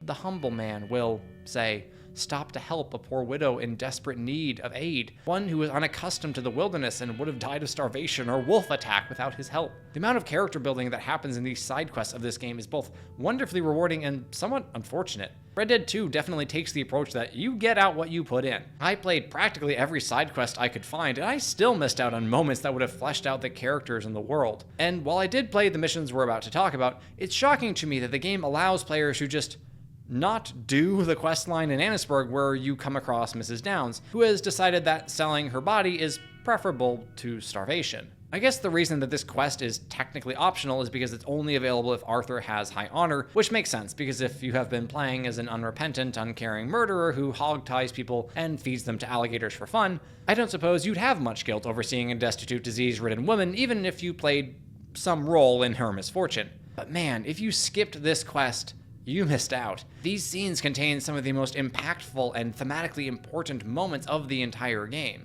You probably have noticed that I have not yet discussed the theme of redemption in anything more than passing, but we have been building up to it this entire time, examining Arthur's loyalty, humility, sense of righteousness, and every other trait, exploring how they evolve as the story unfolds, as what is really important to Arthur comes into clearer view, especially after his fatal diagnosis. Now, some might say that Arthur's redemption isn't pure, doesn't really count, that if he were a really good man, he would have had that change of heart before he was diagnosed with a terminal illness. And, well, yeah, ideally a man in Arthur's situation would have stopped being an outlaw long before that point. Ideally, he would have never been an outlaw to begin with. Ideally, he would have grown up with a father and a mother who loved him. Not that Arthur bears no fault for being who he has free will after all, but to suggest that our redemption doesn't count just because we only came to it after facing our own mortality is silly. We are all going to have to face that inevitable fact one day. Some may have years to anticipate death, others mere moments, but a man can have a change of heart in an instant. He can choose to hope where he had so long despaired at any time. However, the longer we spend in sin and depravity, the harder that choice will be, and making it in a single moment may be nigh on impossible. So yes, Arthur was given a gift, you could say that, but not one that should invalidate his redemption. He still had to choose. The mission where he is diagnosed with TB is literally called a fork in the road. That is to say, now that you know your time is nearly done, which way do you want to go? Who do you want to be? Facing one's own mortality does not mean in any way that one will necessarily become a better person. See, for example, Breaking Bad. With that objection dealt with, let's return to Arthur's actual redemption arc. A man must acknowledge that he is flawed, broken, and sinful, and seek redemption anyway. It should be noted right off the bat that forgiveness and redemption are not the same thing, certainly not in the context of this mission. To briefly summarize its events thus far, Arthur runs into Mrs. Downs, makes a feeble excuse about this country being man unleashed in an attempt to assuage his guilt, finds out her son is working in the mines and getting bullied by the foreman, rescues the kid and gives him some money. Mrs. Downs refuses to take that money and goes off with a customer into the woods. Arthur tracks the two of them down, runs the creep off, and gives Mrs. Downs a ride back home. I'm sorry it had to come to this. Stop saying sorry. Sorry won't bring Thomas back. I know. So you're sick now too? And you think that affords you the opportunity for penance for cutting his time short? No, I ain't looking for that. Okay then. So just forget about me and the guilt you're carrying, because no good can come of that for either of us. And all you can do now is decide the man you want to be for the time you have left. Help someone who can still be helped. Or help yourself. I suppose you're right. Oh, hang yourself for all I care. You're right to dislike me. I ain't looking for that to change. I ain't looking for forgiveness. It ain't about that. Don't forgive me. Just take the money and get out of here, please. I know I ruined your life. I suffer for it every day. But don't let yourself get killed for pride. I seen it kill too many folk. Don't say anything. Don't thank me. Just take the money and pack your bags. That's all I gotta say. Thank you, Mr. Morgan. I said don't thank me. Get out of here. Please. Forgiveness is something that we are never owed. It is a gift that we can and often should give, that others give to us freely without coercion or obligation. If we have wronged someone, especially in a grave manner, and then say we're sorry and demand forgiveness, is our sorrow really sincere? If Arthur had shown up, expressed his remorse, and been insulted by Mrs. Downs' refusal to accept his apology, that would have been a clear sign that his pride was in control, declaring that he deserved to be forgiven. To forgive means to absolve a debt. We see this explicitly in the subsequent missions with the widow and the deserter. When we talk about forgiveness in a situation such as this, Arthur's debt is more of an emotional one. Were the Downs to forgive him, it would be by letting go of their anger and resentment toward him. But Arthur doesn't feel he deserves that forgiveness. He beat their husband and father half to death. Of course, they're going to hate him for that. He certainly does. And if he can't find forgiveness for himself, how could he possibly feel he deserves it from those whom he has wronged? Of course, forgiving ourselves is often the most difficult step we must take on the road to redemption, but it is a necessary one. Because if we do not let go of our self-hatred, if we let the vileness and vastness of our failings and sins weigh on us day in and day out, how can we move forward? If we are constantly besieged by thoughts that tell us that we are no good, that point to our past mistakes and misdeeds, proclaiming that we will never grow beyond them, how can we do anything but despair?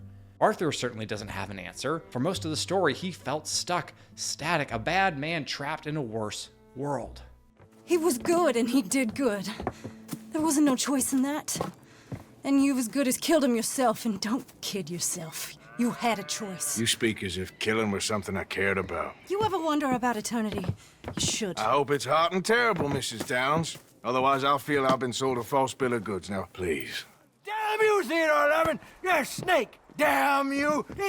Damn you, nobody! Hey, I'm already damned.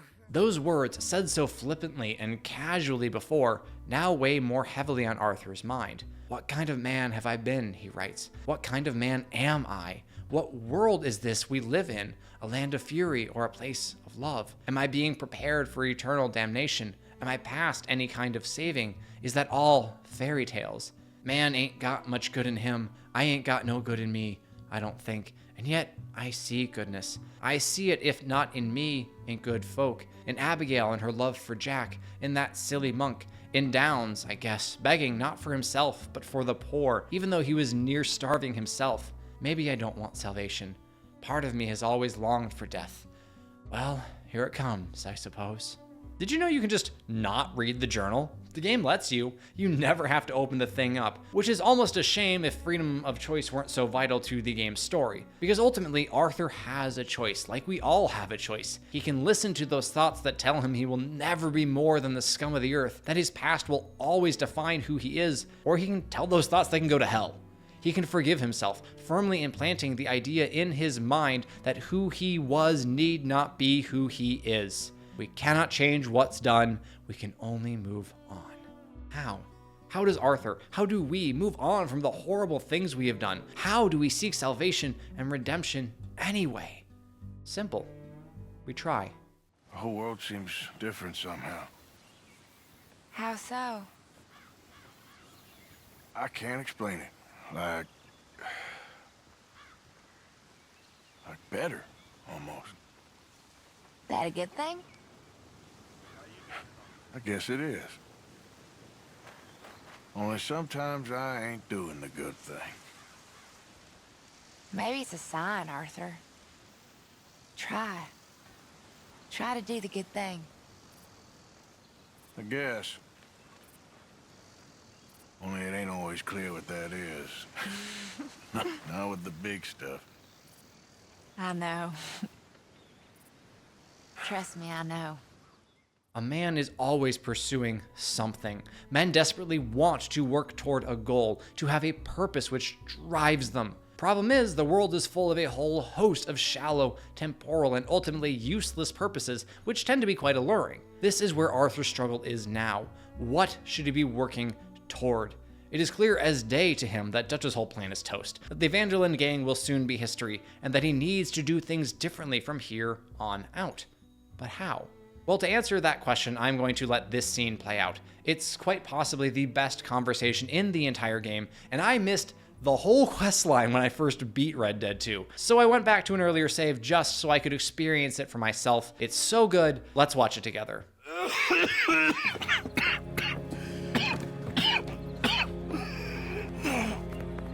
What's wrong?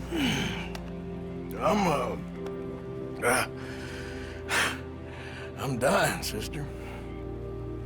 Okay. Yeah, I got TB. I got it. Beating a man to death for a few bucks. I've lived a bad life, sister. We've all lived bad lives, Mr. Morgan. We all sin. But I know you. You don't know me. Forgive me, but that's the problem. You don't know you. What do you mean? I don't know, but whenever we happen to meet, you're always helping people and smiling. I had a son. He passed away.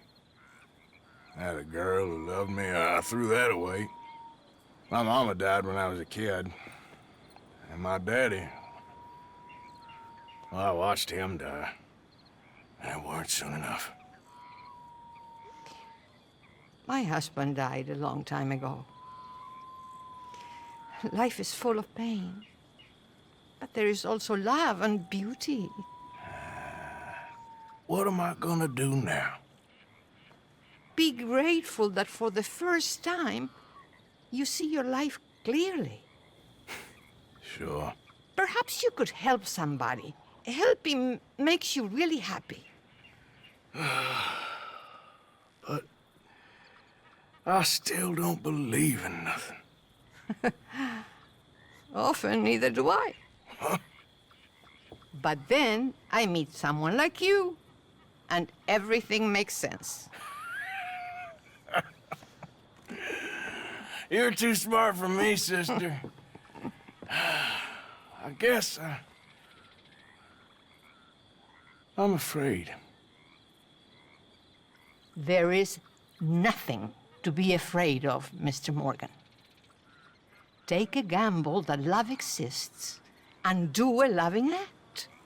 All aboard? I shall try. I know you will. So many wonderful moments in that scene. The way that Arthur is able to open up to Sister Calderon, since she isn't a member of the gang and thus will not fault him for his vulnerability, nor is she relying on him to stay strong, is simply beautiful. Arthur has been the gang's rock for months, probably years, but until recently he could rely on Dutch and Hosea for their wisdom and guidance. Now Hosea is dead and Dutch crazed with delusions of mangoes and glory, but by the grace of God, he runs into Sister Calderon right before she leaves. Or if, like me, you missed that questline at first, Reverend Swanson, which is also a solid scene. You lived your life like a man, Arthur, and you turned into a good man. If we were all like you, things might have turned out differently. Belief systems guide us in our everyday lives, in our interactions with others, and how we treat ourselves. So what do good men believe in? Without a belief system, we are helplessly and hopelessly lost. And when we are lost, we are afraid. Hearing Arthur admit his fear of death, of the unknown, is incredibly moving. Here is a man who never really had much hope for his life, who just went about his business day by day, doing his best to stick to his code and be loyal to those who he called friend, whose time on Earth is now rapidly coming to an end, and who is witnessing the slow but certain destruction of everything he held dear. Arthur looks at his life, at every crime he committed, every person he robbed or killed, and then turns around and finds himself face to face with eternity. Of course he's terrified. What would you do if you were Sister Calderon, knowing you have only a few seconds before you have to board your train, having to distill 1900 years of Christian theology into a few sentences in order to help this poor lost soul? I honestly think you'd be hard-pressed to get through to him better than she did. I absolutely love the phrase, "Take a gamble that love exists and do a loving act." it can be so easy to believe that love, goodness, and beauty do not exist, that the world is simply a dark and cruel place where every man is out for himself, and all you can do is stockpile as many goods and pleasures as possible, and try to exist for as long as possible, while experiencing as little pain as possible. Contrary to that depressing and fruitless worldview is that of Sister Calderon. We have all led bad lives, we have all sinned, but we need to choose love anyway. If I wanted to go in depth a bit more on that idea, I would quote Carol Wojtyla's personalistic norm. The person is a good for which the only proper and adequate attitude is love. All other earthly goods are of far, far less worth than the well-being of other human beings. Using people to further our own selfish ends is one of the basest and most despicable things we can do. See Dutch urging eagleflies to act more and more recklessly in order to stir up the commotion Dutch desires. If we treat people in such a manner, we cannot help but consider ourselves in the same light. Also Carol Wojtyla. If other people can be merely a means to an end, then I myself am essentially just a vessel through which I happen to feel pleasure. But people are more than that. Taking a gamble that love exists means believing that others matter, that their lives mean something, and thus that yours does too. A man must be loyal to what matters. My friends, we are nearing the end. Technically, we are going to rewind a bit in the story, at least how I played it, but we have reached the concluding section on the first and final major theme of this story. Arthur, ever the loyal and trustworthy servant, finally goes against Dutch's orders and rescues John from the state penitentiary, which was actually pretty easy. All we had to do was take one guard hostage and then shove him away, even though Arthur definitely could have used him as a shield while they retreated to the boat, or even brought him with while they rowed back across the bay, but whatever. It's a video game where you play as an outlaw, you gotta shoot people, I get it. Little narrative dissonance, blah blah blah blah blah. That is the biggest issue with Arthur's redemption, by the way. The fact that he shoots, like, 500 various guards, soldiers, and police officers, most of whom were just doing their jobs even after his change of heart. The themes of the game and the actual required gameplay clash quite discordantly. I'd be a lot stickier on this point if this was a movie or a TV show, but since it's a game, I am going to chalk it up to more or less Arthur not really knowing what else to do as he tries to watch out for those whom he feels responsible, and then just move on. Arthur does, after all, go rather unwillingly to almost every engagement after his diagnosis, and he doesn't glory in the killing. These boys ain't the problem. They're only kids. We don't need to think too deeply about the fact that these were all someone's sons. Also, we should keep in mind that men do not typically go from complete and totally unrepentant degenerates to saints with the purest of hearts in an instant. Conversion takes time and largely happens in stages. We have to become better before we become good. Anyway, Dutch doesn't appreciate being undermined. John! What are you doing here? It's good to see you too, partner. I meant I hadn't sent for you yet. I went. But I said that. Yeah, I know what you said. I felt different. Is that so? Yes. Quite a shift in attitude from earlier when Arthur proclaimed that he would have happily let Sean rot in prison if Charles hadn't urged him otherwise. After losing Sean, Lenny, Hosea, and Kieran, Arthur simply isn't willing to lose anyone else, especially not John and his family. One of the marks of a good man is that he wants others to obtain that which he himself does not have, which he may have lost. Resentment and jealousy are ugly and unbecoming, but in Arthur they are nowhere to be found. He does not begrudge John what he has with Abigail or Jack, or really what he could have if he got his act together, despite the fact that Arthur failed his chance to have that same thing. Yes, Arthur had a son. He mentioned him in the conversation with Sister Calderon, but he goes into more detail during a ride with Rainsfall, in a bit of dialogue that you can completely miss if you simply ride too fast. And by too fast, I mean at a normal clip. I swear I basically had to stand still in order to give Arthur enough time to tell his whole story, so here, you get to listen to it too. I had a son once, years ago. Don't talk about him much. Oh, what was his name? Isaac. His mother, Eliza, was a waitress I met. When she got pregnant, she knew who I was, what my life was. I didn't want to promise nothing I couldn't keep, but I said I'd do right by them. Every few months, I'd stop by there for a few days. He was such a good kid. She was too, I guess. Just a kid, 19. What happened? I got there one day and saw 2 crosses outside, and I knew right away. Turned out some bastards had come through, robbed them, and shot them dead, and offered $10. Hardened me, feeling that kind of pain. But I know now that you don't get to live a bad life and have good things happen to you. Those last words are particularly telling. Arthur believes that he deserves the death that is rapidly approaching, with every pain that may accompany it. But he does not wish that same pain on John, Jack, and Abigail. He does not want to drag anyone down with him. Instead, he would lift them up even as he sinks. I don't know how long I got, but some of them, they still got a chance to have a life. I just think if I could give them that, then maybe this ain't all for nothing.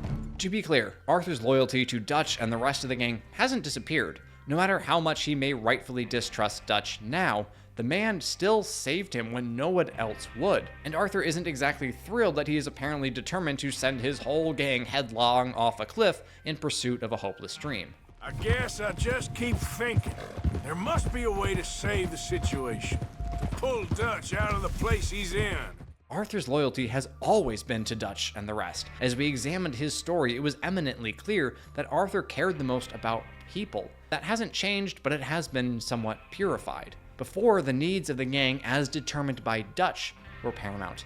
Now, Arthur is most loyal to the true good of those whom he cares about, the ones who have a chance at a life that isn't marked by lying, thieving, and killing, a life he could have had if only he were brave enough to seize it while the opportunity still existed. And while that door was left open a lot longer than it probably should have, Mary definitively closed it with her letter to Arthur and the return of the ring that he had given her long ago. When I'm with you, the world makes sense, but when we are apart, I see clearly that your world is not a world from which one can escape.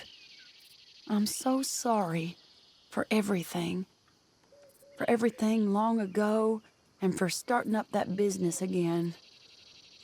There's a good man within you, Arthur, but he is wrestling with a giant, and the giant wins time and again. I cannot emphasize how necessary this closure was for Arthur. Before he died, he needed to know that Mary had moved on, that his seemingly hopeless dream of a normal life was in fact out of reach for good. But he also seeks to prove Mary wrong. He now believes that this world, that this life of the outlaw is escapable, just not when one relies only on his own strength. Arthur has received a great deal of wisdom and guidance from others during the story, whether it be the gentle urging of Sister Calderon, the selfless example of Thomas Downs, or even the simple words of the miner's widow. And while he wasn't completely unwilling to hand out advice in the past, especially to John, his adopted kid brother, he did so in a more general, even vague manner, especially since John wasn't the most receptive to being taught.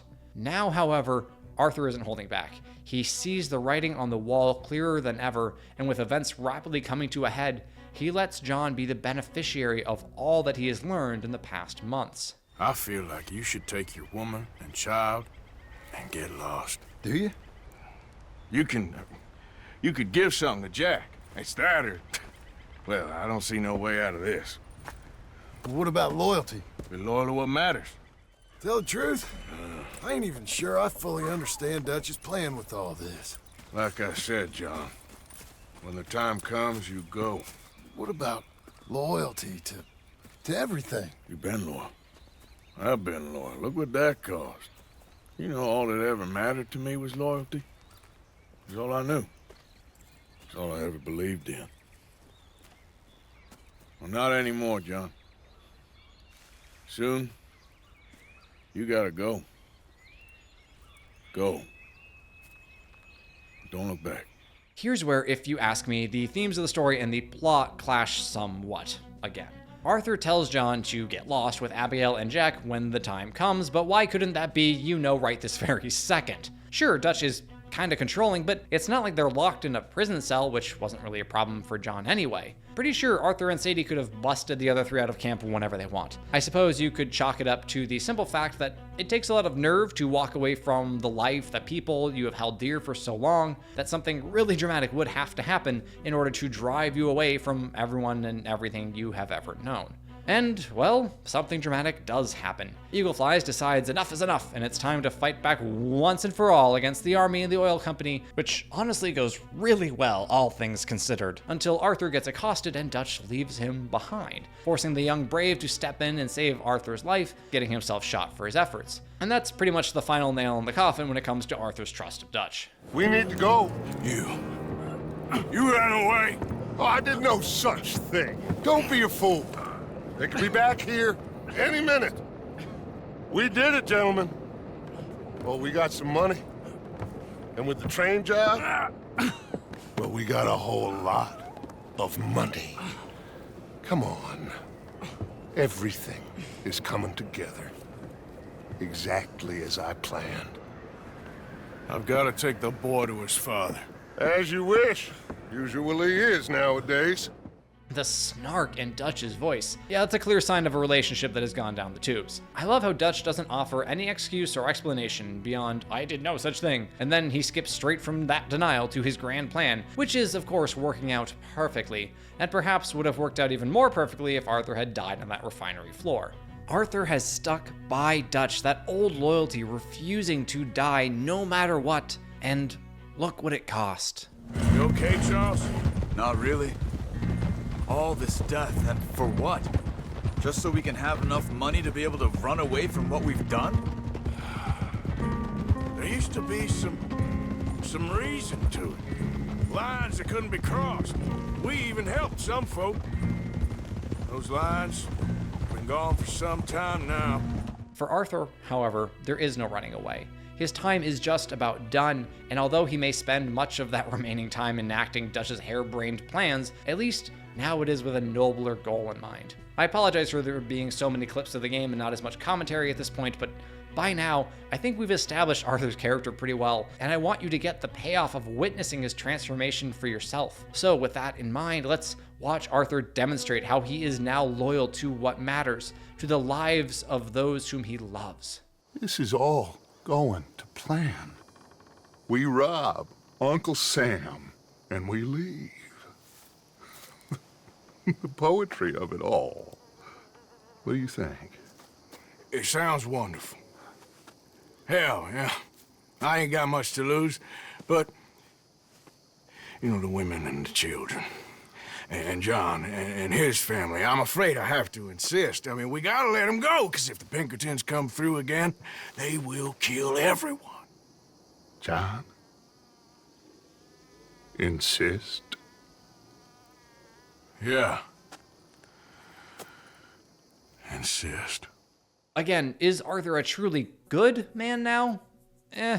Not really. He is, after all, agreeing to go rob a train that is carrying funds and supplies to repair the bridge that he himself blew up, and he knows as well as anyone that such a job will mean casualties. Again, little narrative dissonance, video game got a video game, but there is still beauty and goodness in how he has grown, how he has come to understand that the life they live cannot be sustained without descending into utter depravity. The gang may have been the noble thieves, but if you allow yourself to treat others, even those to whom you have no inherent loyalty or obligation, as a mere means to an end, you will eventually find yourself willing to do whatever it takes to achieve your goals. The Vanderlyn gang will eventually become the O'Driscolls. The O'Driscolls will eventually become the Murphy brood, and so on and so forth. Unless someone steps up and puts a stop to that vicious cycle. That is Arthur's mission. He sees the futility and the fruitlessness of their every venture and vows to help those whom he can escape the otherwise inevitable downward spiral. Knowing the three of you got out, well, maybe all this will still mean something. Maybe he'll never be a genuinely good man. Maybe he'll never be truly redeemed or find salvation, certainly not in the eyes of the world, but at least he can lift others up help them reach a place where they can obtain what he felt he never could. I want to be clear, though, that to be redeemed, one does not have to make up for all the evils that one has done. In a case such as Arthur's, that is obviously impossible. To be redeemed essentially means to be changed, to resolve to do good now, where we had so long done evil. Is that the fullness of redemption? No, but it's where we all must start. I know I'm repeating myself on that point, I know. So let's move forward with the story. We are so close now. During the train robbery, John gets shot and Dutch says he got killed, which if he did, it was probably Dutch that did it at this point. But Arthur doesn't really have a choice except to believe him and move on. He still has others he needs to save, one of whom is Abigail, who we find out has been arrested. Dutch refuses to risk his own neck to save her from the Pinkertons, and so the job is up to Sadie and Arthur once again. Now he don't care if he orphans his friend's child so long as he gets rich. They rescue Abigail, she returns the favor by blowing a hole in Agent Milton's haircut, and then Arthur bids goodbye to the ladies before riding back to camp. And I wondered why. John is gone, presumed dead, maybe captured. Sadie, Jack, Abigail, and Tilly are all safely away. The other women have already fled the gang. Why go back? For Miss Grimshaw, I suppose, but Arthur never seemed to feel the same level of responsibility for her. The camp mom could clearly handle herself. What's the real reason? Well, it's Dutch, of course. After all, Arthur's primary mission is accomplished as far as he knows. The women and children are gone, and he has no hope of escaping with what remains of his life, but he still has some small hope for Dutch. For all the man's failures during the past months, despite his growing disdain for Arthur due to Arthur actually thinking for himself, despite his giving in to pride and revenge, despite him leaving Arthur to die, Arthur still loves him. He still wants Dutch to step off the path he chose, to escape and find a new life. Because Arthur is loyal to what matters to the end. He simply had to realize that loyalty means not simple obedience, but rather wanting what is best for those whom we love, no matter what. As Arthur rides back to face off with Dutch, Micah, and whoever is left, we once again hear voices from his memory play out. Oh, you're a good man. I just wish you'd done it before he worked himself into the grave. And all you can do now is decide the man you want to be for the time you have left. You saved my life. You're a good man. You know there ain't enough kindness in this world, that's for sure. Maybe it's a sign, Arthur. Try to do the good thing. Arthur's mission here seems hopeless. He's a bad man trying to do good, and Dutch appears too far gone, too deep in his own machinations to possibly consider giving it all up, walking away, changing everything about how he lives. But Arthur has to try. I just saw Agent Milton, Dutch. Abigail shot him. She's okay. Not that you care too much about that, you rats. Dutch, think. Dutch, be practical now. Dutch! John? You left me! You left me to die! My boy, I didn't have a choice. John, I didn't have a choice. Left me! All of you, pick your side now, because this is over. Oh, them years, Dutch. For this snake. Now, unfortunately, the game doesn't let you end the standoff by just shooting Micah in his stupid mustache. I mean, if the devs had let you kill Micah, I don't think he'd survive Act 2 in 95% of playthroughs. Instead, the Pinkertons show up with their inevitably impeccable timing, and the ensuing chaos allows Arthur and John to escape through the caves, up over the mountains, and to the end of Arthur's road. All right, Arthur, come on, let's go. You go. Keep pushing, Arthur. No. No. I think I've pushed all I can. Come on. You go. We ain't got time for this, not now. We ain't both gonna make it. Go. Now. I'll hold them off. It would mean a lot to me. Please. There ain't no more time for talk. Go. Arthur. Go to your family. Arthur! Get the hell out of here and be a goddamn man. You're my brother. I know. I know. What else is there to say that I haven't already said? We have been building to this moment for 50 some hours of gameplay and more than 2 hours of video essay. Arthur takes a gamble that love exists. He acts in a way entirely devoid of self-interest, completely devoted to the good of another. He valued highly the lives of those whom he loved and counted his own life as worth nothing. By contrast, we have Micah, the little rat, who is apparently so hell-bent on getting rid of Arthur that he follows him all the way up the mountain. Pride will stomach no rivals. Micah finally lays out the rest of his philosophy, if you can call it that, in no uncertain terms. I'm a survivor, Blacklug! A survivor! That's all there is! Living and dying! If you don't remember, that is exactly the worldview espoused by the O'Driscolls, the Vanderlyn gang's bitter rivals whom Dutch's crew see as inferior, base, and morally bankrupt. I don't know if Dutch hears Micah say that, but when the gang's leader does arrive on the scene, he appears to finally come to his senses, if only a little bit, as he sees what he has become in the vision of Micah standing over a dying man whom he has beaten further into the grave. Arthur has nothing to gain by telling Dutch lies here, and he should, by all accounts, hate the man for refusing to believe him earlier, not to mention everything else that's happened over the past few months. But instead, Arthur begs one last time for Dutch to listen. Oh, Dutch. He's a rat. You know it, and I know it. He's sick. He's dying. He's talking crazy. There! Up there on the ridge! I gave you all I had. I did. Even in his dying moments, with his last breaths, Arthur is thinking of someone other than himself. John made it. He's the only one. The rest of us... No. But I tried. In the end, I did. What did Mary Beth tell Arthur when he was struggling to see the goodness in the world, to distinguish right from wrong? Try. What did Arthur say when Sister Calderon urged him to believe in and act out of love? I shall try. Even Dutch, when Arthur was expressing his cynicism regarding the potential peace with the O'Driscolls, echoed that sentiment. Try. All I ask is you try.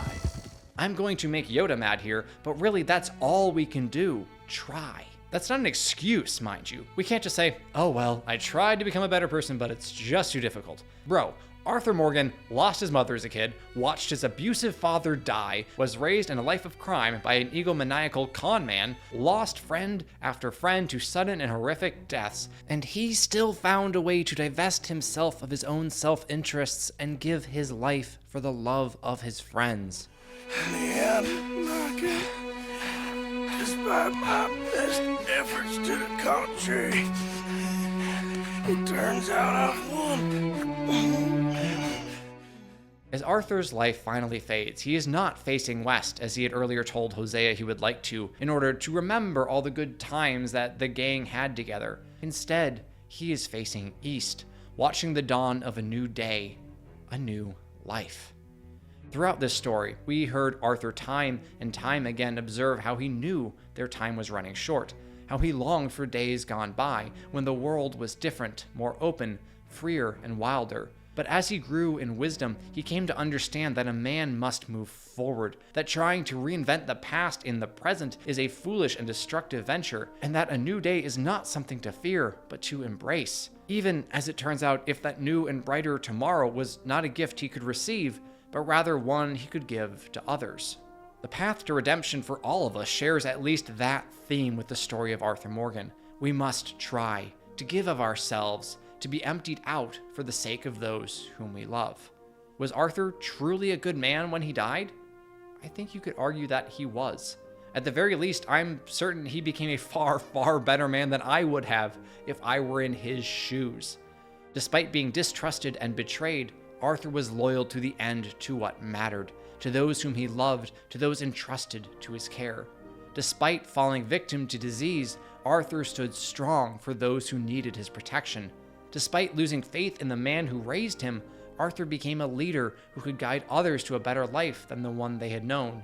Despite his own shame and lack of self-worth, Arthur found his humility, found the man whom he needed to be. Despite his own failures to uphold his code, Arthur sought to write a new and better one. Despite his own pain, Arthur laughed, even as he died.